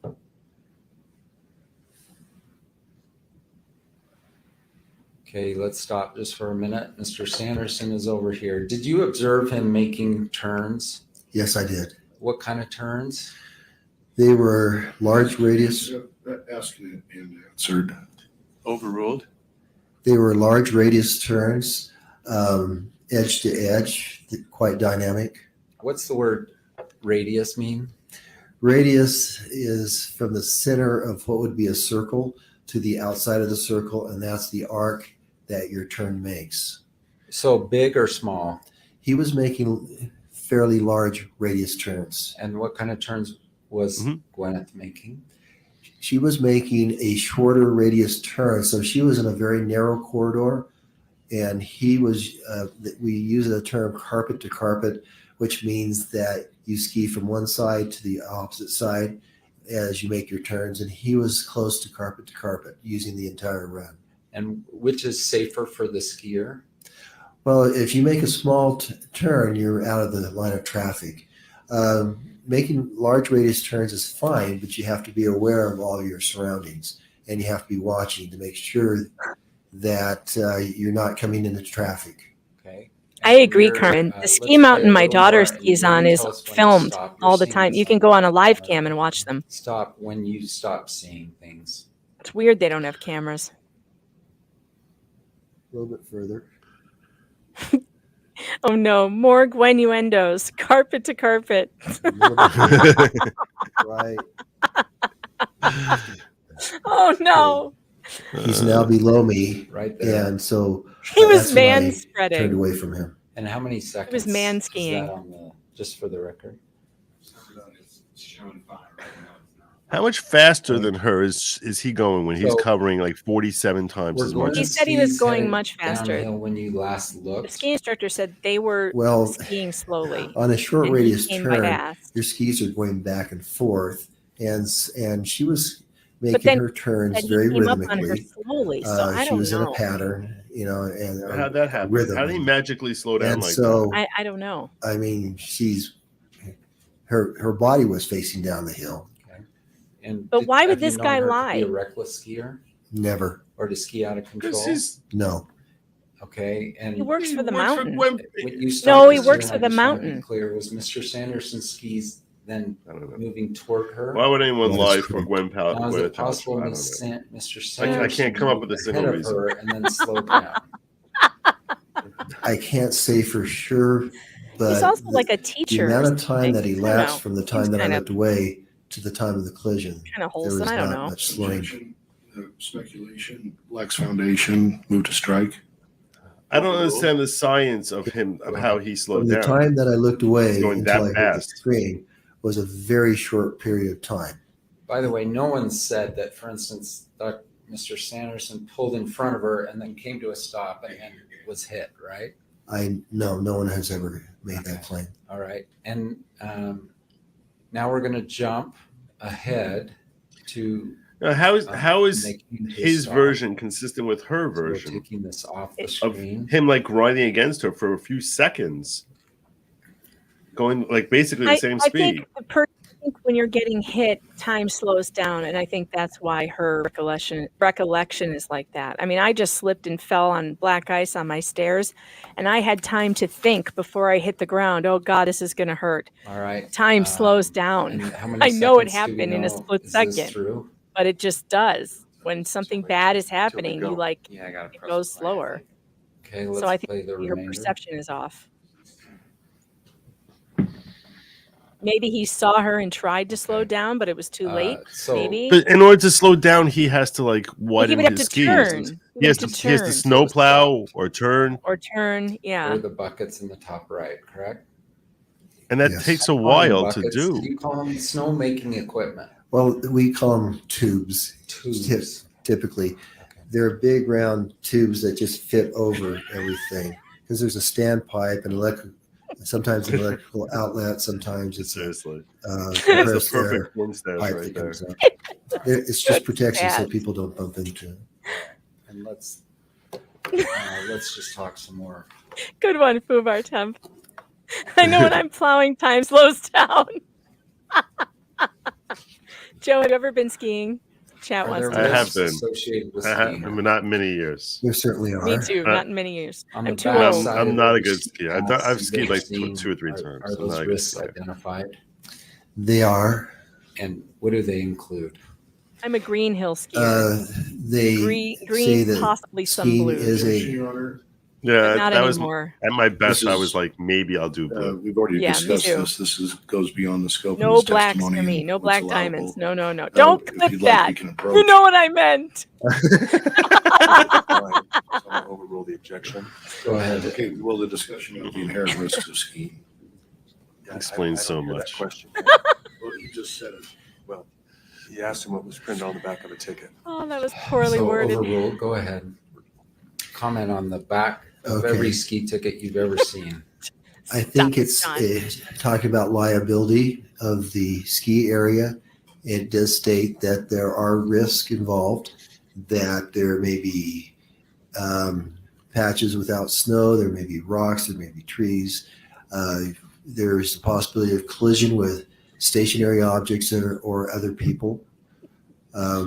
It's going on And my so my log there card. is a risk when you ski. And so when Mr. Sanderson bought his pass, he understood that the risk of a collision with another skier Would is be printed canceled by tonight. right on his ticket. All right, I only have till 5:30, and then I have to get out of here. Joe, do you want to keep streaming this from 5:30 on? Are you aware it references the risk of Yeah, I gotta get some collision work with done. another skier? As Yeah, you got to get as work an done. All inherent right. risk Well, of skiing. Yeah, I was thinking about getting out of here in a couple minutes anyway. It is- I was just having too much fun. It is printed I know. on the back of the ticket, yes. which woman in the background are we talking about? Which one are you wondering about? In the other video, there was Pass holder accepts Oh, the full one they just had, responsibility yeah, they for had all women. risks I think it's associated with the because he activities. noticed this woman, this other woman. The innuendo and the racism is killing me. No, seriously. Here we go. Meeting of the minds. All right, here I saved a super chat to ask you.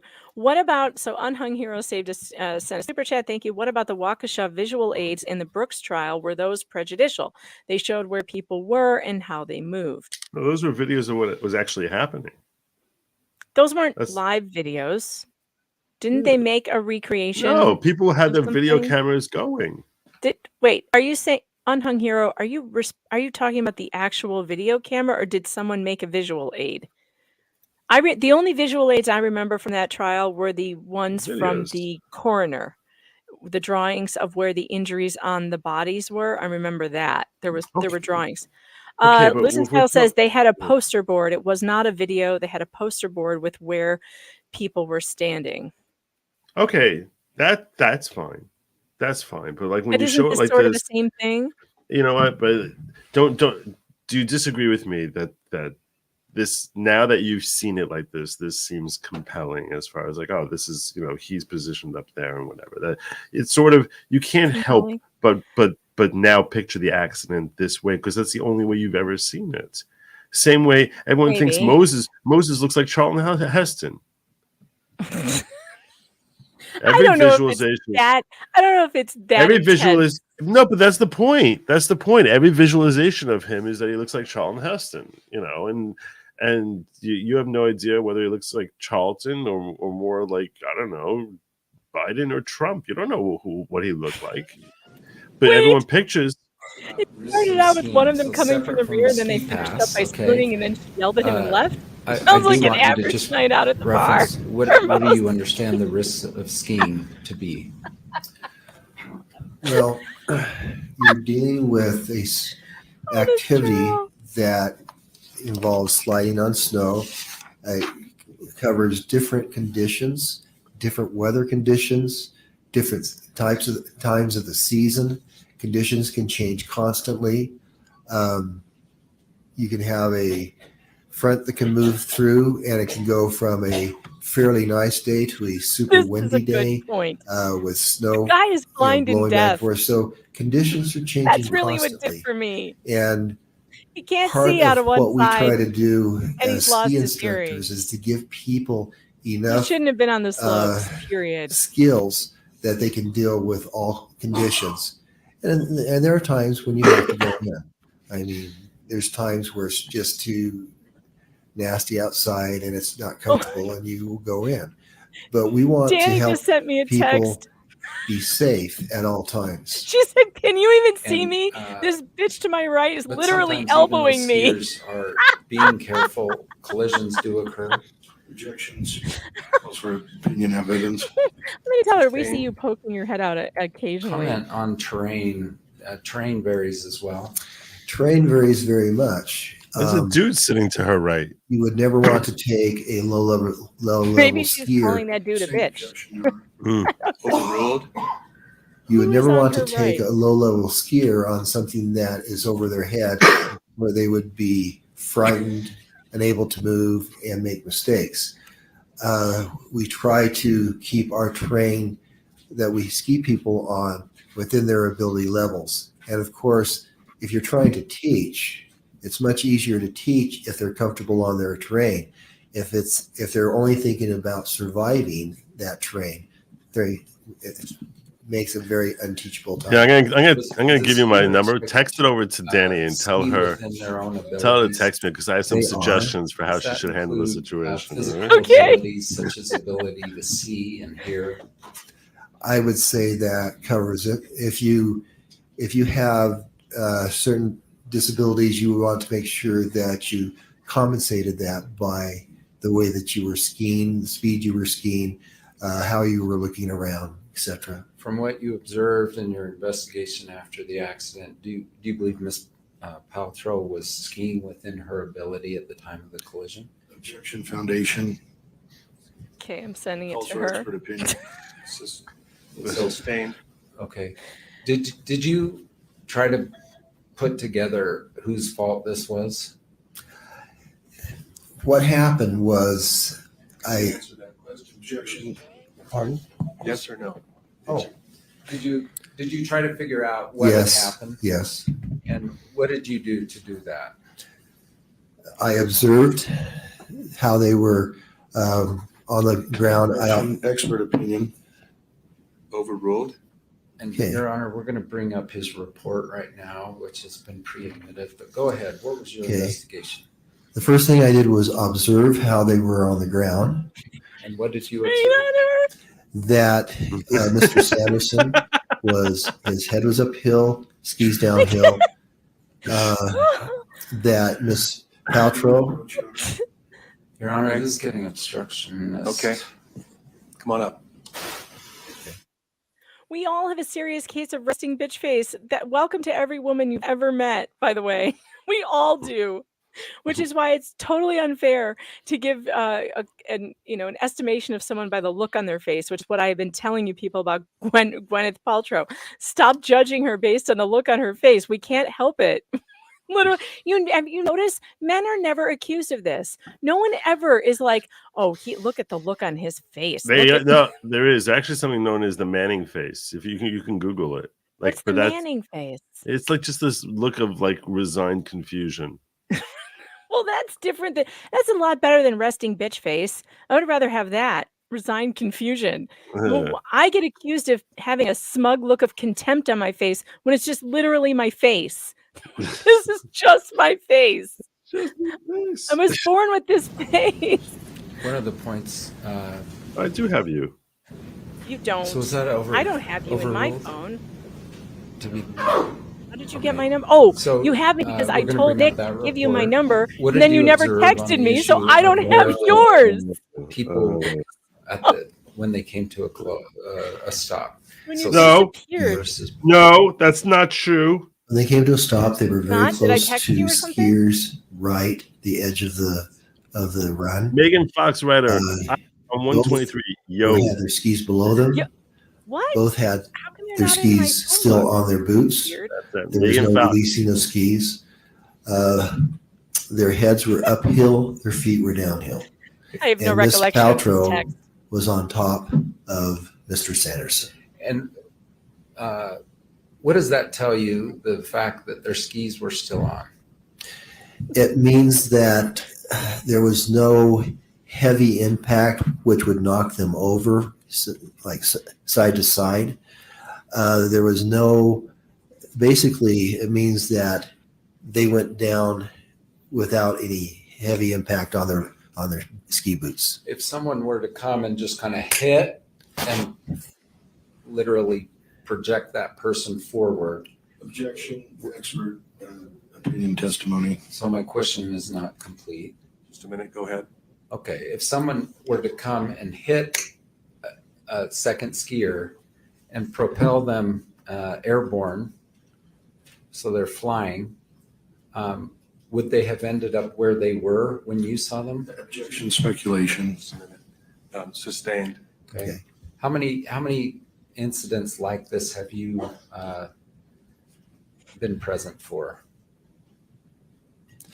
It would be impossible for me to say because after 44 years of being a ski instructor, most of that full time, you see a lot of different instances. Could not speculate on that. So I wouldn't cut. I think I cut you off because I said, "What did you do to try to figure out what happened?" So when you said, "I look at where they land," I look at. Go ahead then. I look at the positions of the body where they land. Medium smart with resigned It confusion. would be very difficult to get in that position without somebody hitting from behind. Move to strike, expert. Hitting it from behind. Oh, I knew that was coming. Okay. So what else do you How look is at other this than trial where so they land? dirty? The next thing I observed was what they were saying, and what of course Miss Paltrow was saying that she had just been hit. She never saw it coming. She was surprised. Mr. Sanderson was made the You should statement just that she rename this front of stream them. "Dirty Trials with Saying Megan it was Fox." And that's basically the conclusions that I came I'm to. going to name it the Gwenuendo stream. Move to strike. Oh, Lord. Conclusions are opinions that lack foundation and that He's digging this in there. witness is not able to, not properly designated. These are speaking objections, Your Honor. Would you please approach the bench? Oh, boy. So you might ask, what are speaking objections? Right? I mean, that's what I think if you're a layperson, you're like, everything is being spoken, obviously. What does that even mean? That's the first time you hear the But term. let you're me like, guess. I will guess. I don't know what the answer is, but if I had to guess, I would say instead of just saying what his objection is, he's arguing it. Like he's just Yeah. starting an argument. He's arguing it for the purpose of the jury hearing what his whole argument is and trying to convince them rather than trying to make his point as to why the question is objectionable. Because you're supposed to just say objection hearsay or objection vague and whatever. Relevance. And then they can go talk to the judge about it if they want to fight, right? Or if the judge wants to hear what their basis for it. But Right. you know, you You're can put supposed in to like wait until the judge asks you can put in 2 or 3 words, but going through a whole long litany is usually designed. Your report. Designed for the jury. D25A. Do you see this? I do. Did you prepare this? That Maybe we day? should watch golf Yes. on this channel once, And just did to you see how engage in many a cover-up innuendos. to try to hide Gwyneth's reckless Drive. scheme? Objection, relevance. Overruled. You really hooked it. No, I did not. Is that ridiculous and offensive? It's very much so. Part of what we're required to do is if there is an incident, Yeah, there's gonna be a lot of firm stroking. if there's an injury, it's mandatory that everything that we be written down in a report. And on instances where there's a bump or something like that, where there are no injuries, it's up to us to decide whether it is prudent to fill out the report. And I decided it was prudent that day. Okay. And exact location of incident. You wrote what? I wrote skier's right, bandana, slight pitch before the flat on top. Okay. Is that an accurate statement? It is. Number of students, you said there was what? There were 6 in group, 2 instructors. Okay. Now, there's been some testimony that Brad, her then boyfriend, now husband, also had 2 kids out with separate instructors. Is that true? That is correct. But they weren't in that group of 6 that was coming down Bandana. Is that right? That is correct. All right. Students' ability. Now, was Gwyneth the student here, or is Moses? I got to fly, Megan. All right. Thanks for stopping in, Joe. It's been a lot of fun. My pleasure. Godspeed. I wrote her name on the top. Yeah. There's some suggestion that immediately before this incident, somehow Moses was going, "Hey, mommy, look at me, look at me." Did you observe that? That did not happen. And how do you know that? Because I was next to him. Okay.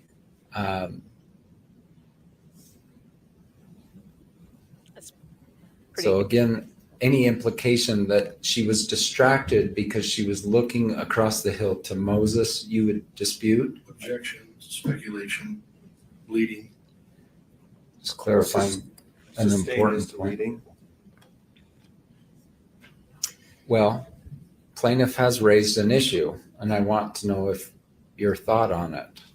The thought is that the plaintiff has asserted is that you,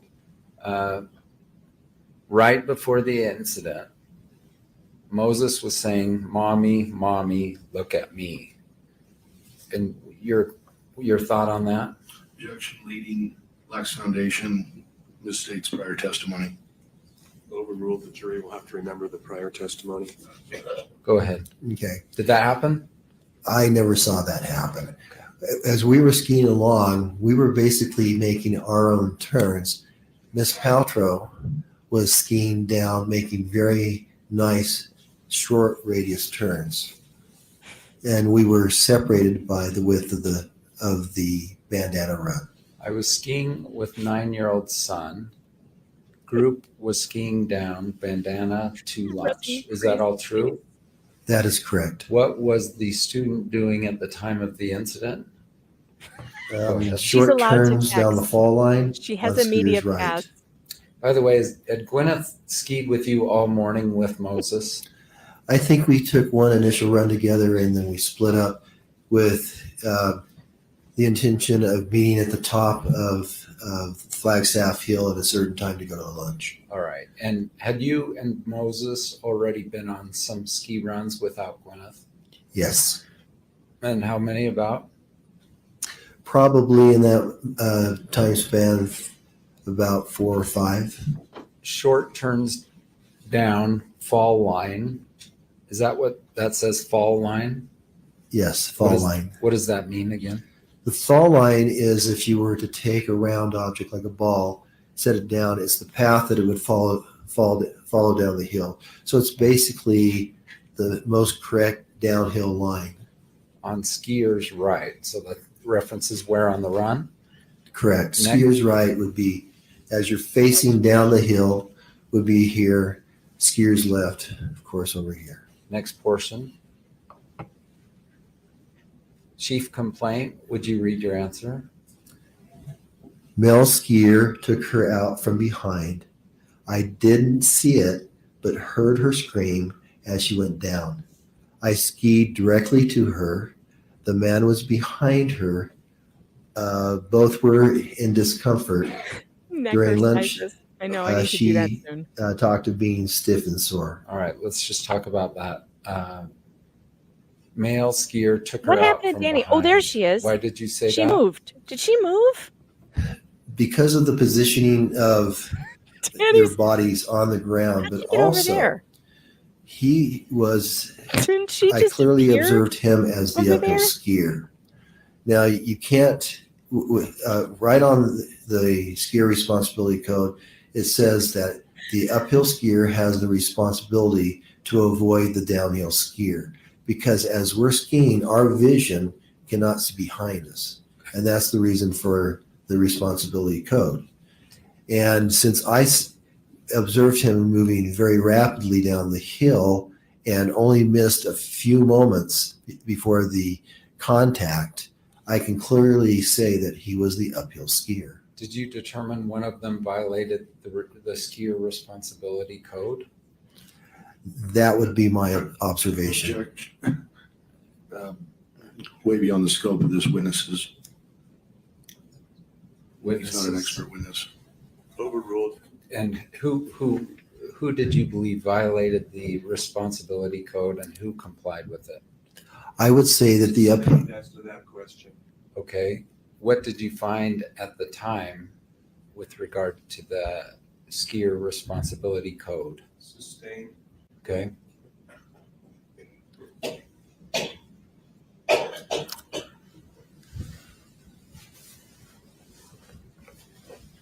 May I consult with my counsel? It's just one second.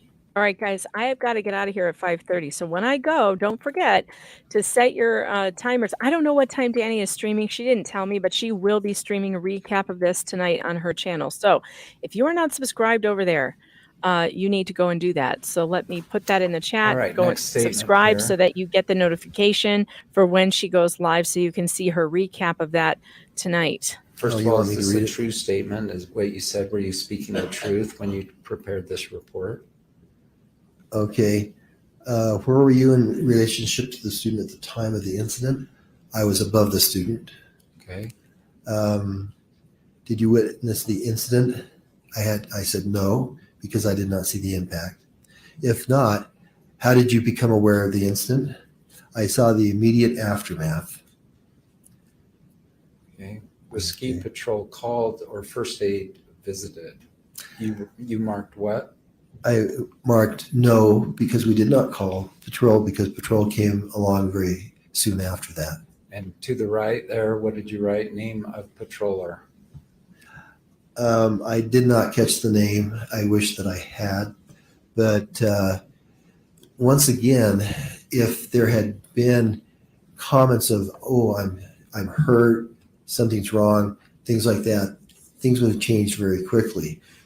But what happened was I was in the process of helping Mr. Sanderson get his skis back on. I had my skis off, and both he and Mr. Ramon were there Just keep this together. going while I go drop The off my patrollers car. came by, and one of them came up to us Ends in and its dead said, air. You can asked just if go they needed somewhere any else. assistance. If you want me to keep it going, you guys just want to stay here in the chat, let me know. This is what I. He is explaining a story. This is exactly what I observed. Yes, for limited purpose, not necessarily as to the truth of what this person said, but as to why he acted the way he did. So it's limited purpose evidence. Okay, thank Okay. you. Keep going. Okay, the so patroller said. So the patroller asked if they needed assistance. Mr. Sanderson and Mr. Ramon spoke to each other. I was just kneeling on the snow. I did not hear what they said, but they turned to the patroller and said, "No, we're fine," or something to that effect. And so the two patrollers continued down the hill. And then as the student returned to skiing, that's Miss Paltrow. But comment, did you see Mr. Sanderson then ski away? I was the last one to put on my skis. So Mr. Sanderson, Mr. Ramon were already in their skis. I was the very last one to leave. And so I can't recall exactly how they skied off, but we basically either skied off together at the same time or they left slightly ahead of me. Okay, we're going to look at the end of this report and move on here. additional information, you wrote Carrie Oaks, correct? Right. She was the other instructor that was there. Additional comments. First thing male skier. Stated. Stated. Oh, male skier. Skier. Should be male skier. Was that she appeared right in front of him. Thus admitting that he was the uphill skier. She never saw him because he came in from behind. Was that your finding on that day? That was my finding, yes. So there's, I think, a comment that because she was tipping you for your service, that you falsified your report. Is that true? That is ridiculous. It says this was reviewed by Liz Wright. Is that your supervisor or what? She is a supervisor. Okay. Not my direct supervisor, but a supervisor at the ski school, yes. And that's your signature, bottom right? It is. And so same day of the event, did you try to accurately represent everything? I did. In my mind at that point, I thought that all issues had been resolved. I never expected it to come to this type of a situation. And so I was simply writing down briefly what happened. If I had realized that this would come to this type of a situation, I would have written much more in detail. Did I hear you say that you never observed the Mr. Sanderson unconscious? Oh, absolutely not. And were you there within seconds? Probably within 10 to 15 seconds. The first thing that I did was I turned to Miss Oaks and said, "You take Moses. I'm going to go over and help out," or something to that. And then it was kind of a flat traverse. And so I simply skied across and I was there within maybe 10 seconds. Mr. Sanderson said you got in his face and yelled at him. I did not. The tone of my voice would be very similar to what it is right now. Okay, so I'm taking over the stream. Hi guys. How you guys doing? Oh. I think they're about to get up and suggest that you were I've sort been of giving the quick rundown of what's happening. I actually, last time I was on here, I had no clue what was going on, but now I know what this whole thing is about. Legal opinion. So, being a skier myself, Should leave it for redirect. Okay. It's fun. That is my cue to sit down. Yeah, I apparently sound a lot like my mother. It's fun. Thank you, Mr. Owens. This is one weird trial. I was Mr. Bueller. after she talked to me about it. I was thinking about it, like, none of this makes any sense, and like, oh my god, it's funny. Hi. Hi. I just got one of the earbuds. It's so loud. Oh, I went to a different. For that third animation went from 0 to 8 and then from 16 to 22. Yeah. I think I already said this, but at some point I called my superintendent when the whole Mr. Christensen, thing was do you going recall your on. deposition of COVID. October Asked 27, him about Yes, I do. what people asked him In what your he was doing deposition, at, and you he thought it mentioned was my mother. And I that, played my mother, and he was like, "How are the kids?" I'm like, "Oh, the kids are so great. How are you doing?" Terry Sanderson, How's he was everything?" I underneath like, her, "Oh, everything's great." and she was talking about It was so discomfort. funny because he believed it, and he didn't She know was it was shocked. me She until was somewhat hurt. a lot later, until my mom called. Is that correct? She was in discomfort. That is true. Was she hurt? There's a difference Someone told me between who was being the guy. hurt and injured. I understand. And so anytime that you have some type of a incident, you're going to be hurt to some degree, but that doesn't mean that you're injured. You just testified that Miss Carrie Oaks was instructed by you to take the kids down the left side, correct? I didn't tell her. I just told her to take Moses. I didn't tell her where to go. What is Okay, this? What is this guy talking about? Miss The Oaks said she instructor? went over to the Okay, crash thank scene you. and was assisting That's a good you commentary. with the two people in the crash. No, she at one point she had the kids follow her, and they went down the hill, and they came bias a little bit, but she did not assist. No, Did she stop by you? no. Did she also say that one of the kids said, "Mommy, watch us ski"? That would have happened at the very top of the hill, not at the time of the incident. Yeah, but just before. No, it didn't happen while it was just before the incident. It would have Well, let's say happened at the top. within 10 seconds. No, Well, how long would it take to go from when you say the top of the hill? Do you mean when you get off the chairlift? yeah. As you get off the chairlift, you have to push yourself a little bit at the top of the bandana run, and it would have been in that area. So it would have been, a minute or so ahead. So the viewpoint of those animations, those demonstrative, like a cartoon, it was that where Miss Oakes would have heard one of the children say, "Mommy, watch us ski"? You mean stash? It would have Is been stash before we powerful? started to get to that point. I agree. Well, how do you know that? You testified that didn't happen. What I'm saying is it didn't happen during that time.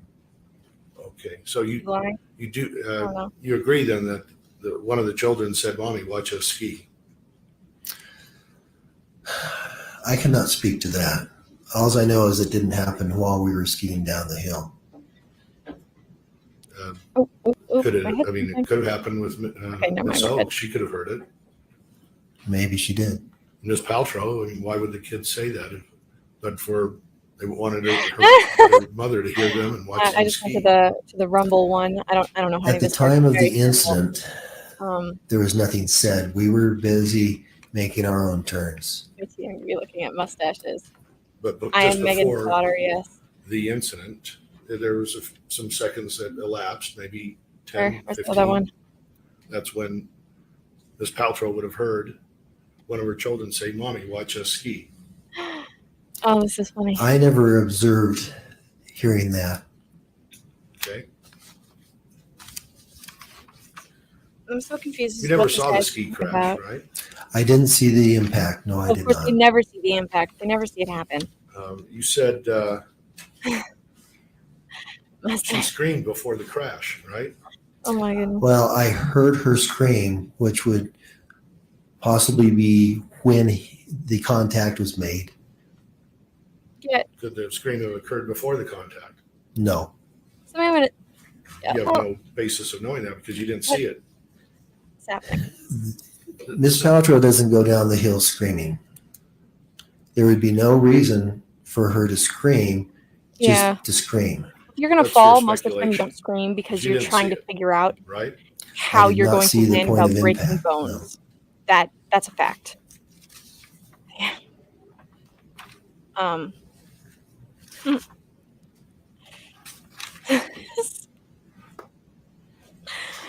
Oh my goodness. You've heard of photographic memory, right? I have I've small heard of memory, yes. photographic memory I don't know if sometimes. this is a word, but it sounds like you Occasionally. have a videographic memory. You've got a Videographic. view of everything in front of you and to the side and behind, and it lasts for Oh. several minutes. Jumper. Mr. Bueller, It looks like he's wearing a an priest incident robe. like this occurs Like- is very much in your mind, It looks and you like a priest remember robe. I cannot things be the very only one who clearly. sees that. I may be on the wrong side. I Now, don't. Who is this this was guy? what, I'm your not trying to figure third out who this guy is. time instructing for Miss Paltrow's family If on her someone has to third tell me who this guy vacation is, for but her. most of the time, Isn't if that you're true? falling, you That don't is scream. correct. That's just my experience. And I try to figure out if I'm isn't going to it die true or not. that you got so close to the family, maybe not close friends, but close enough that you sent Moses, her Yeah, son, I know he's a ski instructor. some I heard handmade that much, pottery but that you made I didn't like, send him. I gave him to him whose on the side is last day. he on? on this trip? Oh yeah, or a Not judge. on this Doesn't trip. pick a judge. I'm not sure, to be honest with you. The trip before? I think 2 trips I gave him some things. Did you give out candy to the kids? No.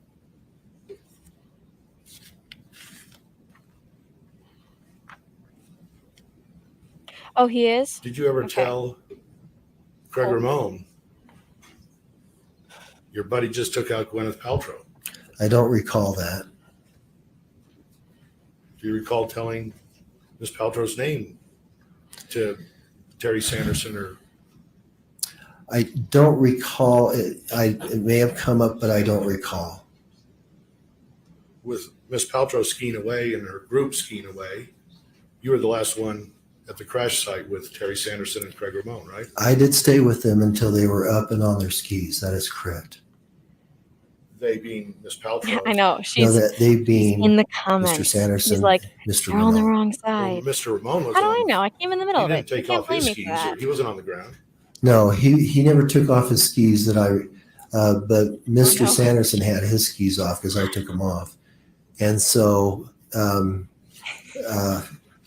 I was helping him put his skis back on. And that was what was going on when the patrol came by. So he's saying he helped us get it. You never got the name of the patrol. He's back on. So was he True. really that injured That that is he was true. able to get Once his again- skis on? Did you report this to the ski patrol at any time? If people say they are not hurt, I know. I just wanted but to. no, I did not report it because I- once again, We heard your patrol reason. came and he refused. Was interrupting the witness. Okay. Point well taken, counsel. Did you finish your response? My response is that they were offered help from patrol and they Shalom. refused. Get out of the car. Okay.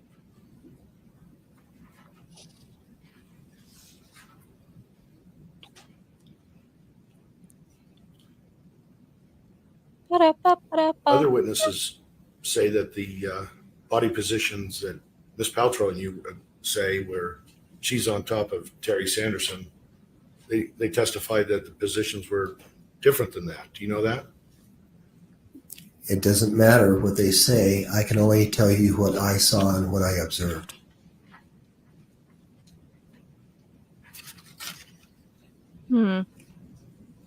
I'm confused. You talked about the importance of filling out a incident report accurately, right? Yes.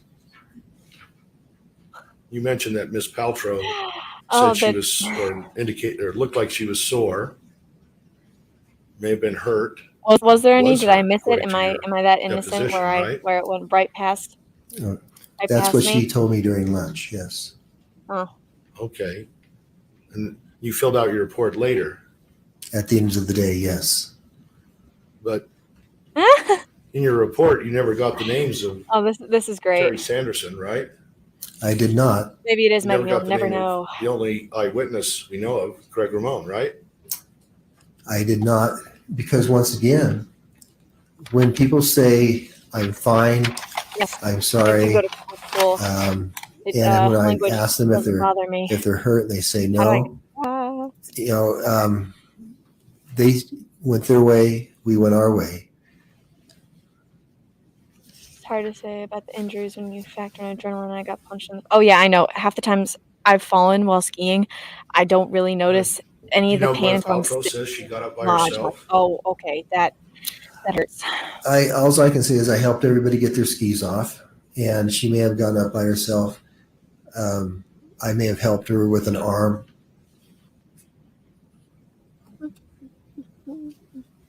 She said her skis weren't off, I believe. You know that?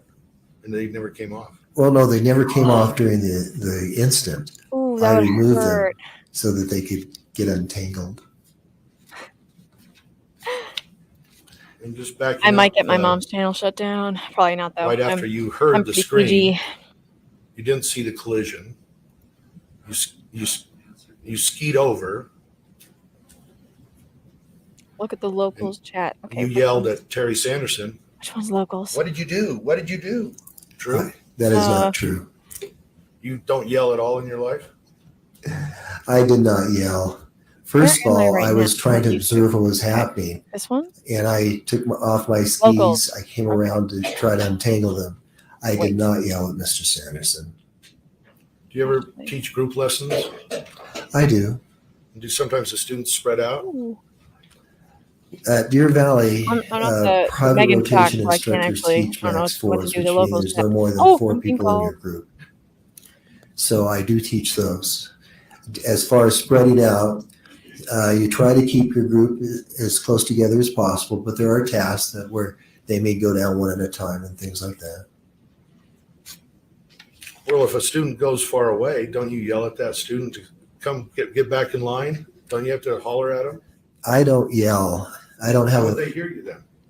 we ski down to them. Well, then the other students go another direction. You never raise your voice at Deer Valley? Is that your policy? If I raise my voice, I lose my voice very quickly. I can't yell. I can. I can You yell know, very well. as far as talking to students, you try to maintain a class situation where we will stop at certain places. We'll gather together. We try to always gather at the edge of the run so we're out of the line of traffic. But no, I don't go around yelling all over the resort. I didn't say that. I just do. said, I'm yelling at. do you ever yell once people at a skiing student who down, might be too right? far away from your group and you want them to come back? No, they can't come back. If they're below you, you have to go to them. They're not going to come up the hill. Why would you make little can't say, kids go up the hill? Hey, come back over here, Bill. Oh, I might, if they're just across the run, I will say things like that. But I'm not yelling. You're whispering? Or No, I'm talking in the normal voice. Don't yell at the kids. They're kids. Come on. If there's a lift And they're learning to machinery or ski. if Why there's would you yell noise at or kids if they're something, too far you never away? raise your voice at all while you're ski instructing? This is getting a little silly, don't you think? Oh, I don't know. like him. You're the one that says you never yell while you're ski instructing. I find that hard to believe. No, it's not that hard to believe. So you didn't see the crash. Some people just don't yell. You That's how they saw are. injury and soreness, You're and you didn't get the plaintiff's name. keep it clean. A Even though minor. Ms. is- Paltrow I'm, may have been hurt. I'm technically Doesn't that seem like a not violation a of what minor. you're supposed to do as a ski Actually, instructor no. at Maybe Deer that's a Valley? lie. I don't know. I haven't paid that much attention. What I was relying on was the comments of both parties. And both parties said that they were okay. I know. Why would he have As to far yell? as Mr. You don't have Sanderson to being yell. injured, he had a wonderful opportunity to tell patrol, I am hurt, I need help. But instead, he refused help and had Yeah, patrol she continue on did. their way. It's great. Those But I mean, are it worked out for when me. things like so that I'm doing happen. pretty good. I made the decision that he was okay, and so once I had his Close skis enough. on, No one has to know. I put my skis on and I left. You know, within maybe 3 minutes of you leaving this crash scene, Mr. Sanderson was talking to a ski patroller who actually wrote a report and said he had sore ribs and disorientation. Well, Second, yes. there's an objection. I have my Overruled? mother's good sense because she Asking if the drilled it witness into knew? me. So it works out. That may have happened then, but he did not report that to me. Her And mouth's that was too after far I had away. Oh my asked him. goodness. And once My again, arms are patrol short. had asked him. She'll always Mystery be a patrol minor. that you don't know the name of, right? Yep. I do not know the name, but they know who it is from the log. Basically, they have a log where they write down when they go out to make a ski around. So they do know who that individual is. But once again, if you're a ski patroller and you come up on someone and you say, do you need help? And they say they do not, and you ski on, 3 or 4 years later, it's very unlikely that they will remember that incident. Mhm. I wouldn't. Correct. Do you know how many just people said ski that patrol go the, past every day? They're not going to remember who you are. The I've had incident so many ski that you patrol guys come report, up to me, which the is same guys. Terry They don't Sanderson know waved it's off me. the ski patrol, Mm-hmm. is in a log. I have no Ski idea. patroller's what log? the actual is. No, their rotation of who would be going down would be in the log. Okay, but there's no The- there's no report of this in the ski patroller's log that you just reported is in there. That's because they stopped and he did not ask for assistance. And so there's no reason that they would go down and write in a log, stopped and talked to this person, they didn't need help. Exactly. If someone says they don't need help, they're going to ski away because they say they don't need help. So These you're people saying can then only your trust them. Testimony from about 1 minute ago is incorrect, that it's there should be a log report of Terry Sanderson waving off No, that's at not the what I local said. one. Don't worry. That's what I thought you said. That may be what you thought I said. What I said was that when ski patrol goes out and takes a run and just observes things, they put in a log that when they leave and make that run.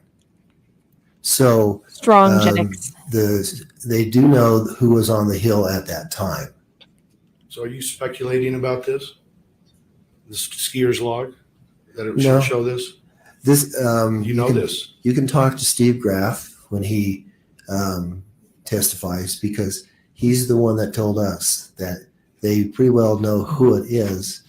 But once again, if somebody stops and talks to somebody for just a few moments and then skis off, they're not going to remember that 4 or 5 years later because it was such a minor incident. They stop and talk to people constantly, and unless there's an incident where they have to respond, it's not going to be something that they keep in their memory. Right. But the I don't even know how it came 4 up. broken I ribs, think I zoned severely out, broken and ribs, now they're my talking about client Terry ski patrol Sanderson and had. going by. They're the kind that make it hard to breathe, let alone talk. And I'm not, Well, and you're speculating. You're right. I that should get he was I should not get some of the pay. injured. You know, get all the ones that Correct? pop up while I'm up here. No, I'm not speculating. I'm saying that he never said he was injured. There's a difference. Yeah, he's not Because he saying that couldn't he speak? wasn't No, he was injured. speaking. He's saying he Normally, didn't say he I was. have no knowledge of that because I don't know the man. I don't know how he speaks normally. just give me a moment. Just give me a moment, because he knows he's been beat. He's just rambling on to see if maybe he can catch something, or maybe some. That's what's happening now, because he doesn't know what to say.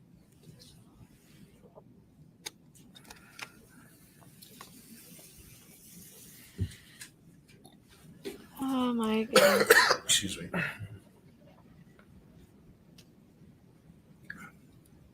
You say if kind of applies to me that you're speculating, or it's not necessarily true. If the patrol log had information about who was skiing down at the time of this crash, They don't you take don't have that information. because they don't take that information. What are you not understanding? They don't take that Remember, information. these. I don't think there's any question right now. Yeah. Okay. What? What? Sustained. What is he talking Was Brad about? Falchuk at the scene of the crash? He was slightly downhill. I don't know, 20 to 30 yards possibly. That's slightly 20 to 30 yards. He was ahead of us. Did you say, I mean, is that your testimony, 20 or 30 yards approximately? I'd be speculating at this point, Tape but I measure. know that he was ahead of us. Well, He's trying to get that the Craig small Ramon was thing. maybe 60, 80 yards, maybe out of the picture. No, above you. I didn't say that. I said that he was time-wise. It took him about 45 seconds to get to us. I never said anything about distance. What if Craig Ramon was right behind you and you don't have eyes behind your head, do you? Don't worry, I don't plan on going to locals. I do know my mother has warned me, that although she has shown me when how to I get to that responded net, but I and don't came really over, plan on it. I took off my skis. I was helping both parties. I was over the edge just slightly on skier's right. I could see the whole ski area, ski run in front of Trying me. to get the most smallest inconsistency. Mr. Ramon didn't show up For distance. for approximately 45 seconds. As soon as the incident happened, So he all said I he am had his saying is tape that measure. he was What? it took him longer to come down the run. I have no idea how far up the hill he was, but he was not close enough to be right on the scene. So the animation where it depicts Mr. Ramon way up the hill is based on not your testimony. I never saw Mr. Ramon on the animation. Did I? Are you looking I at missed the counsel to animation, answer so I don't for know. you? I don't remember seeing Mr. Ramon on the animation. So that part of the animation they- is fiction. It's not supported by your opinion. I do not know where Mr. Ramon was. No. That's all for right now, unless. Oh wait.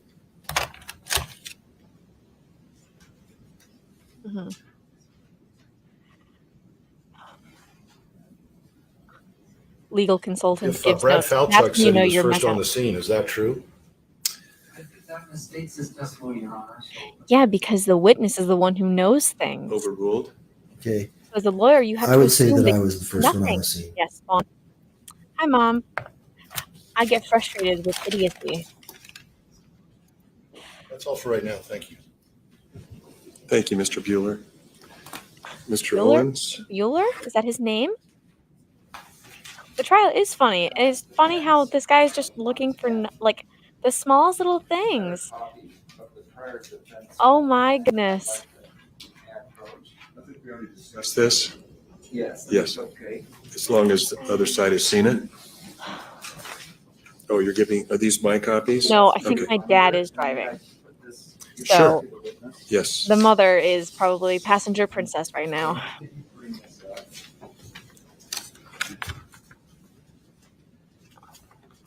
Look at that. Mom, look at I that. had a Mom, terrible look at copy that. of this before.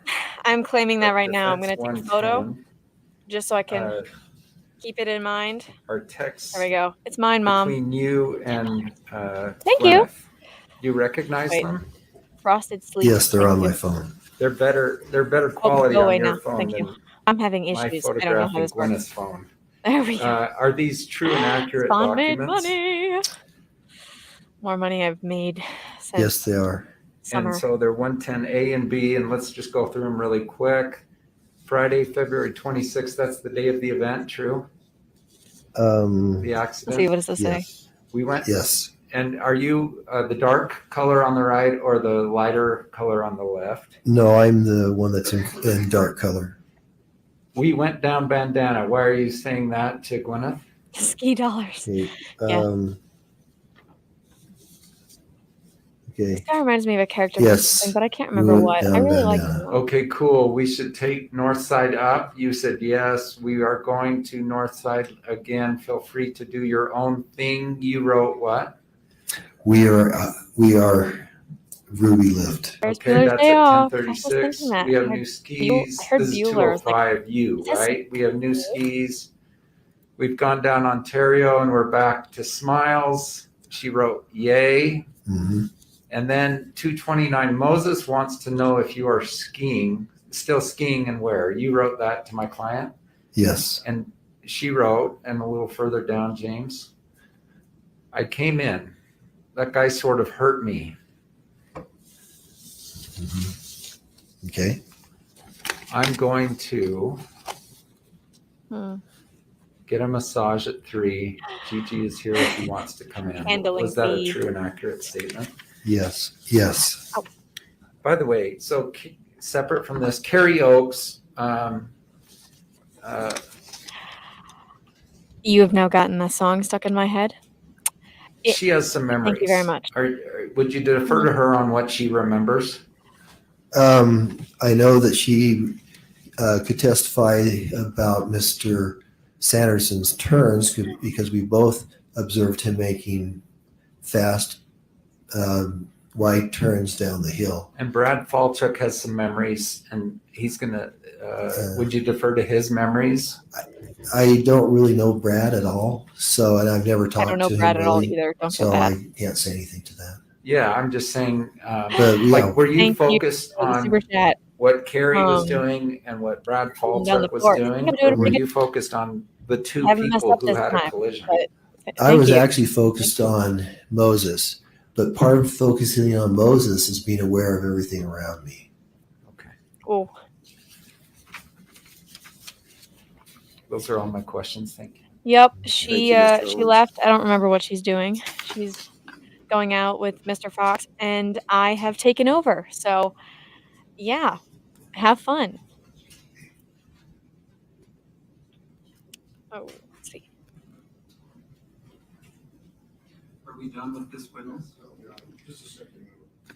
Who's running the stream now? It's Spawn, Megan Fox's daughter, 17 years old. Hi. If you are just tuning in, it's like, who is this? This is not Megan Fox.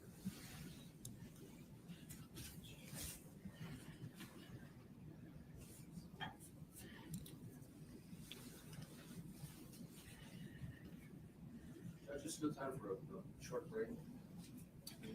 A short break. Sure. Let's take a short break now.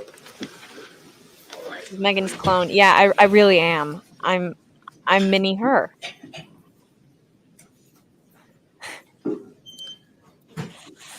Yep. They're leaving me to deal with everyone else. It's fun.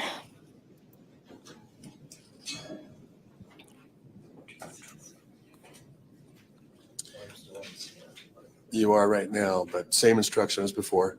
You're welcome to step down. I do. I find my generation to be absolutely awful because none of them know what dating is, and they think that they can get away with everything, and they don't respect their elders. So I really do think my generation sucks. Also because of what they grow up in and how they deal with situations.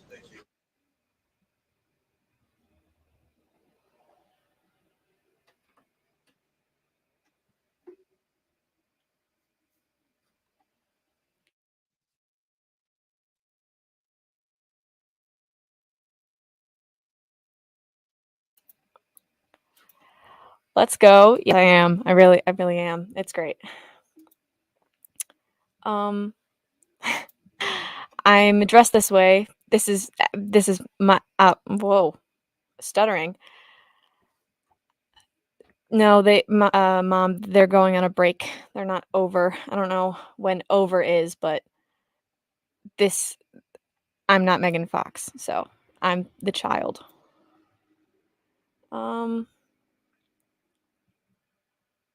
Yeah. So I don't know if it's actually over, but yeah.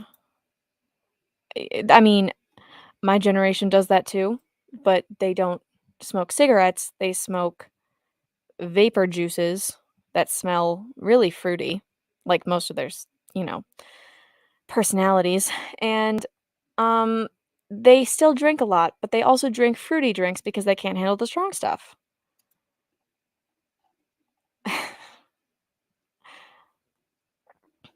I've been this is oop, I've been at announcement from the Megan Fox.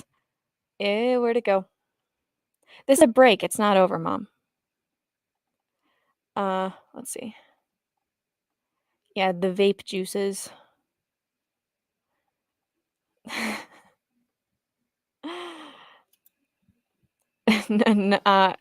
think it has something to do with a car related issue, and then yeah, so just like she said.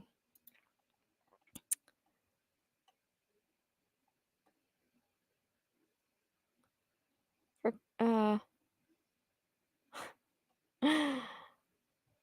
oh, where'd it go?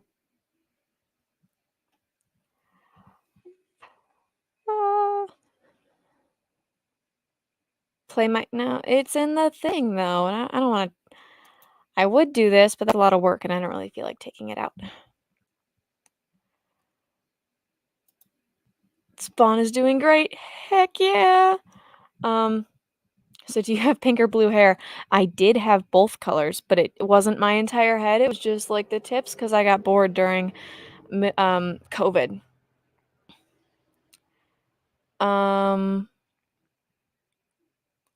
Yeah. I could play the cello.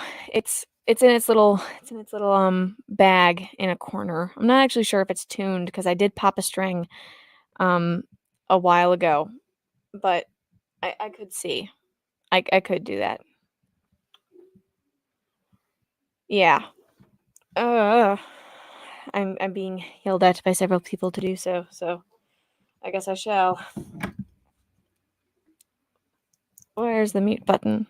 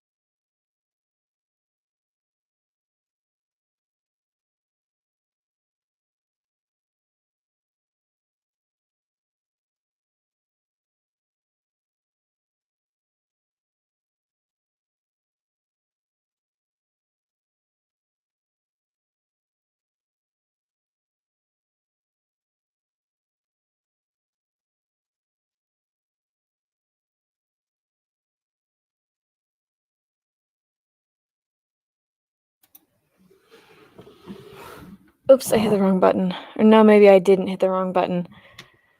Okay, so trying to figure out. I know I need to practice anyway, but let's see. Woo! I don't know many songs on this. I wasn't. I was muting while I grabbed it, Mother. I'm not muted anymore. What time is it? I don't actually know the delay on these things, but stage mom, yeah, she's in the wing. She's telling me everything. I've got the earpiece in.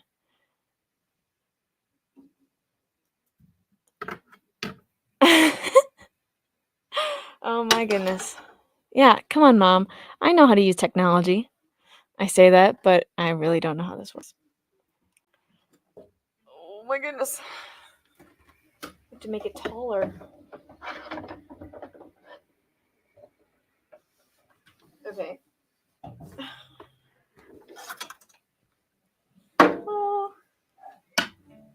I can play the little part from the one I was working on, the little fast part, I think.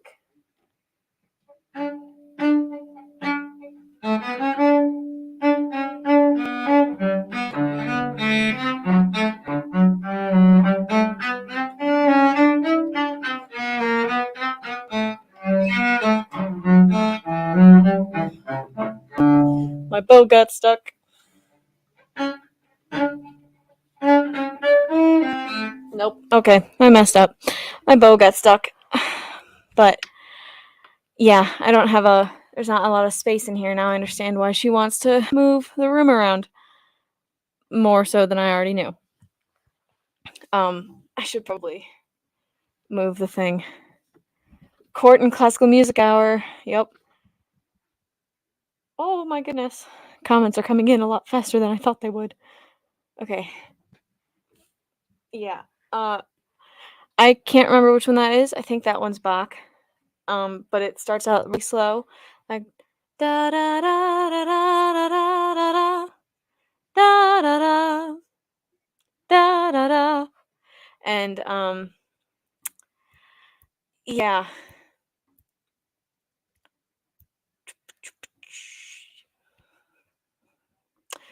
Okay, maybe I could play the first part if I move the chair out. Let's see if I can do that. Actually, how does it start?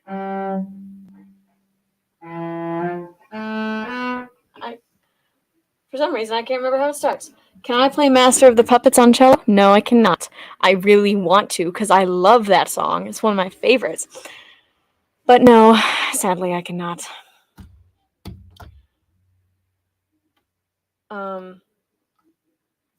Yeah, I should probably grab my music so I can actually do things. And Mother, I'm going to mute myself while I go and rummage through my room because I'm probably going to trip and hit something. And I would like to stay PG, so I know I'm going to be on mute.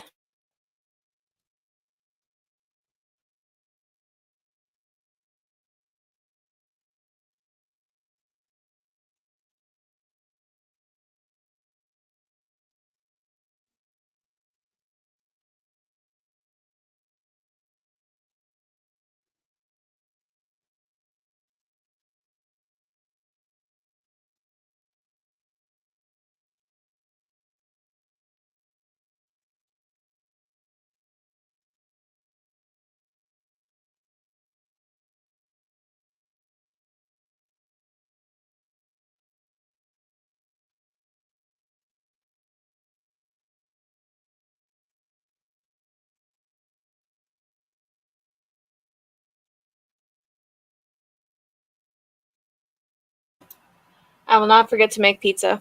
I know that one. I will not forget to make pizza. I will leave it on to go make pizza. I will remember to make pizza. Okay. Playing music with the book sideways.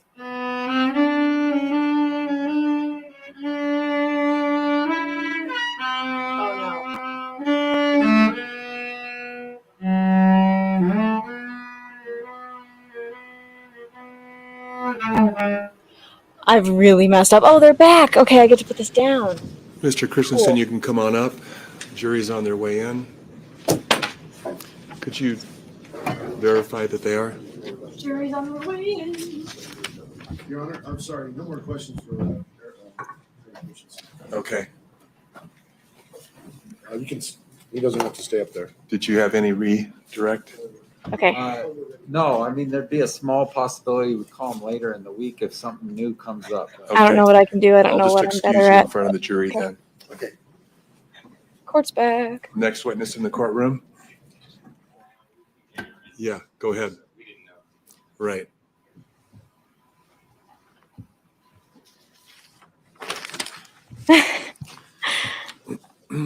I don't really think you'd rather hear me play. I'm really out of practice, but okay.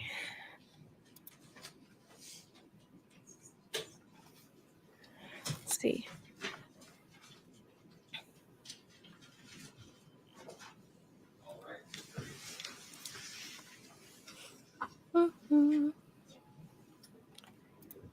That would be great. He should have like the whole range of Hogwarts house colors as his bow ties. That would be fun, along with the little pins, you know?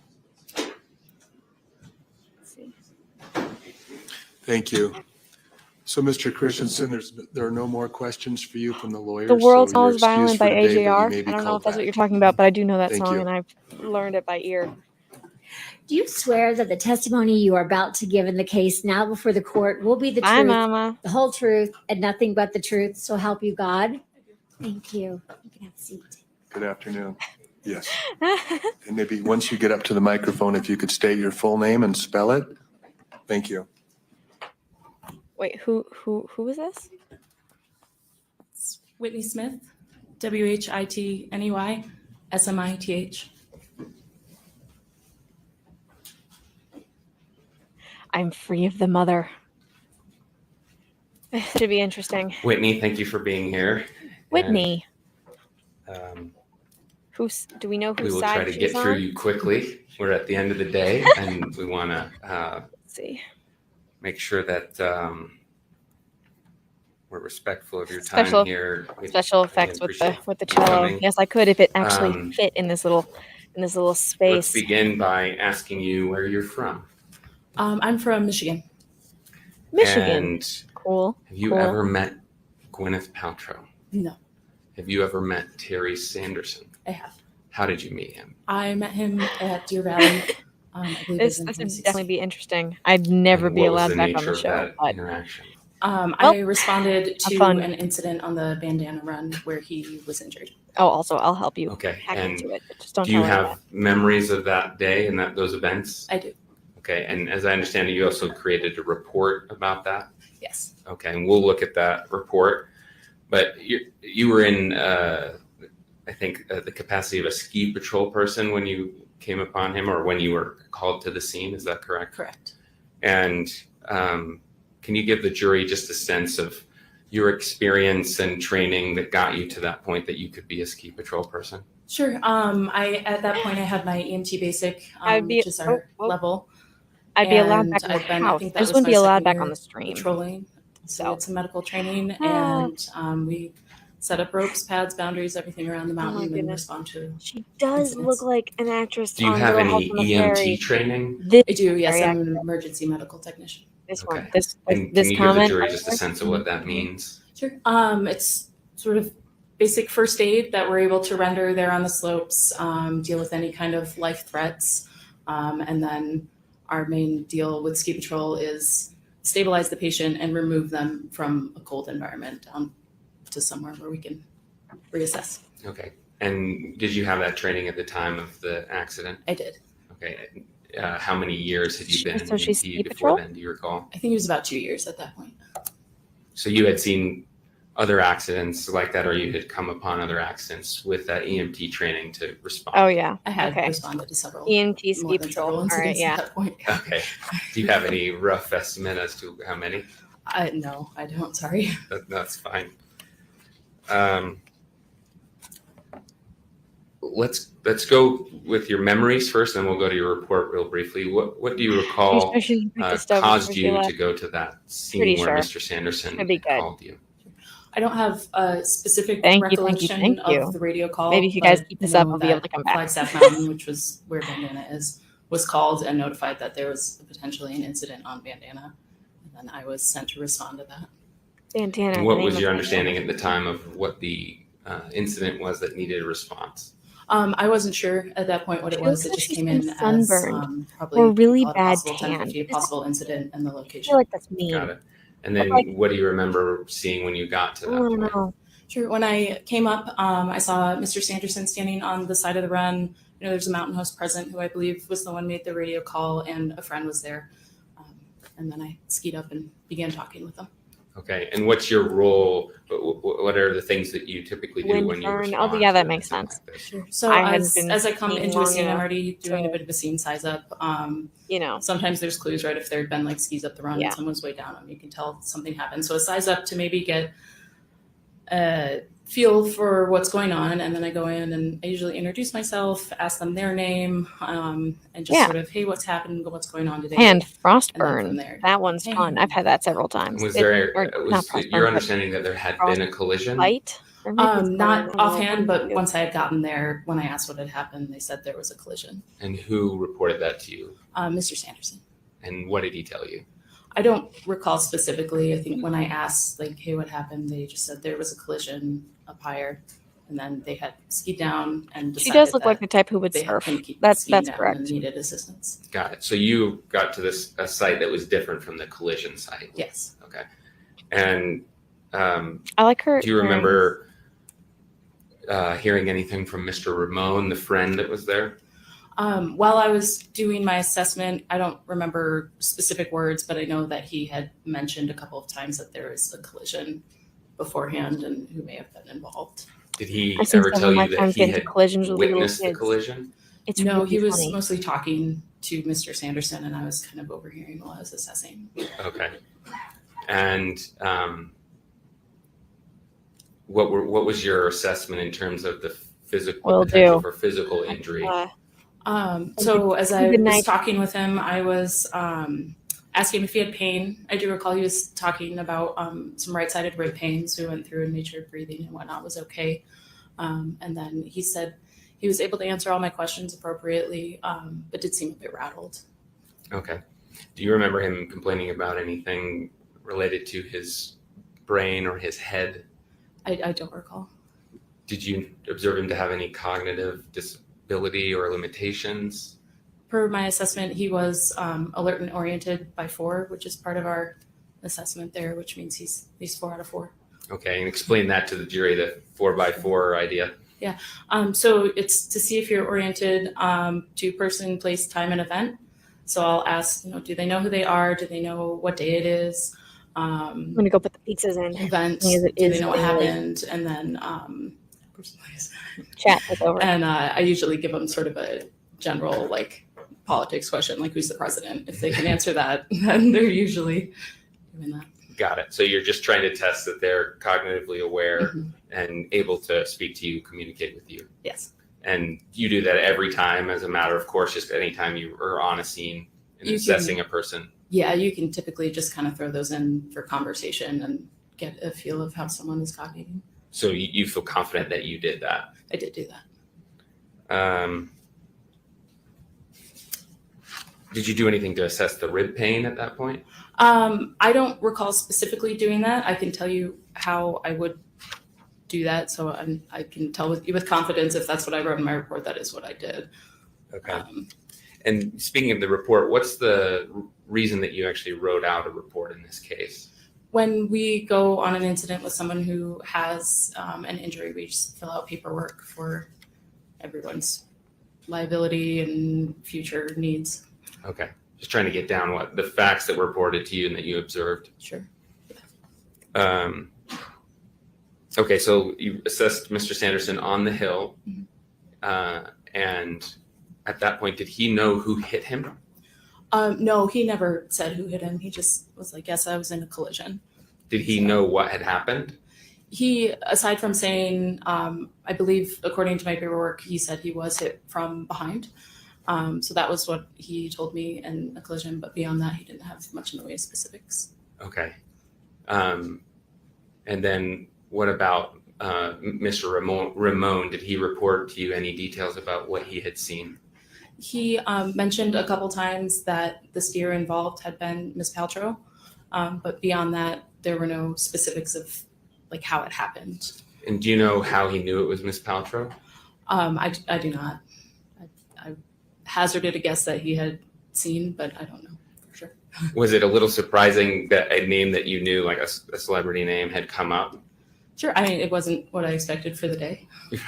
Right, right. And was Mr. Ramon believable to you?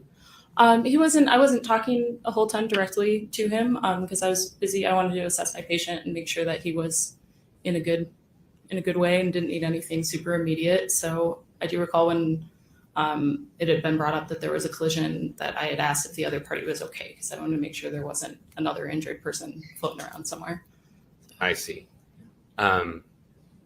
But you didn't have your own conversation with Mr. Ramon about what he had seen? No. And what about, did you hear anything about someone being unconscious, or Mr. Sanderson being unconscious for a few minutes? No, I didn't get that reported. That would have upped the seriousness of that call for me really fast. Yeah, so that's my next question. If you had heard Mr. Sanderson was unconscious for 2 minutes or a long time, what would you have done? That would have been, if you're reporting a loss of consciousness, typically you get to leave the resort in an ambulance. That's kind of where that goes.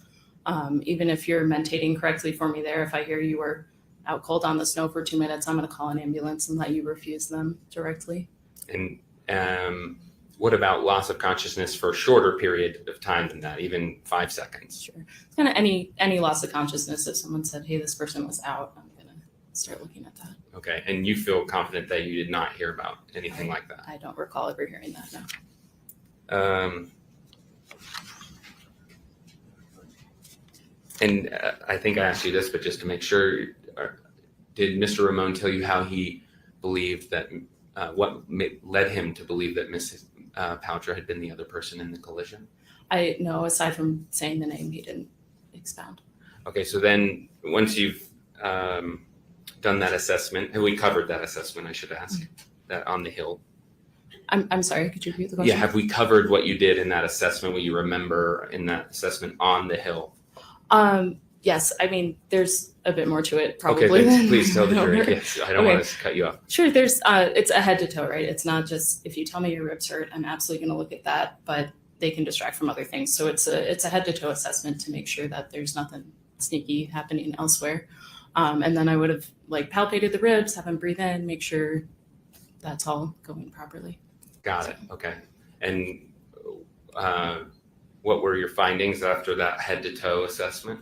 The majority was that rib pain. He wasn't having trouble breathing, so I was comfortable with that. But he definitely had something going on in that vicinity. Okay. Got it. Then, as I understand it, I think Mr. Sanderson has spoken to this, that he was taken on a toboggan. Is that right? Correct. Yeah, I packaged him in the sled and took him down to our first aid area. Okay, and what happened after that? We would have gone into first aid and I think sort of reassess once we're in a place where, okay, pull your jacket off, pull your helmet off. Does anything else hurt now that it's been a few minutes? And then from there, I do recall I spent a fair amount of time waiting for his friend to bring the car around. So we chatted for a bit. And when you say a bit, an estimate of how long that actually happened? Around 2 hours. Okay, and how long was the assessment on the Hill? It was probably 10 minutes. That's a rough estimate, but 10 to 15 before we were packaged and moving. So you spent a lot more time with him in the first aid clinic. Yeah.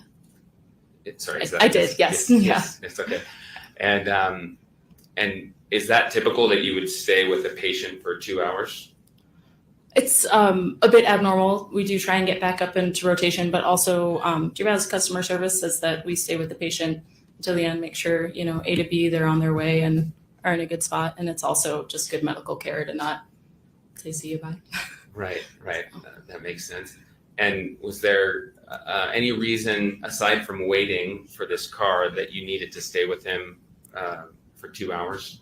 I wanted to keep assessing and make sure that he didn't trend downward in any of his symptoms, which he did not. So that was the main reason, was just to make sure he got on his way. Okay. So was there any indication early in the first aid visit, the reassessment down at the bottom of the hill, that he would need 2 hours of care from you? No. Okay. And why do you say that? He wasn't, trending downward. His symptoms were staying the same with his rib pain, and sort of that rattled kind of feeling that I'd noted on the hill seemed to be dissipating. We were able to converse pretty well. Okay. And was there any time during all of that afternoon that you spent with Mr. Sanderson that you saw evidence of a head injury or a brain injury? No, as time went on, I said this guy is ANO4, so I felt comfortable releasing him private vehicle. And was that ANO4? Is that what you just said? Yes. Okay. And again, that means that he was alert to those 4 different categories you mentioned earlier. Correct. And I think he earlier told the jury that you gave him some things to remember. Yes. Do you recall that? that? There's a handful of sort of head assessments you can do, and that's one of them. I'll usually give somebody 3 words, and then sort of periodically throughout the scene time, I'll ask them to repeat that for me.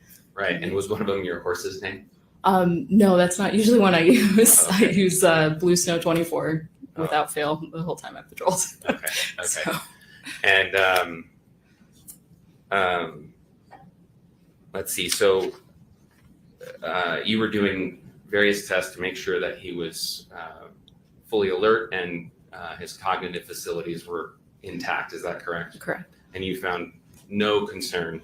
He was not trending downward. He was solid. But did you encourage him to go get further care at all? I did, yeah. And what was that for? He had the rib pain, and I told him if any other concerns came up, then you should talk to whoever sees you at the clinic. Okay, got it. So let's go to your report. Well, actually, let's finish the day. So you finished with him once he got a ride and you knew that he was okay, that he had someone to take him. What did you do after that? I would have rotated back to the top. I don't have a specific memory of that, but I would have rotated back to the top of a mountain and checked in. Okay, got it. And then did you talk to anybody else during the day after you had been with Mr. Sanderson about what had happened? Sure. When I came in for the evening, he was then our patrol director, Steve Graff. I just sort of mentioned like, oh, hey, it's kind of a interesting sidebar. Somebody said they saw Ms. Paltrow on the slopes today, may have had something to do with my incident. And it was sort of just a 3-minute conversation. And then. And what was there any discussion about the injuries, or was it just the fact that it was Ms. Paltrow involved? Just the fact that maybe she was involved. I see. And you obviously were not there. I think you've made it clear you weren't there at the actual collision. You didn't see what happened, correct? Correct. And you never saw Ms. Paltrow that day? I did not. You didn't talk to her? No. Okay, I'm gonna put your report on the screen here. It will also come up on that screen. Okay. I believe it has already been published to the jury. This is Defense 24A. Is that correct? Yes, and it's also Plaintiff's Exhibit 1. Okay, thank you. Okay, so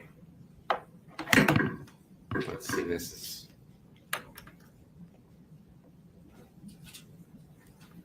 I'm using a different cord here up here that I haven't been using back at my table, and it's not working. Let's replug it in.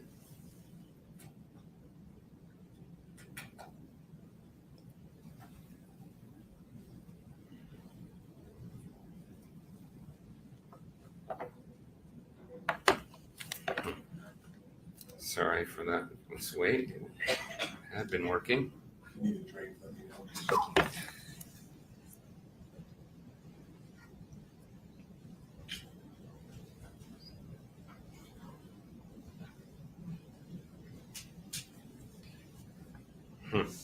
Okay, I think let's go back to, we know that this one works. Just pull it up here.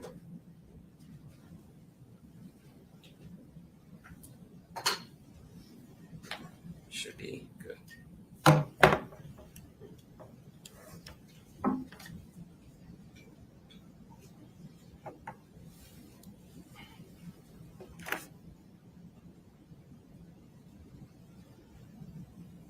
Okay, there we go. Sorry for that wait. Thank you for your patience. Okay, so is this your report? It is. And when did you create it? The date on it is the 26th of February, 2016. So that's when I would have done it. Okay, do you remember what time in the day? I don't specifically recall, but it does say 12 p.m. on there. Okay, got it. And I'm just going to go through a few parts of it here. So if we pull up the first part. Oh, I apologize. I'm on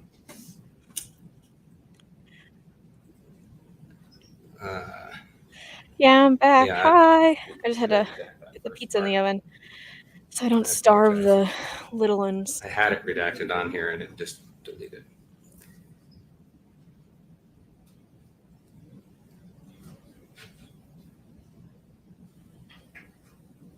Okay. So, my apologies. Okay.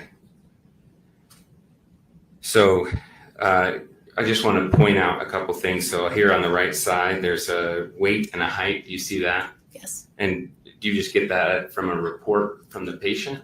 I typically just ask, yes. Okay, got it. I will And then try not to. Here it says I make no collision and promises. you say yes, correct? Yes. And then here it says with and it says unknown, other party not present.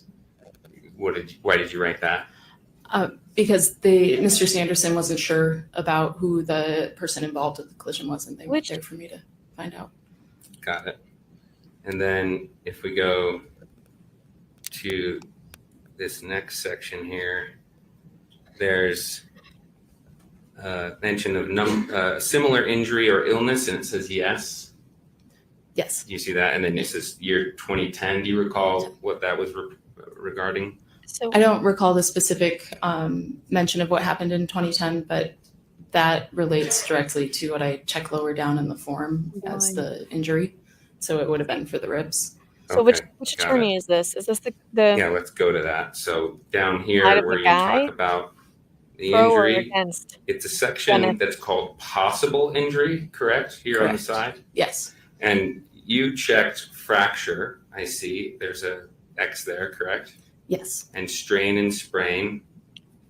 What were those connected to?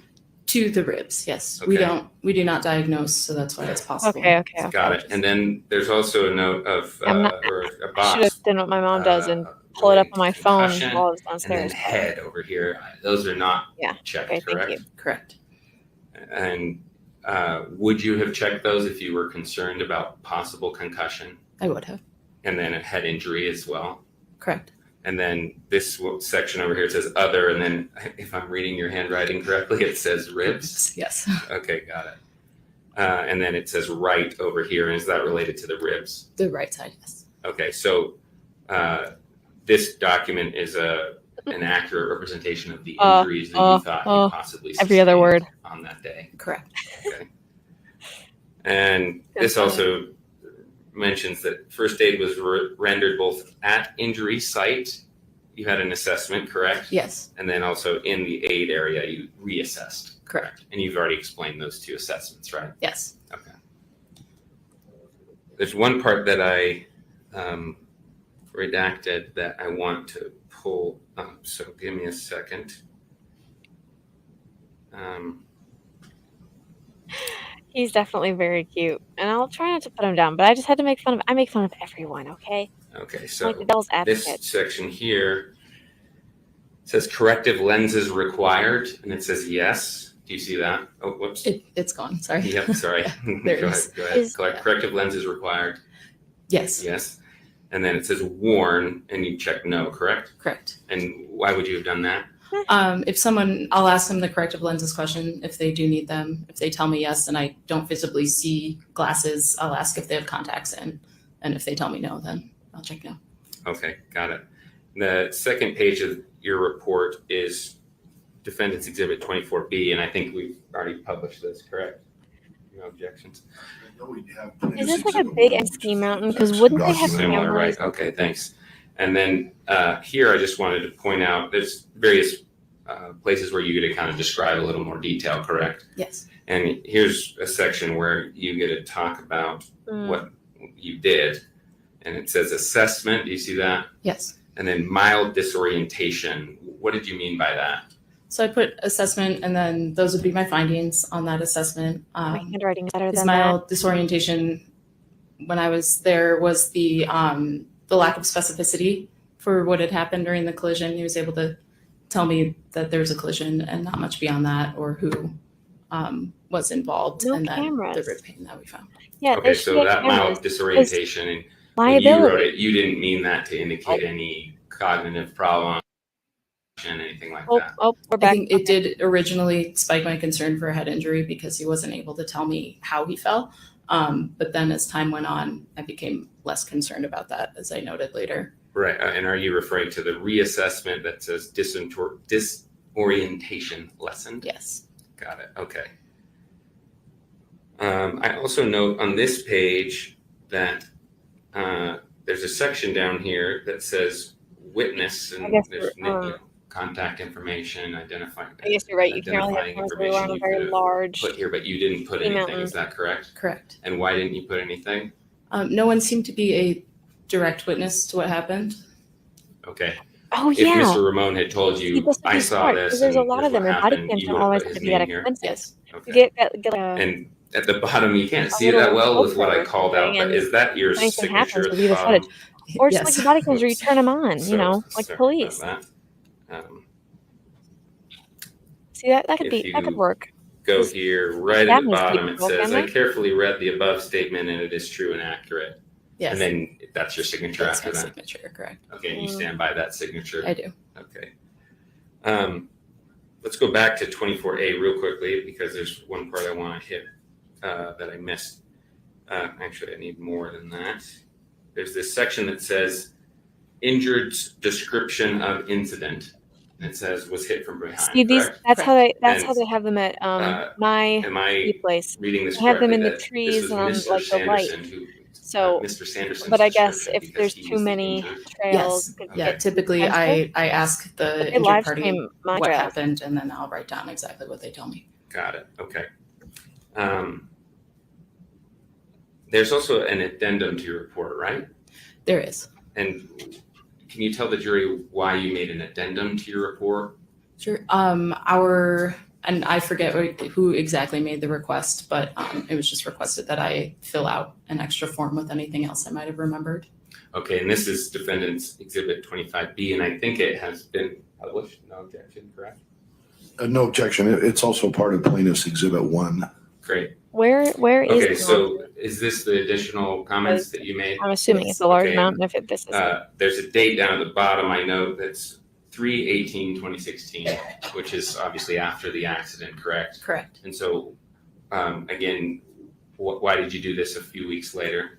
Sure. To my knowledge, it had come to note that maybe Ms. Paltrow had been present on the mountain, and with all the different information coming to the office, I wasn't privileged to that. They thought that maybe they would want some more information for that, so they asked me to write it down. Okay, so was there a question in your mind initially about whether Ms. Paltrow actually was involved?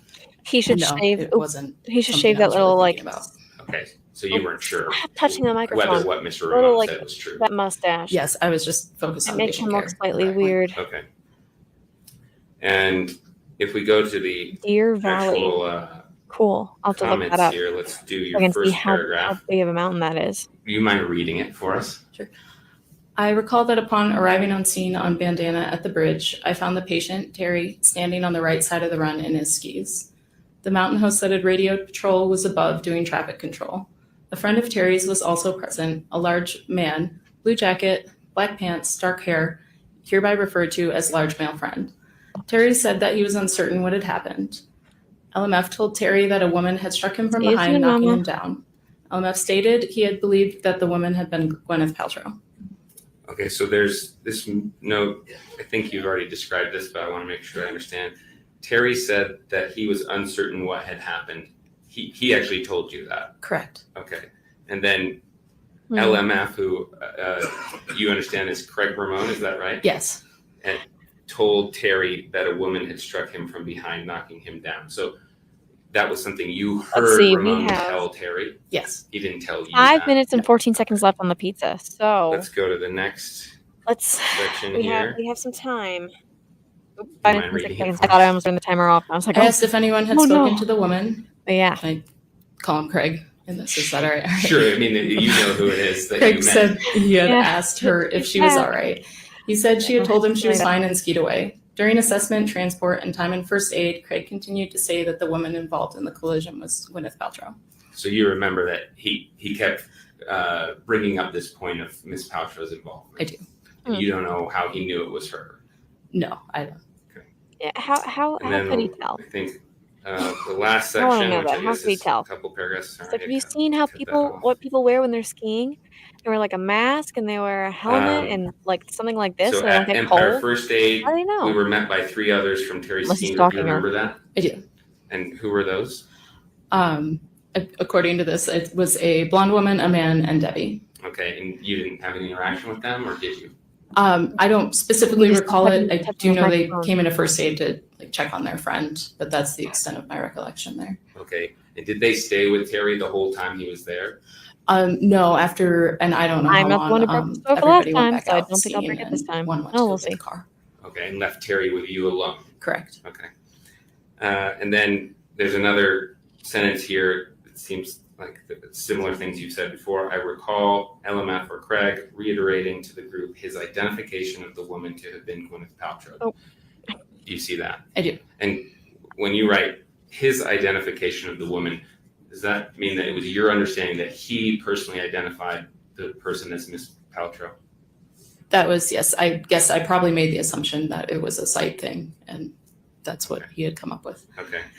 And then eventually I mean, Debbie, yeah. who You had have left to have retrieve some the sort of car, came skill to back do and what picked was him up. Is that claimed, I correct? think. Correct. Okay. And then at the bottom, you identify LMF. Well, I as don't know. Craig. It came back to me, yes. Okay. When you say it came back, you couldn't remember his name at the start, but then later remembered it. Correct. Okay.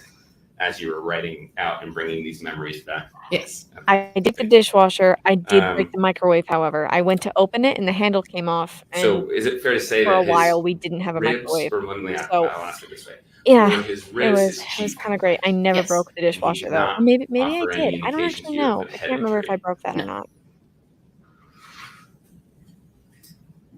Oh, whoops. Yep. I have just one last thing I want to look at, and then I think we're done. So dizziness, loss of balance. Did you observe anything like that? No, I was monitoring for those things and didn't see them. Blurred vision? No. Ringing in the ears? No. Sensitivity to light? Holes. Sensitivity to sound? No. Mood changes? Oh. Yes, Yes, that 3 I minutes of observed. pizza. Was he dazed or confused? No. Are you now keeping track of my pizza so I don't burn it down? Did you talk about headache? No. Nausea? No. My vomiting? microwave didn't have a handle No. after I took it Fatigue? off. So I don't know if I Yeah, asked him smaller about that one. microwave, okay. Okay. So not that I recall there. Okay, got it. Any speech problems? Not that I noticed. it was just And like the jury has seen a picture Oh, of you before. this- Sorry, this, I I didn't tried to inform put it back. I thought it was like a This, hook. I tried to put we the have been handle talking back about on you the already. microwave, And but do it you didn't remember work. Mr. Sanderson taking a picture I do. of you Yes. during that first aid? Yes, while we were at Empire First Aid. Yeah, and 1 minute, 24 did seconds. you know at any time, was he on his phone and making a post about that picture? I'm not sure. I don't recall. Did you help him That put together a post at all? I feel No. so bad for you. Because I think Did we you did that with check our his washing eyes machine. carefully? I did, yes. We Yeah. assess for I feel really bad for you. basically pupil reactivity if when you shine a light, if they're constricting and then dilating back out again. Okay, and you remember doing that? His were equal and reactive. Okay, and that what does that tell you if they're equal and reactive? It's just another test to see if potentially there is a brain bleed mostly. Or if there's a concussion. Got it. I think that's all I have. Thank you. Thank you, Mr. Egan. Mr. Bueller? Mr. Bueller, Bueller. Are you here, Bueller? Yeah, he's here. I think the That plaintiff's that's defendant's something else. exhibit Um, of your report is the middle one put Dawn dish soap in the dishwasher, and we caught it before it started. But or maybe we didn't. I don't remember. But that was fun. Which part of it? The first page. Yeah, 26. It's around 1 minute till pizza. 24A is the first page. Oh, actually, pizza. All right. Yeah, there it goes. Slightly out of order. So, chat, take over again. I'm going to go take out the pizza and cut it. That's what you're looking for. Okay. Are you qualified to diagnose TBI or brain injury? No, I do not diagnose. You noted on your report that there was under assessment, the first thing you wrote was mild disorientation, correct? Correct. And rib pain right side, correct? Correct. And then transport via toboggan to EFA, that's Empire First Aid. It is. Then reassessment, disorientation lessened, but the disorientation was still apparent at the first aid station, right?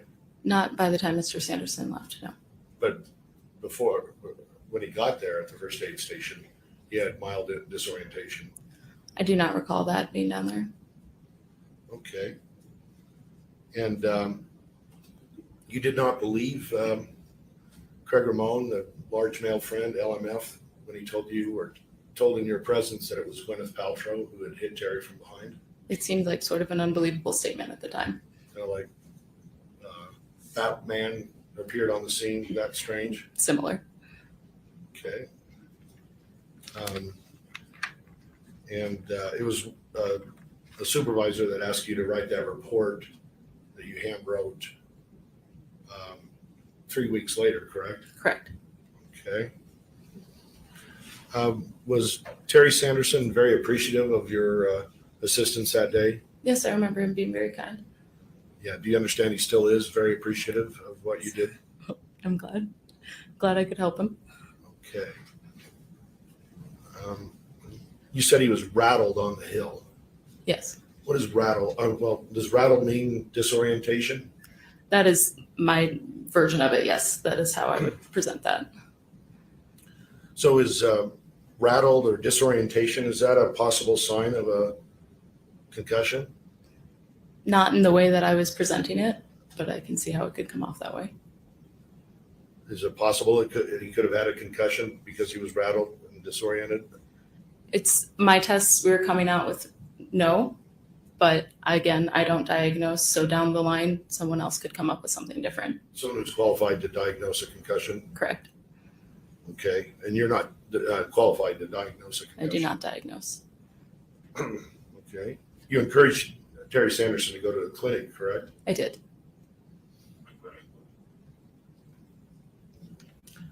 Can you, let's see.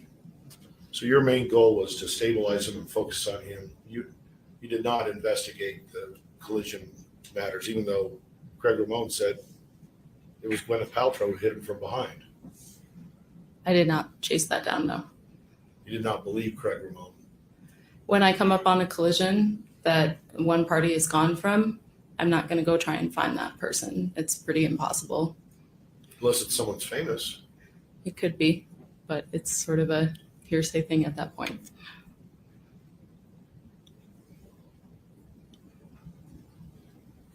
Just give me a moment, please.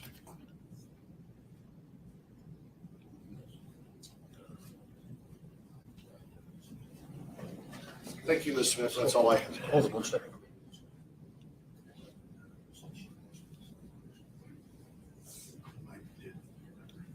That's all. Thank you. I just have one more. Sure. We're Ms. being Smith, attacked by comments there by was mods. a question about you being asked to write those additional comments. Do you recall that? I do.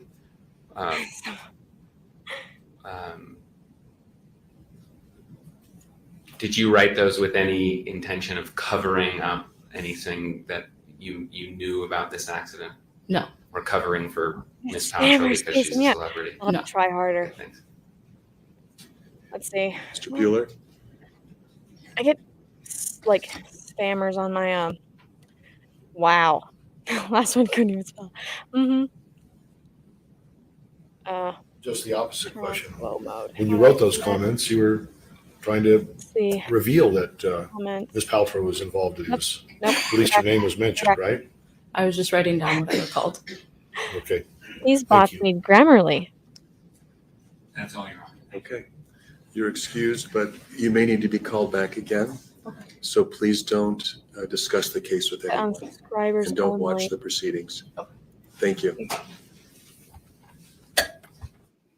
Now calls Mm. Graph. All no. And I think he's out there, so we'll have to go grab him. Mhm. Oh, maybe this? No.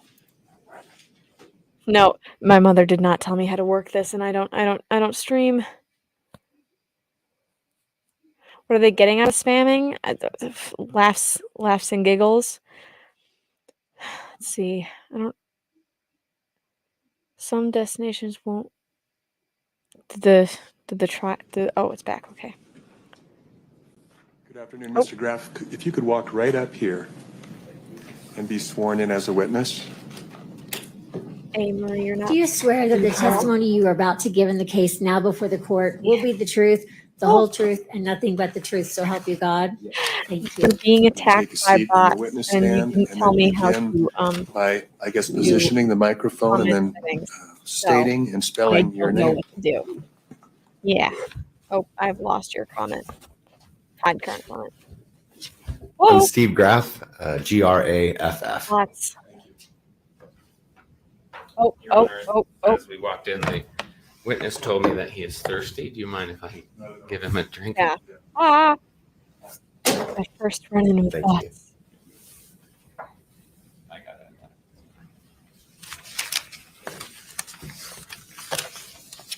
All right, Mr. Graff.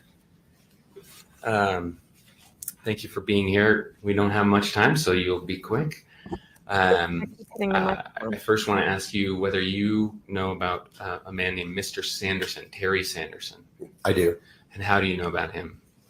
I know he was involved in a ski accident at Deer Valley in February of 16, and he Oh, has it's gonna be funny. subsequently filed suit against originally Deer Valley and Gwyneth. Hey, stop. And how do you know about this? Yeah, she didn't teach Well, I me how to know about the I don't accident beginning the day of the accident and been involved in Not it really off and on fine, for the last but- 6 years. Okay. Hey, And what are you gonna do? in what capacity did you learn about this accident in terms of professional life? My professional life, the day of the accident, Also, I spoke with Whitney Smith about it at the end of the day. we about chilling the now. accident.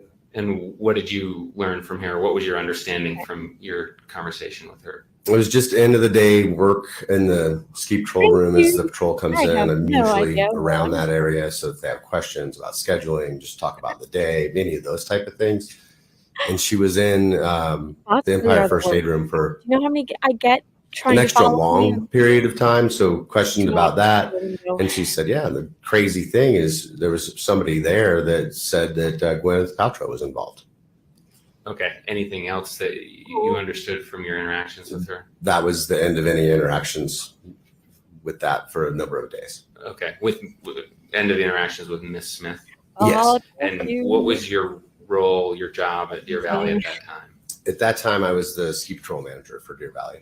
Okay. So you managed all of Miss Smith and her colleagues, making sure that they're organized, running the various runs so that they can help people that may be in trouble. Is that a good sort of layperson's That's a pretty description? good description. If there were 70 ski patrollers, managed staffing 6 different mountains, number of different ski patrol stations, first aid rooms, things of that nature on a daily basis. Okay. I like this guy. And so I'm after much that more than assessment, happy to or my sorry, own I shouldn't say opinion. assessment, I'm just I'm kidding. saying that a bunch with Miss Smith. That interaction with Miss Smith, did you have any other involvement in trying to determine what had happened in this collision? Not that day, no. It wasn't until maybe a week to 10 days later that I saw a instructor comment form come in from Mr. Christiansen, and he had been with Gwyneth Paltrow that day, and he had listed that she humor was in this involved in a entire collision. trial. So I reached back out to Whitney and said, "Hey, You just stop. there might be some validity to that. Do you mind giving us some more information on that?" I see. Because at first it wasn't clear that the claim about Ms. Paltrow was in fact true. Is that correct? No, it was reported to me as just somebody in the background saying, beautiful blonde woman at Deer Valley must be Gwyneth Paltrow. Okay, got it. And Is he? did you do anything further to try and figure out He's laughing a lot. anybody It's not else funny. on the mountain Deer Valley An edible right before the employees scene knew anything stand. about the collision? Not at that time, no. Okay. Did you do anything later? Yes. And when was that? Well, a lot of things happened. So chronologically, in Deer the interest Valley of time, lawyer. I'll just kind of quickly go through I think this is how the these statistical things manager. transpired, as far as I'm aware. So I mentioned that, week, 10 days after the accident, noticed that there was an instructor comment card, verified that Gwyneth was there, asked Whitney to follow up on that, maybe a few more statements about what happened that day to add to her incident form. And then nothing for maybe a month or so. Sometime, March, April, I believe, John Gay, the director of skier services, received a letter from Mr. Sanderson. And in the letter, if I remember correctly, he was concerned that the skier responsibility code wasn't being applied evenly because of Ms. Paltrow's celebrity status. And he didn't mention in the letter to John, the director of skier services, that his employee yelled at him or anything like that in that particular letter. There was another follow-up letter, similar content, weeks after that one. And then there was a request for the contact information for Ms. Paltrow. And when we first got that request, we complied. How it typically goes, and it didn't go any differently in this case, is that we reached out to Ms. Paltrow and said, Mr. Sanderson has requested your information. We're giving it to him. We reached out to Mr. Sanderson, said, here's Gwyneth information. We're giving it to her. Like insurance information? What kind of information are you just giving out? And what? What about any attempts to find, well, I should back up and ask you some foundational questions. In learning about this incident, did you ever hear about any ski patrollers coming on the scene of the actual collision? Yeah, that was later that we started digging more into that. We supplied that information. It wasn't until 2019, I believe, when we were served, and we really started digging into what had happened and getting statements from people and depositions and all of that. And through that process, we dug a lot deeper into, I believe it was Chris Jansen that said a ski patroller came by the scene while they were still there and everybody was present or mostly present. And so we looked into that, and there were two potential people that matched the description. I believe one of them was on Empire, one of them was on Flagstaff. Bandana Ski Run connects both of them. So we reached out to both of those. They didn't recollect skiing by and asking anybody if they needed help. But that's not unusual that, on any given day, it's probably more unusual on a ski run that I don't ask somebody if they're okay. It's just very common occurrence. You go, you see someone standing there, someone looking at a map, someone picking themselves up. It's very common to say, "Are you okay?" And, "Yep, everything's okay," and then moving on. And there's no documentation of that. It's just routine business. I see. And were there patrol logs that were connected with this? I think the jury's heard some description of logs that are kept about who's on which run in terms of the patrol people. Is that right? Yes, that's true. There's logs on every mountain, and not every run is logged, but if a ski patroller goes down a run, they come back. They're like, "Yep, I did Bandana at 11:24," and they would write that down and put their initials on that. Got it. I believe I have those logs, which are defendants People were exhibit telling me in the 26A comments when the and, timer was going to go off. I through had my C. timer on my phone And I here. don't believe Such that a we handy have gadget. published these, so I would Um, ask for permission to So publish I these did and not them. do that. How are they Also, been it marked would for have been really identification? bad. Defendants exhibit 26A through C. Through C? Yes. I did Okay. get Any the pizza objection? out. It's all out. It's all good. We're not burning anything. We're not breaking the oven. I turned off the oven too, and I made sure I double checked so I didn't burn the house down because that would be really bad. We don't want that. We don't want that here. Good vibes, okay? Good vibes. 26A through C, defense exhibit is received. Except for this Okay, so microphone. I'll publish it. It should be hands. on that screen for you, Mr. Graff. Do you see it? I do now. Okay, is that the log we're talking about? Yes, this is the Flagstaff patrol log. This isn't the section I'm talking about. It's a 2-page log. Okay, so this maybe is it. This is the 26B. Is that the log, or do I have to keep Right. going? So this would be the run log. So you see where it says opening run, run check. Obviously, a lot more runs are done than that. Ski patrollers typically do more than a couple runs a day, but they're trying to make sure that all the runs get checked. So on this particular one, and as it pertains to this, we're looking for bandana, and it's at the very top. And here at the top. Yep. I and see. it looks like 11:40, and then there's another time and a couple initials in there. Okay, got it. And then just It already for doesn't the seem sake of for me, completeness, so. then there's 26C. I don't know if that makes a difference here to you. Was that part of your was this record a part of your attempt to figure out who those patrollers were? Yes, this was part of us trying to get all the information we could about this. And this 26C document, does it offer anything additional?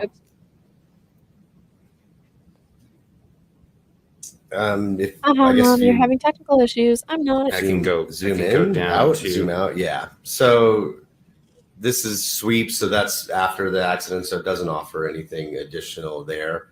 The page that you showed previously has Okay. names of the people that were on the mountain that day. Is that this page? That's this page, correct?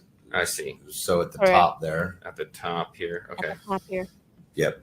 So Caleb, Jess, Whitney, and Tom were there. Steve Campbell was the snowmobiler.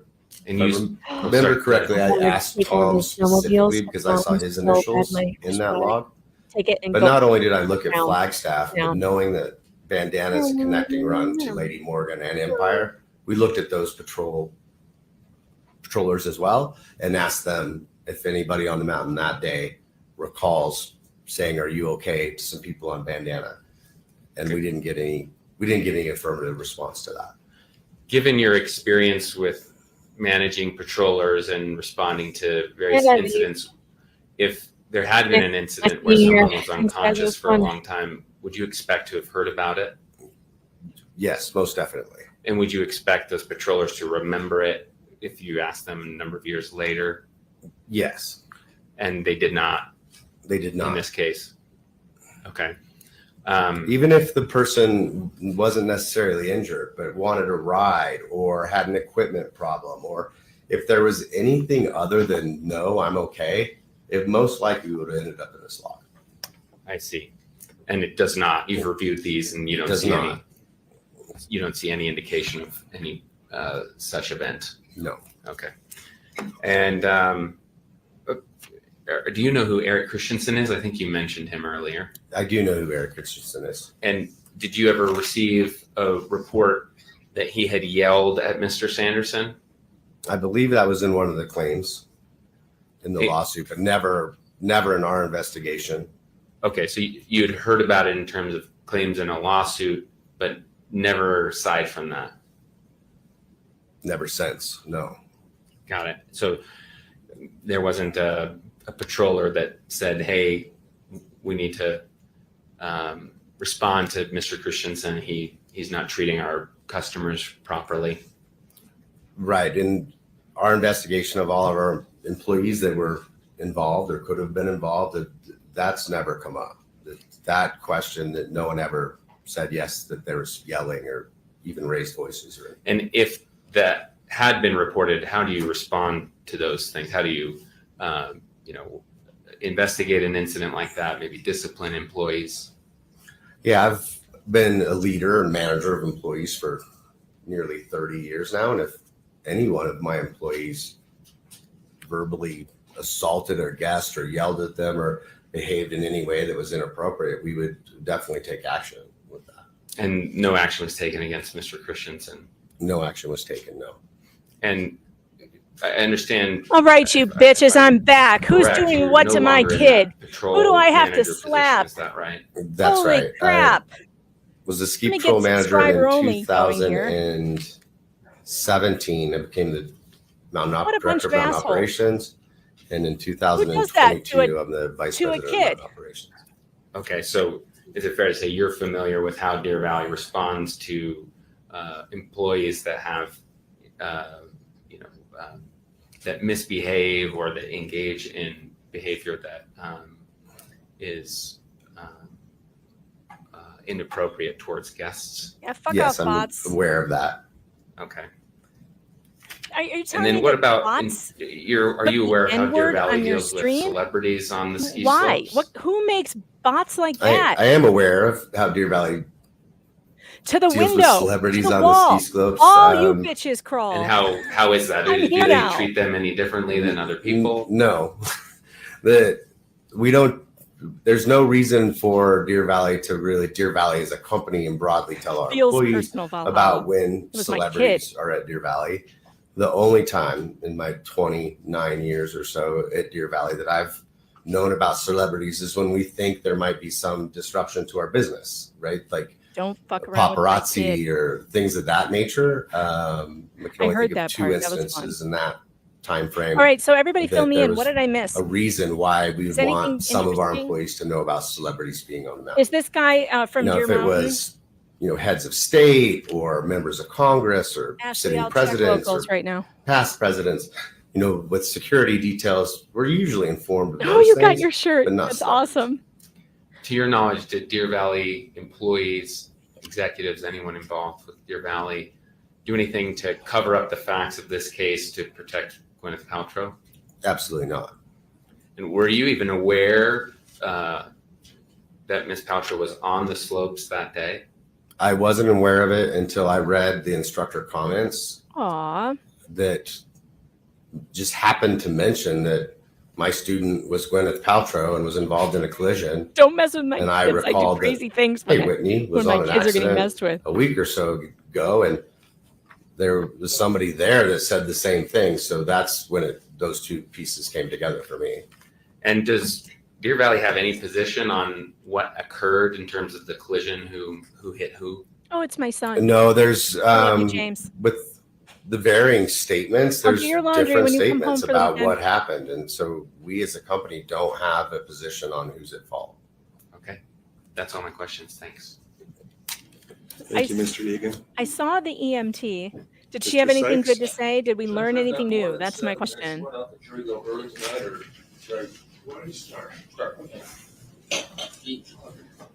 Did we learn anything new? Have we changed our opinions on anything? That's what I need to know.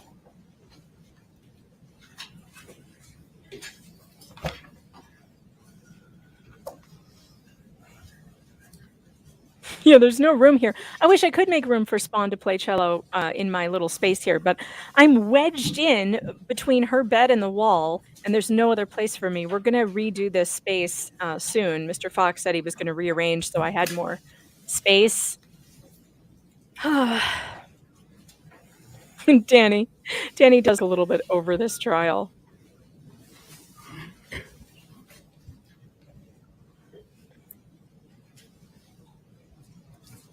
Nice to see you again. Okay, Nice to so see you, we Mr. haven't Sykes. learned We know each other anything. from other cases, don't we? We know each other, yes.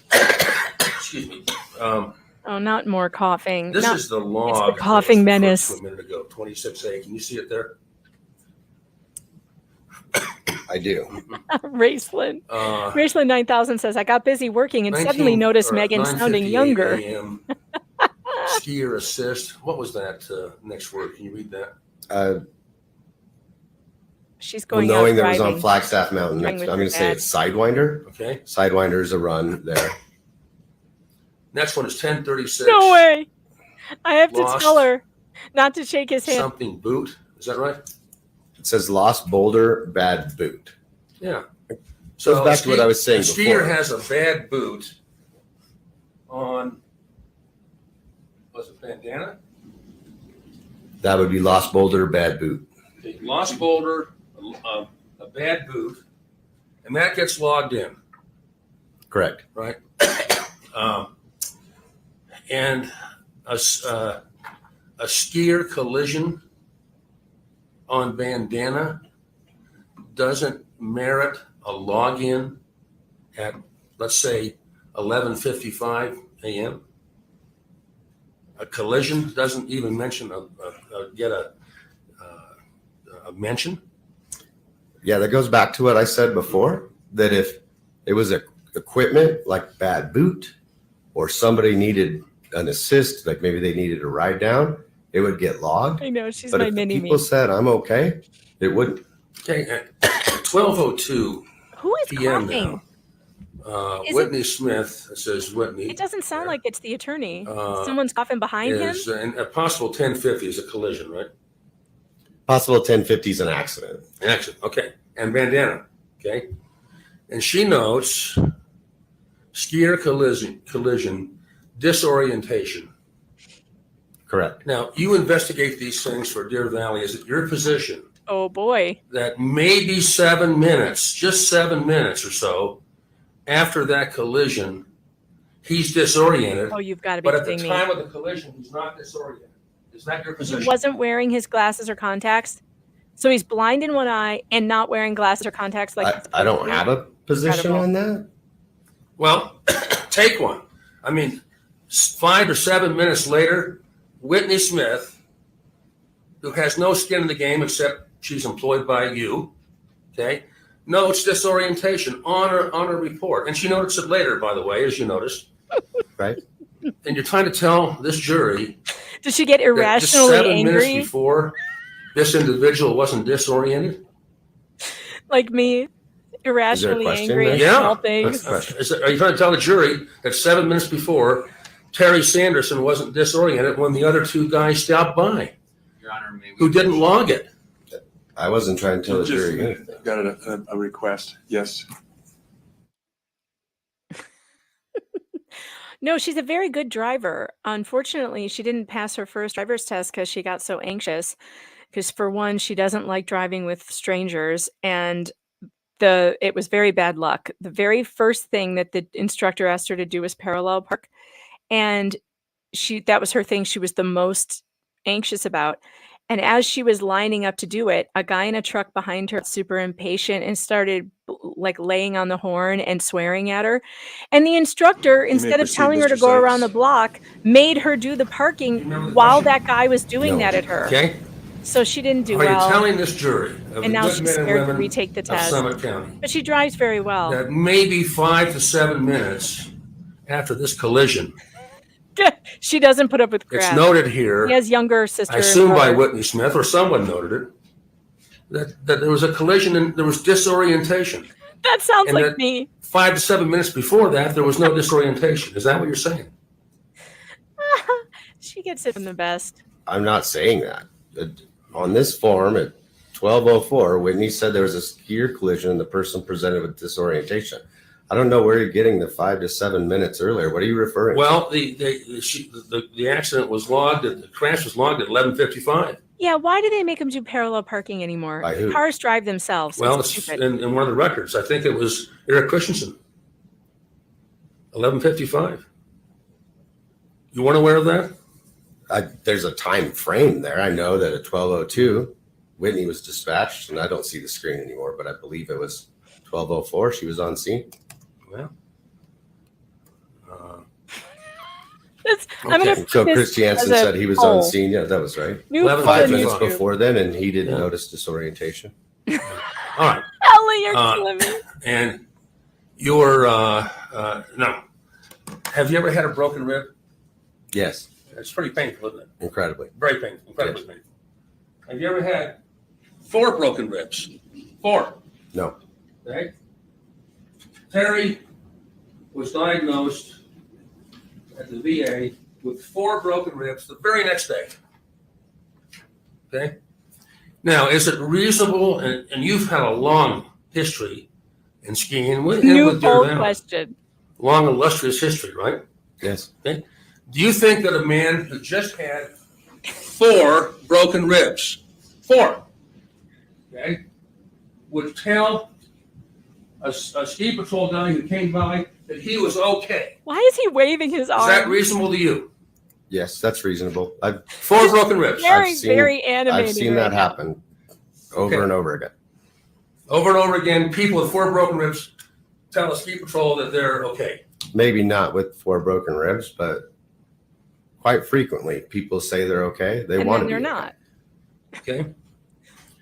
Let me ask you,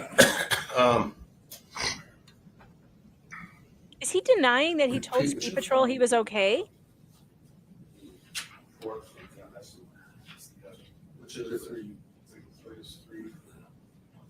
No, yeah, this guy Okay, should not have been now- on the slopes at all, ever. No.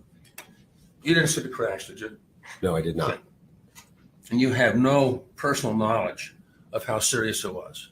No, I don't. You're aware that Terry Sanderson has a witness who's not even a close friend, Valhalla, just a thank you meetup buddy, for helping Spawn with the bots. that says And thanks to the mods also. that Daisy, Gwyneth Paltrow Billy, hit him thank in the you. back. You aware of that? I'm aware of that. Yes. Okay. Does that count for anything in your opinion? It's part of all of this, part All right. of this investigation. Deer Valley, however, takes no position one way or the other on how the collision occurred. No, there's differing opinions or statements on what happened. But That- Deer Valley takes no position. we don't take any position, no.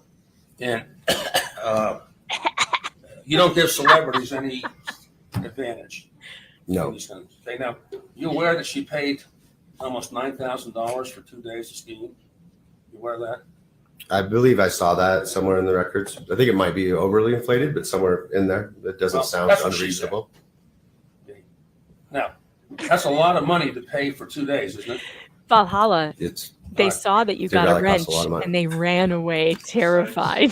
That's what happened. We can either recess now, or if you just have a few minutes of questioning, you could It was finish. just your very presence as a mod. I think I hate to hold the jury late. Why don't we recess and I'll finish tomorrow? All right. Is that okay? I just happened to tune in Why don't we address just as that that was at- happening, at, and Valhalla was after like, the jury's mod me. And I was excused? like, you got Members of it. the jury, we're going to recess now until I 9 a.m. literally tomorrow just morning. opened it. Oh, we're finally done. So remember my admonition not to talk about the case with anyone, not to do any of your own investigation. Threaten them And with if you ghosts. happen to look at the television or listen to the radio or go online, please avoid or do avoid reading anything or listening to Can you anything believe about the they let case. these juries go So thank online? you. Like Hopefully they're we won't gonna have a storm avoid- in the morning. Of course, they're not going to avoid looking at it. They're all looking at it. Every single one of these juries that isn't sequestered is looking at it. I can't believe they let murder trial juries go home for the night. I can't. I'd put them all in a hotel and take all their phones and internet access and televisions out of the room. I'd give them a supply of books to read, and that would be that. That's the only you. way You you're can going to step keep down. people from looking, because everybody's Mr. addicted to their phones. Mr. Owens? Or are we going to fight about stuff now? Yes. Yeah. Did you have something you wanted to talk about? Yes, thank you. Is Danny getting up to run out of the courtroom and come Your home Honor, and start the a plaintiffs stream? still have not rested. Did she leave? No, That she's was right there. supposed to She's getting her take stuff place Friday together. At the end of the day, The plaintiff still I hasn't had Apple rested? Martin, Moses Martin, and Brad Falchuk all ready to go this morning, and Oh, they were no. unable to testify. As I understand it, plaintiffs will not oppose Apple and Moses They're off. having their deposition transcripts read into the evidence. Can we confirm? Oh no, so we're not going to get to Mr. see Apple Sykes? and Moses? That's correct, as long as our additions are added, which I've given counsel. Oh, Thank you. come And on. I Brad was waiting Falchuk, for Apple. Is still, I wanted to see we Gwyneth's still haven't kids. made a decision. We may need to read his transcript in too. This is a mistake. We have 2 full days No, tomorrow. it's The a court mistake. hasn't made a decision about what? Oh, sorry. Oh, Lord. Brad Falchuk is the husband. With me? And what decision do I need to make about that? I'm sorry. You need to make a decision. Okay. I'm speaking through a mask, which makes it hard. Tomorrow, Tuesday, can I give my lineup? What's the lineup for tomorrow? McMahon. Well, that's Or you're for them to giving the tell us. lineup. You're giving the lineup. Okay, go ahead. I'm starting with, finish up Mr. Graf. It's a mistake for the My- defense not to my have the kids objection- testify in person. My objection to, we're already terribly behind. Just a minute. Is Mr. Graff in the room here? Maybe you better run out and grab him and make sure he's going to be here at 9 o'clock in the morning. Somebody from the plaintiff's side. So 4 of our witnesses have been thrown off, just to let you know, because we had 7 planned for today. And We that's can't- your choice, counsel, Oh boy, the judge is not going to to like throw this. them off. So each side gets 50% of the trial time, and you're making a decision about how to allocate that time. Based on the assumption that plaintiffs would be done on Friday. And that's between the two of you. Okay, I'm not complaining, I'm just putting this on the record. And so we have 8 experts, 4 I tomorrow. don't think they're minors anymore. Most They're not out of minors. state, 4 Aren't they on both adults now. Wednesday. So we're lumping in now people onto Friday, Thursday Moses morning. Was 9 7 years anyway, ago. You see that I've got in the time for Oh, so he's for Thursday 16 now. morning. And then it's 2 Apple's hours even and older than that. 7.75, 2.75 hours or something like that. That includes closing arguments. Wow. That means 0.75 hours. Well, Tuesday morning or Thursday morning. It's just an estimate of what's available. If we take up a lot of time in out of jury hearings, that'll get smaller. And you're running an excellent court. But I'm just saying an hour for closing on both sides means essentially no evidence on Thursday morning. Well, you can start your closings earlier than that. It just depends on when you rest your case and when the plaintiff rests their case. But your half time includes your closing argument. See, thank you for telling me that. I hadn't focused on that. Does this guy So you ever envision the jury practice in court? commencing deliberations at about noon? How does he That not would be in a know perfect this? world. Okay. And I understand, I know. we don't He live used in a to be the perfect president world. of the And so bar. if they have to be He's charged a a little bit trial later than attorney. that, they He's have to be charged a playing little bit dumb. later He than has to Thank be. you. But that would be in a perfect world. All right. So my concern, sorry to be so long on this. They didn't agree to a We timeline, have actually. Michael Wait, that's wrong McMahon, on a it. physician assistant, Paul Bogger, our The ski judge expert, just said Irvin Scher, our They both get biomechanical equal expert, time. and Stephen Edgley, our neurorehabilitation expert. they didn't agree on how much that would be. They are not flexible. Well, that's true. So my concern with having Steve Graff Sam come would- back tomorrow morning Good comment. is Yeah, he's playing that dumb. it's going to throw off He's a trial these attorney. folks that are not flexible. Okay. I would rather Steve Graff come back, for instance, Thursday morning, so that we can get our experts who are time. Sure. So Thanks. you've got an expert that's ready to go at 9 a.m. in the morning?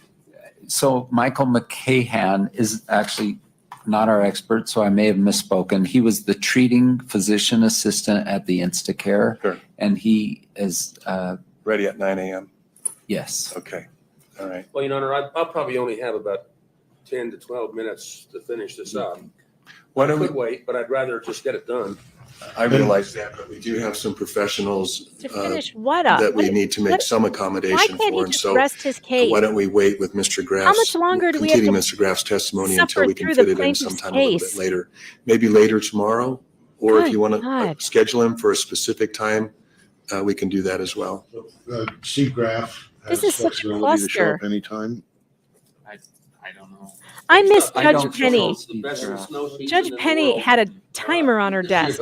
Salt Lake She was like, "You have And I 45 would- seconds left." I would add that Michael McMahon doesn't remember the treating Terry Sanderson. It's just a record review, and there's very little he would have to offer because he has no recollection of ever seeing the plaintiff. I think he will be short. So why don't you speak with counsel Oh, for Deer God, Valley and here we find out go. when you can schedule Mr. Graff, when makes sense to schedule him.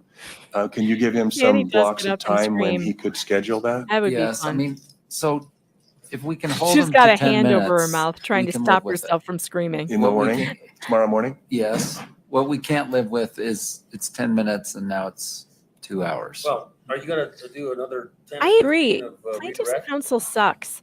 They're is on constantly it. going Probably way not. long. They don't I get will to the commit to witnesses 10 they minutes. say they All right, then will. we'll call him in the morning. Mr. Graff did say that he's available. Okay, so why don't we get him back in the morning and we'll even try, we'll start as soon as the jury's here. If they're all assembled at 10:02, we'll start. When are they going to rest their Judge, case? just for the record, I've been in lots of trials, lots of jury trials. I've never seen so many sidebars in the case. Oh, here we go. Is that a Requested compliment? by the defense. Is that a compliment or a criticism? You're working very hard, Judge. Thanks. Anything else, counsel? Thank you, Judge. All right, so come early. The jury has been asked to be here at 8:45. If they're all assembled, we'll start. 8:45? Yeah, let's start it. This thing is not ending on Friday. Thank you. Plaintiff's Thank counsel is never going to rest their case. I'd be surprised if they're done by Friday. Give you your time remaining. Oh, here it came back. I'll give the time that you've taken. Colonel and Sanders. Anticipated time remaining. Right, thank you. That'd be helpful. Danny, somebody caught Danny rolling her eyes at the guy next to her. I can't wait to hear what she has to say. I've sent her the link. I don't know if she can pop in. She did say that she has really bad reception where she is there, so we may have to wait for her to get home. And when she gets home, she's going to fire up the live stream. She did not set one before, like, for a certain time, so I can't redirect you over there, but I can tell you to go to her channel, Danya on Direct. She will be doing a trial recap. I can't wait to hear it. I can't wait to hear what her what her opinions of this shenanigans have been. It's nuts. Was Gwyneth in the courtroom today? Because I only saw her walking out at one point. I didn't see her at the table. Did I just miss her today or what? Wait, are we dismissed for the night? Yes. Well, not you. You have to stay here because I'm not done yet. I'm still here. What do you mean? Are you dismissed? You will not leave until I tell you can leave. We're not done yet. I saw her walking out of the courtroom. I just never saw her come, like, sitting there. I know. I can't wait to hear what Danny has to say. What? So we learned nothing all that whole time that I was gone. Learned nothing new. Just that he didn't wear glasses, or he was supposed to be wearing glasses, but he didn't have them, nor did he have contacts in, and he had a cataract, and he was blind, and he was also going deaf. Seriously? My hair looks great today. Maybe I should do my hair on stream more often. I feel like whatever the angle is I did it at here really worked. Yes. You're not dismissed until the bell has not rung for you, my friends. All right, let's see. Let's see what else we need to do. Is there anything we need to do? We learned that Spawn sounds just like you. She does. She really, really does. My dad would be screaming right now, "Who cares about your hair? Nobody cares about your hair." But that's not true. My stream cares about my hair. It's a thing. It's part of the program. Now, Mr. Fox and I had to go drop my car off at the dealership, and then we went to Chipotle for a quick dinner. So we sat down and ate in a fast food restaurant. It was very romantic, with the steel tables and the Chipotle.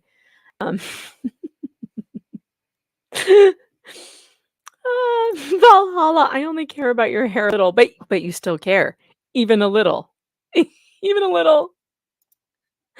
Oh my gosh. Well, the key to a good hair day is not washing it for a long time, at least for people with curly hair. That's the key. Then when you wash it, it all bounces back really nice. All right, let's see. I can take the banner off because we're not doing that anymore. Oh my gosh, what a day. What a day. I just saw buffalo, by the way. So there's a farm near here that just got a shipment of buffalo for some reason. There's buffalo now near my house. And and yesterday, you guys on Locals, if you're following me on Locals, meganfox.locals.com, yesterday I took you to see to hear the eagles screaming, the bald eagles that scream overhead, because we've got two of them that live near here. And it was all sunny and beautiful and spring-like. Well, today I took a picture of the buffalo and I'm going to post it on Locals. Wait till you see how snowy it is here. The difference between yesterday and today is insane. I'm going to go on Locals and post it in the chat right now. I'll post it on the Locals page too for you free subscribers so that you're not kept out of it. Let's see. Here's the picture of the buffalo I just took standing in a snowstorm. It's like a totally different place from yesterday. And we have apparently there's bison in the neighborhood. Ah. Valhalla said, you had an older gentleman in his 60s stop you outside of a gas station the other day and told me I was having a good hair day. That's hilarious. Well, you're always having a good beard day. That's for sure. Yeah, I'm assuming that these no, you cannot leave yet. Sit down. The bell has not rung. All right. I gotta put this, I'm gonna go put this picture on Locals. Hold on. Let me do it now. Look, buffalo. Buffalo near me. The heck? Buffalo snowstorm. There's babies out there too. It's really cool. Apparently my husband had been driving past this one farm and he's like, "Why is that fence going up? Why is there a huge fence going up? Like that doesn't look like any normal fence." And he was like curious, like, what are they going to put in there? And then another day he drove by and there were buffalo there, like with big horns and everything. Here, I'm putting it on the Locals chat. So if you want to see the picture of the buffalo that we just took a picture of in a snowstorm, I am putting it on Locals, meganfox.locals.com. Check out what we spotted. There's the buffalo. So go to meganfox.locals.com. Follow me there. It's free to follow me. And I post a lot of things there that you can see that are free. And if you want to subscribe, I'm doing movies with you guys. I did a 5-hour laundry stream yesterday where we all did our laundry together and we watched depositions that I'm interested in. And then we ended up watching Seinfeld. It was so funny. It was so funny. Oh, I know. They're so fluffy, those buffalo. I don't know. What's the difference between a buffalo and a bison? I really don't know. Sit down, Ellie. You are not released. I will send you to the principal's office. I'm in a mood now that the bots came and messed with my kid. I haven't had a bot attack like that in a long time. A. Marie, we're sorry to see you go. I won't write you up this time. All right, let's see. What else do I have to do? Okay, I have to make sure that you guys go to pjmedia.com. Make sure you get over there because let me show you where my stuff is. Hold on. Hold on. I want to show you where all my articles are. You know what? We need to oh my God. See, I knew there was a reason why I was going over to PJ Media. Let's look at all the updates. I've got an update on the shooting, and you're not going to believe this. You're not going to believe this shit, or maybe you will. Suspect in Christian school shooting confirmed to be transgender. I knew it. I knew it when they said that this person was female. I knew it. I knew it. It was someone identifying as female, or is it a female identifying as male? Let's find out. On Monday, this is by Matt Margolis. It's on PJ Media. It's the top story right now. On Monday, a tragic shooting occurred at the Covenant School, a private Christian grade school in Tennessee, resulting in the deaths of 3 students and 3 adults. The shooter has been identified as 28-year-old Audrey Elizabeth Hale, a Nashville resident. Hale was reportedly carrying 2 assault-type rifles and a handgun and was killed by police during the attack. Authorities reported that Hale may have prepared for the shooting. Rumors that the shooter identified as transgender quickly spread on social media within hours of the shooting, but weren't confirmed at the time. Oh, and here's a picture. A biological female that identifies as he, him on LinkedIn. Oh, so it is a female? It's that's weird. Oh, but a female on testosterone, by the way, could induce rage. So again, be careful what you do and what you put in your body. However, Nashville Chief of Police John Drake has since confirmed at a press conference that Hale identified as transgender. She was a biological female who identified as a man. Police also confirmed that Hale was a former student at the school and that she had a manifesto. We have a manifesto, Chief Drake said. We have a map of how all this was going to play out. Oh, great. A reporter also asked whether the way Hale identified played a role in her targeting the school. Drake would not confirm this, but indicated that it was a working theory he said would be discussed at a later date. Our investigations tell us that she was a former student at the school. I don't know what grade she's attended or grades, but we do firmly believe she was a student there. Does she identify as transgender? She does identify as transgender, yes. Is there any reason to believe the shooter first went to the church before going to the school? I can't give you that information, Lunsha. We know that the minute the calls came in, we responded to the church, so to the school. Yeah. Was there like 2 officers that went in when they first got there? Do you know how many there was when they first entered? So it was 5 officers that immediately went in and addressed. We have video that we're going to release, but you can see in the video, you can hear gunfire going on as they're in the school. They address the threat and take that threat down. And Chief, what do we know about her weapons? So we know there were 2 AR-style weapons, one a rifle, another was an AR-style pistol, and the other was a handgun. We believe 2 of those may have been obtained legally, locally here. Can you confirm that one of the adult victims, Catherine Cooper, Don't make me laugh. It's inappropriate, chat. There was some, I don't know her exact capacity within the school, but it was higher up in the echelon. See, you do this to me, you make me laugh, and then someone will clip me and say, look at her laughing at this tragic event. Unsure. I believe one may have been, but I can't confirm It's that. the chat's fault. No history at all. And no motive at this point? Anything discovered in the apartment or house? No, we have a manifesto. We have some writings that we're going over that pertain to this day, the actual incident. We have a map drawn out of how this was all going to take place. There's right now a theory of that we may be able to talk about later, but it's not confirmed. And so we'll put that out as soon as we can.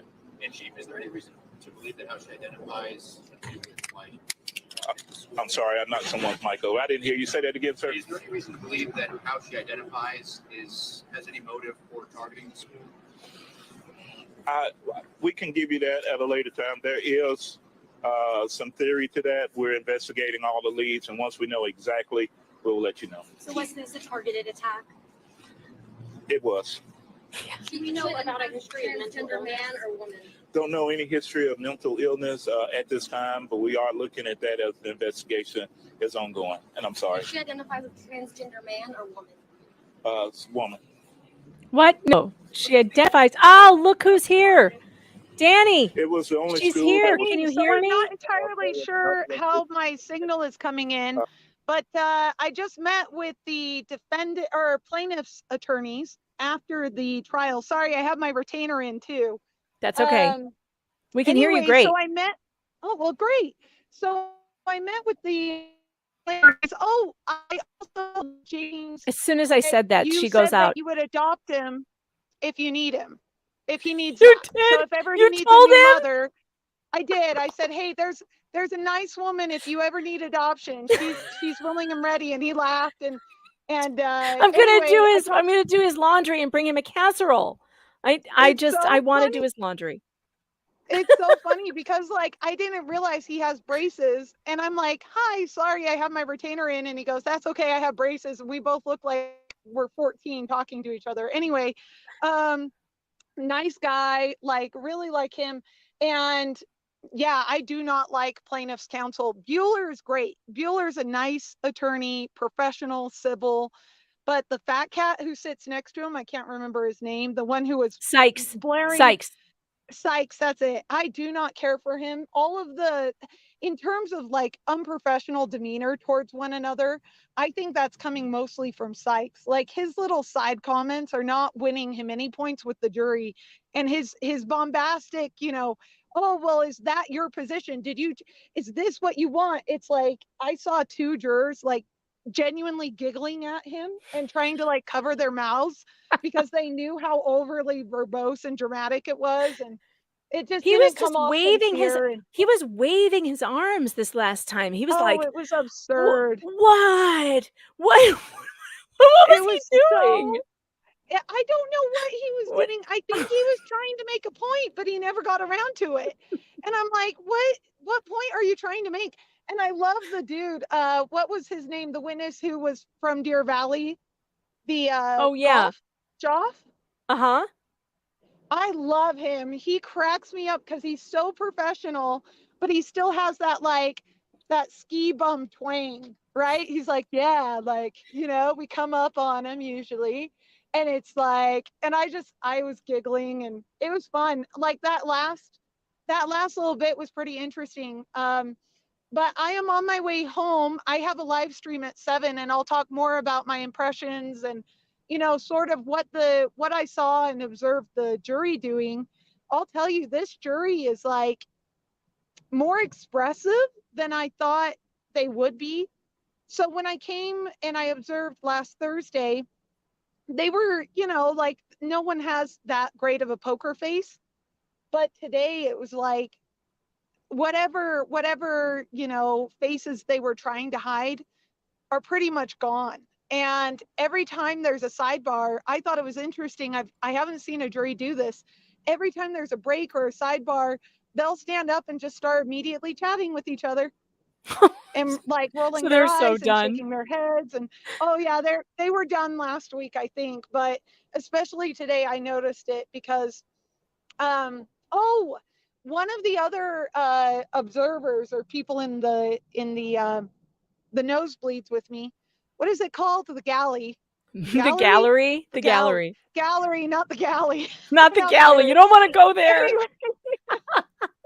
So like in the gallery though, it was interesting because there was only like 2 or 3 people I made friends with and they all like caught me up to speed. They're like, yeah, these girls were rolling their eyes when, Terry was testifying about XYZ.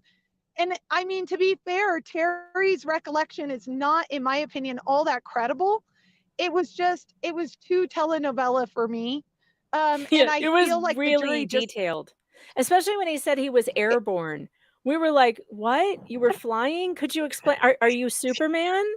Could you explain to us how you managed to fly? he's got wings, right? He drank a Red Bull before going down the run or something. Yes. All I know is that like my read on this jury, my only read is dramatization does not play well with them. They prefer dry, direct commentary. That's what they want. So whenever James stood up and spoke, everyone tended to pay attention a little bit more because he has that kind of who wouldn't? cadence. My son Well, is and he's very handsome and very, very well spoken. We're very proud of him. There's that too, right? Like he's not bad looking. And one of the jurors who's a little bit younger than both of us, she was kind of glancing over at that table a bit. And I couldn't tell if she was like sizing up. At first I thought she was sizing up Gwyneth. And then I looked closer and I went, oh no, she's just looking over at Clark Kent over there. Or at least that's what I thought. I could totally be wrong. So that was, and then I also noticed one of the jurors, one of the male jurors today, where I didn't have a good view of him when I went the first time. He has a very intense face and he is paying attention.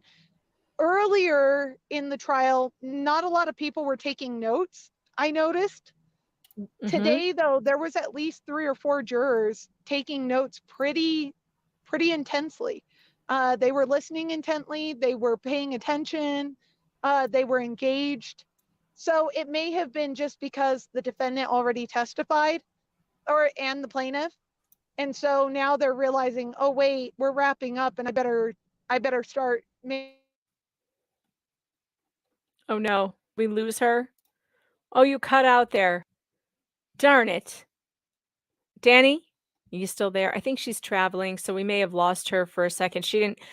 We're not hearing her anymore. Danny, if you can hear me, come back if you can, because we have some more questions for you about the jury and about the particular testimony that we just heard. I was going to go back and try and find the guy, because I didn't get to hear this testimony from the guy.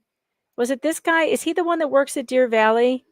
No, this is the ski instructor. Where's the guy that works, the other guy that works at Deer Valley? Here he is. Here. No, that's the ER or the EMT. This guy. I didn't get to hear. Oh, James, there he is. He's so cute. Okay, so you managed all of Ms. Smith and her colleagues, making sure that I they didn't get to organize, hear run this the guy. various runs so that they can help people that may be in trouble. Is that a good sort of layperson's? That's a pretty good description. There were 70 ski patrollers managed staffing 6 different mountains, number of different ski patrol stations, first aid rooms, things of that nature on a daily basis. Danny, can you still? Oh, she's gone. Darn it. Well, if she can come back, hopefully she can come back. I'll hang out here for a little bit. And in the meantime, we can go back to talking about what happened over here in Tennessee. Looks like the shooter's been identified as a transgender biological female identifying as male. I wonder if she was on testosterone. We can finish reading Matt's column here, where he says, at a news conference, Metro Nashville police spokesperson Don Aaron reported that responding officers promptly confronted the shooter on the building's second floor. The police department response was swift, Aaron explained. They heard shots coming from the second level. They immediately went to the gunfire. When the officers got to the second level, they saw a shooter, a female who was firing. The officers engaged her. She was fatally shot by responding police officers. And notice, there's been no reports of any police officers being harmed or injured. So when you do your job, cops, yes, of course, there's a chance that you'll be injured, but there's also a good chance you won't be, and you will save the day.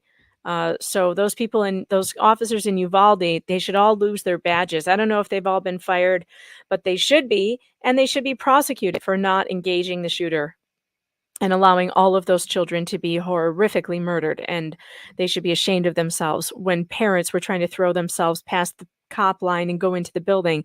It's an absolute, it's disgusting. It's disgusting that the Uvalde cowards did what they did. Yes, they're cowards, is what they did. That parents with no body armor and no guns were willing to run into the building. There's no excuse for police who are outfitted with guns to do their jobs. Just no excuse. Those people ought to be prosecuted. I don't know what's going on with them, but they need to be prosecuted and put in jail for not doing their jobs. Disgusting. The White House wasted no time in exploiting the shooting to push for stricter gun control laws aimed at law-abiding gun owners while also placing the blame on Republicans. Oh, that's funny. However, with the recent revelation that the shooter was a female identifying as a man and may have targeted the school due to gender identity issues, it remains to be seen how the narrative surrounding the shooting will evolve in the coming days. But I think it was Valhalla who said so. They will drop this faster than the last one that turned out to be a black shooter in, was it Michigan? At the university. Notice how fast that one fell out of the news, because they're not interested in any shooters unless they're white and male and usually Republican. And if that's the case, then they're very, very, very interested in those, and they will talk about it all day long. Let's go to Twitter actually and see, what is the narrative?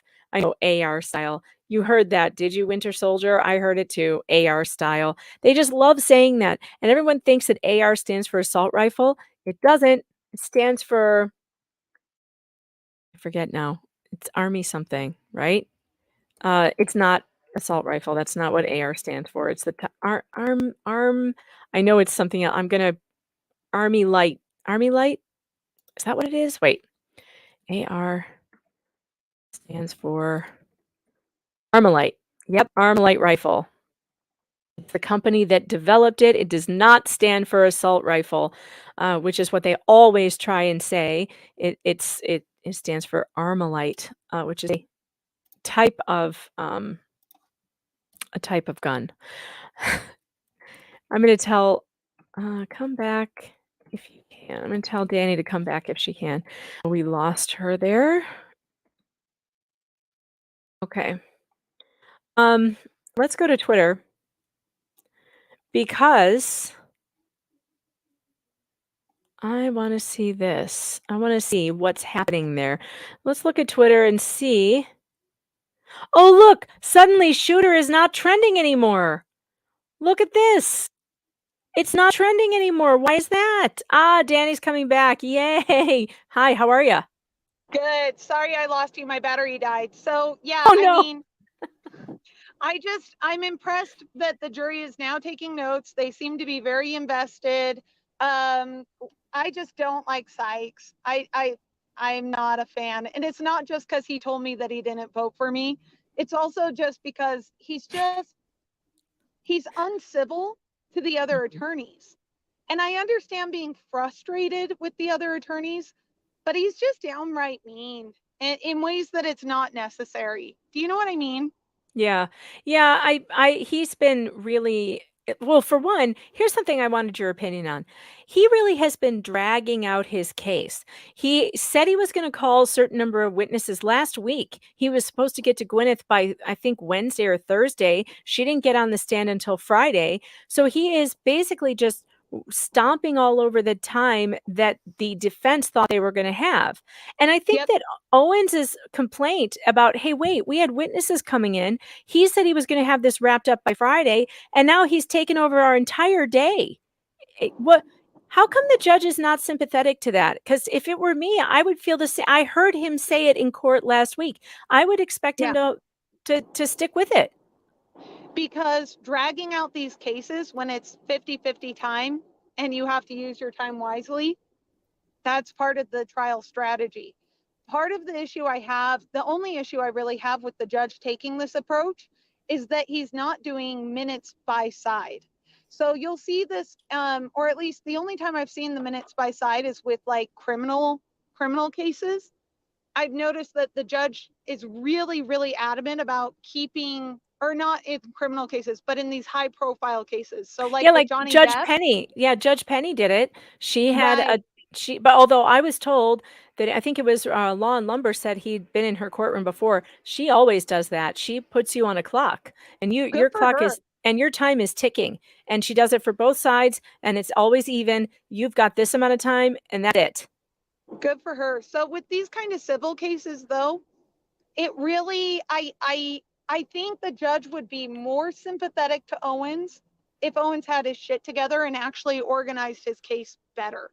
One of the things that I tweeted out is that it's the job of the attorney to prioritize the case, the evidence, and your witnesses. If you don't get them in because you ran out of Oh no. or because you were too long There we on go. Rex, that's on you. Yeah. That's on you. That's not on the Well, but judge. it sounds to I me mean, the though that courts it's can't actually babysit the attorneys. it's on Sykes. It's Sykes' fault that Owens hasn't got his It witnesses is. in. He was supposed to get his witnesses in today, right? Now he's saying Apple and Moses can't testify. They're going to have to read their depositions into the record, which I think is a mistake. Don't you think it's a mistake? He should do everything he can to get those two on the stand. I agree it's a mistake because they were actually on the mountain that day. And I think the more people he gets who are there on the mountain that day, even if they didn't directly observe the hit, I think that they're coming off as way more credible to this jury than anyone else because they're sitting there saying, hey, this is what I observed. This is what happened. And if it really was this monumentous flying in the air type accident, he would have complained. He would have said, hey, don't lift me up. I'm hurting really bad. Or, hey, I really need to call an ambulance. I don't feel right. If it were truly as bad as he had alleged, he being, the plaintiff, then wouldn't we have further testimony to that effect? But so far, we really haven't seen that from the plaintiff and the plaintiff's witnesses. So if I were the defense counsel in this case, I would just keep lining up people who were on the mountain that day and say, what did you observe? Did you see anyone crying? Did you see anyone like moaning or aching or complaining or saying, hey, someone come help me, or, oh, I can't get up, or any of that? That's what I would get them up and just have them testify to what they observed and then get them off the stand. I don't understand why Owens is now saying he's going to kick his witnesses. I don't understand. Because he's not going to have enough time, and he knows it. And he went too long on cross, and he went too long on these redirects that weren't even necessary. Like with the plaintiff's daughter, on the day that I was there, They could have wrapped that sucker up so quick, and they just kept spending time on stuff that was unimportant and frankly irrelevant. That was when Gwyneth And sent him the note that said land the plane. oh, is that when? Yes, because he kept on asking See? her about some affair that her father had. And it's like, what? This has nothing to do with anything. And that's when she sent him a Exactly. note, and he said, "My client tells me to land the plane, so I have no more questions." He should have done that a long time ago. So I guess if this is his fault for spending too much time on the redirects and on the cross, oh well. But to me, it's a really catastrophic mistake if you're not going to have her children get up on the stand. For one, the jury has sat there a long time. Everybody wants to see Apple and Moses. Sorry, but they just do. So giving the jury that, and then having two more testimonies about what happened, and maybe they saw him go by. They probably Yep. saw him go by. I'll give you a really, like, I thought that the direct examination of Toboggan Girl was perfect. I thought it was great. It was a direct exam. They got in all that they wanted, all the important parts. You know, if it was more serious, if there had been any indication that it was more serious than what you believed it to be, wouldn't you have called 911? Yep. Yeah. But otherwise, based on your observations, he was good to go. Isn't that right? Yep. And that was it. That's all we needed. And it was perfect. You know, what's your training? What's your experience? What's your background? Boom, boom, boom, boom, boom.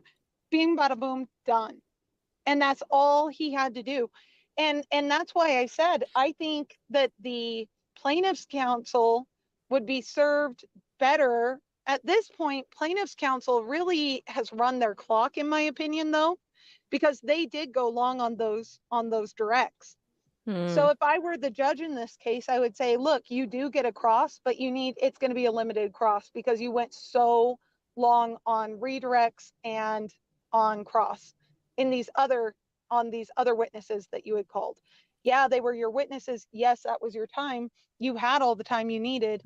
You ran the clock. That's on you. And I would have limited what's coming next. I would have said, look, I'm not sure that this judge is going to do that, though. He appears to not. just let plaintiff's counsel do whatever it wants. A little bit. That's sort of the feeling I'm getting, at least. Yeah. Yeah, I mean, up. are you getting honked at? Sorry. I feel like you're Yeah, getting I honked. am. I literally am just pulling right over into a gas station, and Utah drivers, it's not indicative of my driving skill. Utah doesn't know how to drive. Trust me. No one knows how to drive here. Like it's such a joke. And you know what? Everybody can come at me. Everybody can say, "Oh, other states are worse." I'm like, "F that." I've driven all over this country. I can tell you, Utah drivers are particularly bad. Maybe not as bad as Idaho, but still bad. Now, the worst drivers in the world are in Washington, D.C.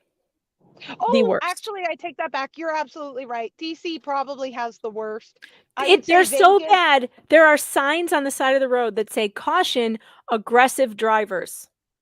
Literally, like the cops just gave up. They gave up and just posted signs like, "Watch your ass, there's aggressive drivers." I have not seen that. That is hilarious. Yep. It doesn't surprise me, though. They will not let you in. Like if you're trying to change lanes and you put your God forbid you put your blinker on in Washington D.C., they will hit the guy in front of them to keep you from getting over. It is like a roller derby on wheels though in a car. It's crazy. Well, that's true. Well, and Utah, they don't understand right of ways. That's the problem with Utah. No one understands or respects right of ways. And so if you turn on your blinker, it's basically a death sentence here. Like it's a challenge. And then there's this like impetus to be in front of everyone else. Like it doesn't matter. This is what gets me riled. Okay, we'll talk about traffic later, but this is a public service announcement to any of my Utah listeners. The far left lane is the passing lane. It is not the speeding lane. If I am going 90 and you come up behind me going 95, I'm moving over because that's what you do. It doesn't matter that I am speeding. You are not a police officer. No matter how many times you jump in front of me and use your hand to slow me down, I will not slow down. You have zero authority over me and you're asking for an accident. So there's my public service announcement for the day. But yeah. Okay, I've got a court related question. So what do you think the jury thought of the test of the the cartoon, not the cartoon, but the reenactment. Animation.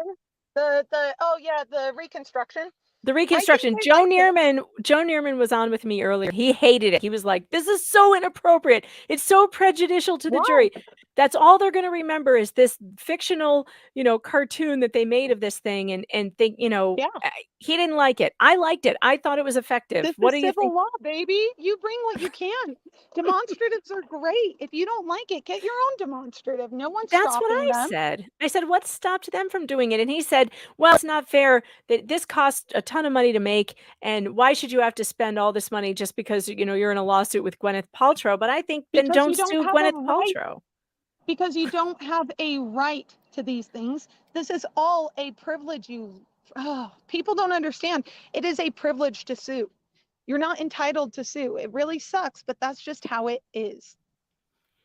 Yeah, I Unfortunately, liked it's it. Do you just think how the it is. jury liked it? Do you think that I they? do.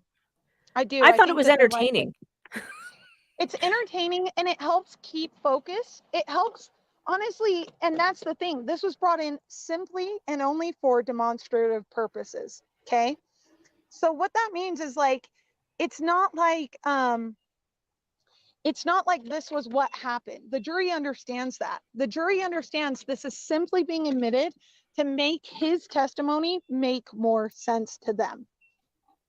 Well, that's what I thought. Really do. I think But yeah, Joe almost gave himself a heart attack over it. He was very, very upset by the demonstrative video that was made because, he didn't like the fact that the jury could think that that's all they'll remember because it was, but I think that's a good strategy. If you're the defense attorney and that was your idea, it was a good one. It's a good one. Honestly, instead of paying for 5 attorneys to sit at counsel table all day, I would have recommended that they go get their own demonstrative. That would have been more cost effective for them and it would have gotten them much greater bang for their buck. But whatever, billables are billables, I guess. Yeah, I think so too. I don't think there was anything stopping them from having one made. They just didn't. And like the chat pointed out earlier, you could probably get ChatGPT to make one for you for very little. Yeah, and everybody, it's so funny because the gentleman who was sitting next to me was like, oh, he must have spent a lot on it. And unfortunately, I believe that they probably did spend way too much on it. I've been playing with the AI generator, the AI art generator. I'm like, oh, I can make this. That's what I was thinking the whole time. I'm like, I can make that. Huh, hey, maybe Eric. get into scene. Eric Non-Idol, who has a YouTube channel and is always in my chat. I don't know if he's still here today. He was here earlier. He made me an animated version of the Idaho Killer's car movements from, and he did that for nothing. He made it. He made an animated path that the car traveled from Portland to Moscow and then back. And that was really what people can do these days. With the technology that we have, I don't think there's any excuse that the plaintiff's counsel didn't go and do something like that. Oh, absolutely. Well, and that brings up a separate question, which should piss off Joe, is when the state does it, why does it cost them $1 million to develop a demonstrative? And yet it costs us literally nothing. It's because it's like anything that the state does is like a $1 million hammer. When they buy toilet seats, those toilet seats cost $300,000 because it's the United States government, and what they're doing is money laundering. That's why. Pretty much, because the Lori Vallow case has already run up the state like 3 million. I think the last I saw, like 3.5. Yeah, and in that case, that's the other problem I have with that as well. Makes sense. Why doesn't the state have a cap on what they can spend that's equal to what the public defender can spend? I don't think it's fair if your defendant has the public defender, if you can't spend the same amount the state does on the prosecution, that's not a fair trial. I haven't thought about that part enough to really make an opinion, and I don't. Well, I can tell you, I was in a criminal case. I was covering a criminal case in Colorado last summer for Cynthia Absug, who was accused of second-degree attempted kidnapping, conspiracy to kidnap. Sorry, not attempted. Second-degree conspiracy to kidnap and medical child abuse, which was a misdemeanor, but the felony was the conspiracy to kidnap, and the state hired all these experts, and she had the public defender who said he couldn't even call her witnesses because it wasn't in the budget. So he didn't even That call. doesn't sound right. No, I know it's not right. They railroaded her and she was found guilty and there was absolutely no evidence, but they also didn't call her witnesses who were exculpatory to her, including the doctors who were the ones who ordered the treatments for the kid that they said were abusive. The public defender said, "I can't afford to bring him here from Florida, so you're screwed. So we can't call him." That sounds like a violation. Yeah, I know. Interesting. She's got an appeal, and she's going to be bringing all those things up in the appeal. But it's incredible. She wanted to hire an expert who would talk about a rare genetic disorder that he had tested positive for. And again, same answer. We can't afford that. It's not in the budget. It's like, well, That's bizarre. so the state can hire all these people to come and say that I'm this abusive Munchausen, horrible person, but I'm not even allowed to have my own witnesses. I mean, that's, to me, I think it's a budget problem, but maybe I'm wrong, Huh. but I don't know. That is bizarre. That's interesting. That's something that did you tell Joe about that? Because I'm sure that probably sent him off. I did tell him about that, and he agreed that that's not okay, but he just really hates these demonstratives. He thinks if they're not, he thinks that it's one thing to put like we were talking about, what's the difference between this and like the poster board that they used at the Waukesha trial to show where people were standing. And he said, well, it's different because it's, that's not animated. And this is going to give them the opinion that now that when they go to imagine the accident in their minds, that's the only thing they're going to see. And maybe that's true, but again, that's just good strategy then. Yeah. Yeah, why not? I mean, it's like, that's the thing. Nothing is stopping.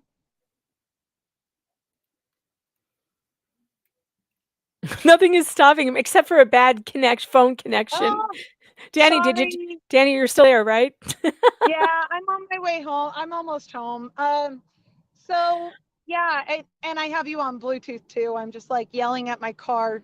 You sound pretty good though. Your sound is fine. It just good. cuts out every once in a good. while. You just go dead for a second. But no, so what are your thoughts? Are that the jury is getting pretty bored by this? They're tired. What do you think?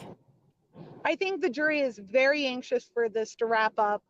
And I think that if counsel, both sides are smart, they'll tone down the ridiculousness and the clown show-esque nature of their arguments and just focus on the facts. Like even when Owens was saying, now isn't that ridiculous? Now isn't that absurd? You could see kind of a mutual groan from a couple of the jury members, who are like, okay, yeah, we get it, get on with it, Yeah, like this is all ridiculous. Yes, sir, it's all ridiculous. Can we please move on? Can we please move on, right? And I think there's only one very studious juror who might end up swaying some of the other jurors at the end of the day, some of the less attentive ones. He hangs out in the corner and he doesn't really chat with the other jurors. And he's the one that I said looked analytical the first time that I talked about the jury. He's the analytical guy. He's the guy where he wants dollars and cents and he's really invested.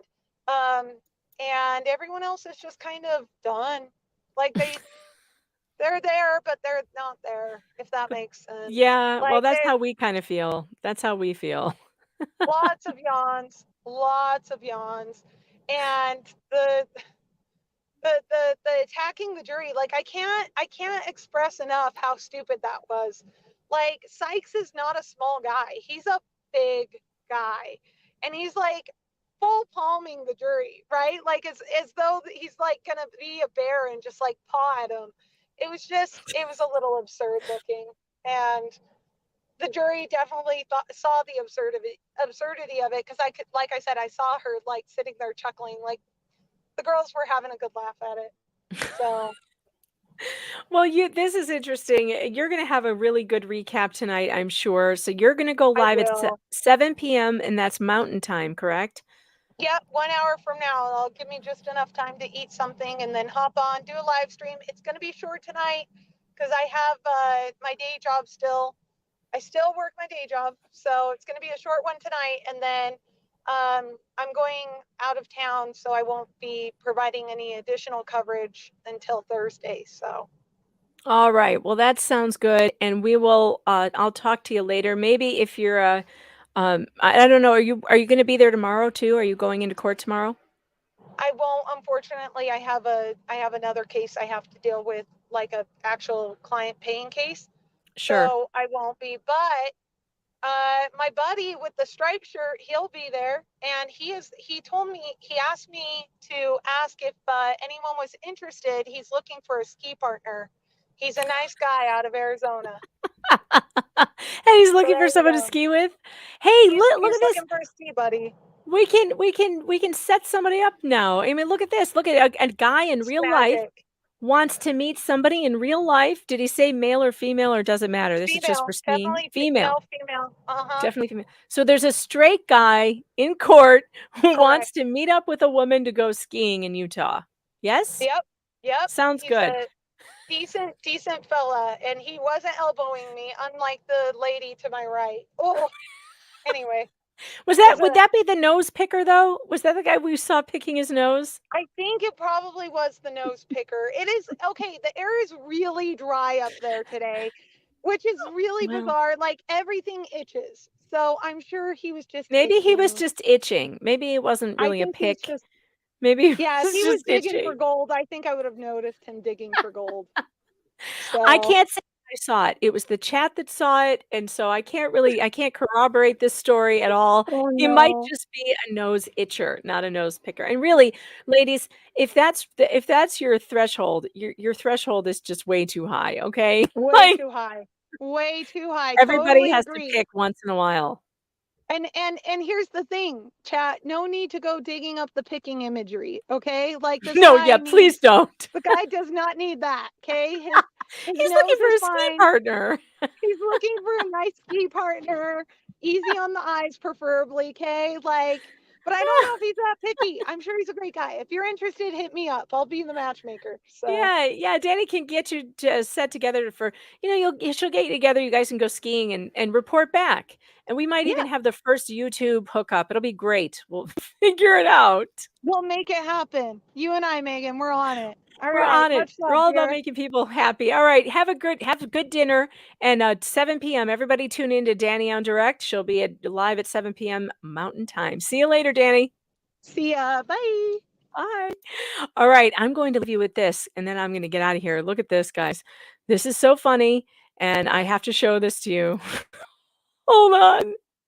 Wait, is it on the screen? All right, here we go. Hold on. This is hilarious. You ready? Uno, dos, tres. I know you want me.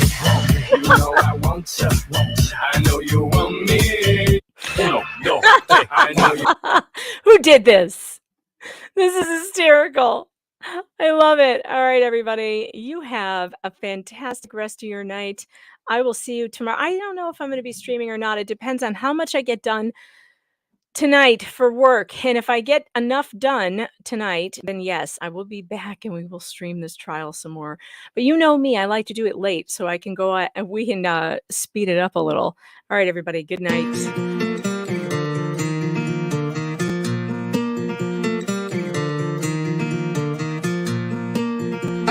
Lost, my world is near its end. I almost felt my head is full of a million choices. I am alive, I'm not here to pretend. I love my friends, my heart is filled with a million voices. Oh, this road has many choices. Oh, and my heart, million voices. Come next to me, my friend, embrace the sky. I'm not afraid to fly. It's not the time to say goodbye.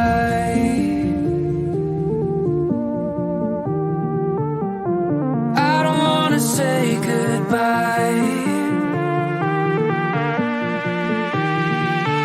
No, I don't wanna say.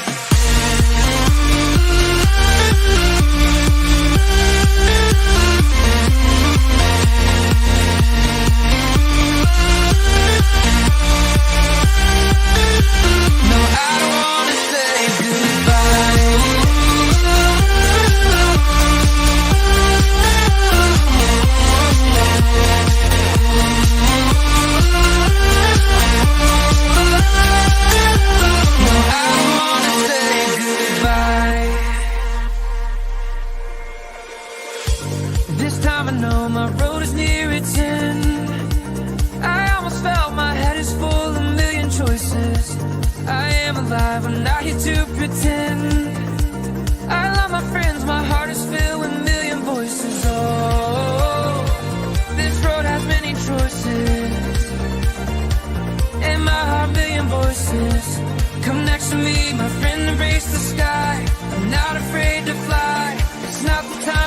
say goodbye.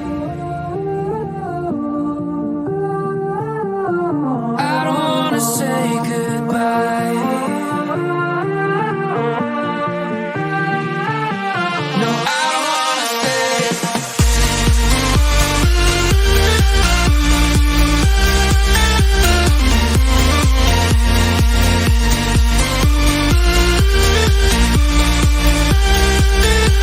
No, I don't wanna say goodbye.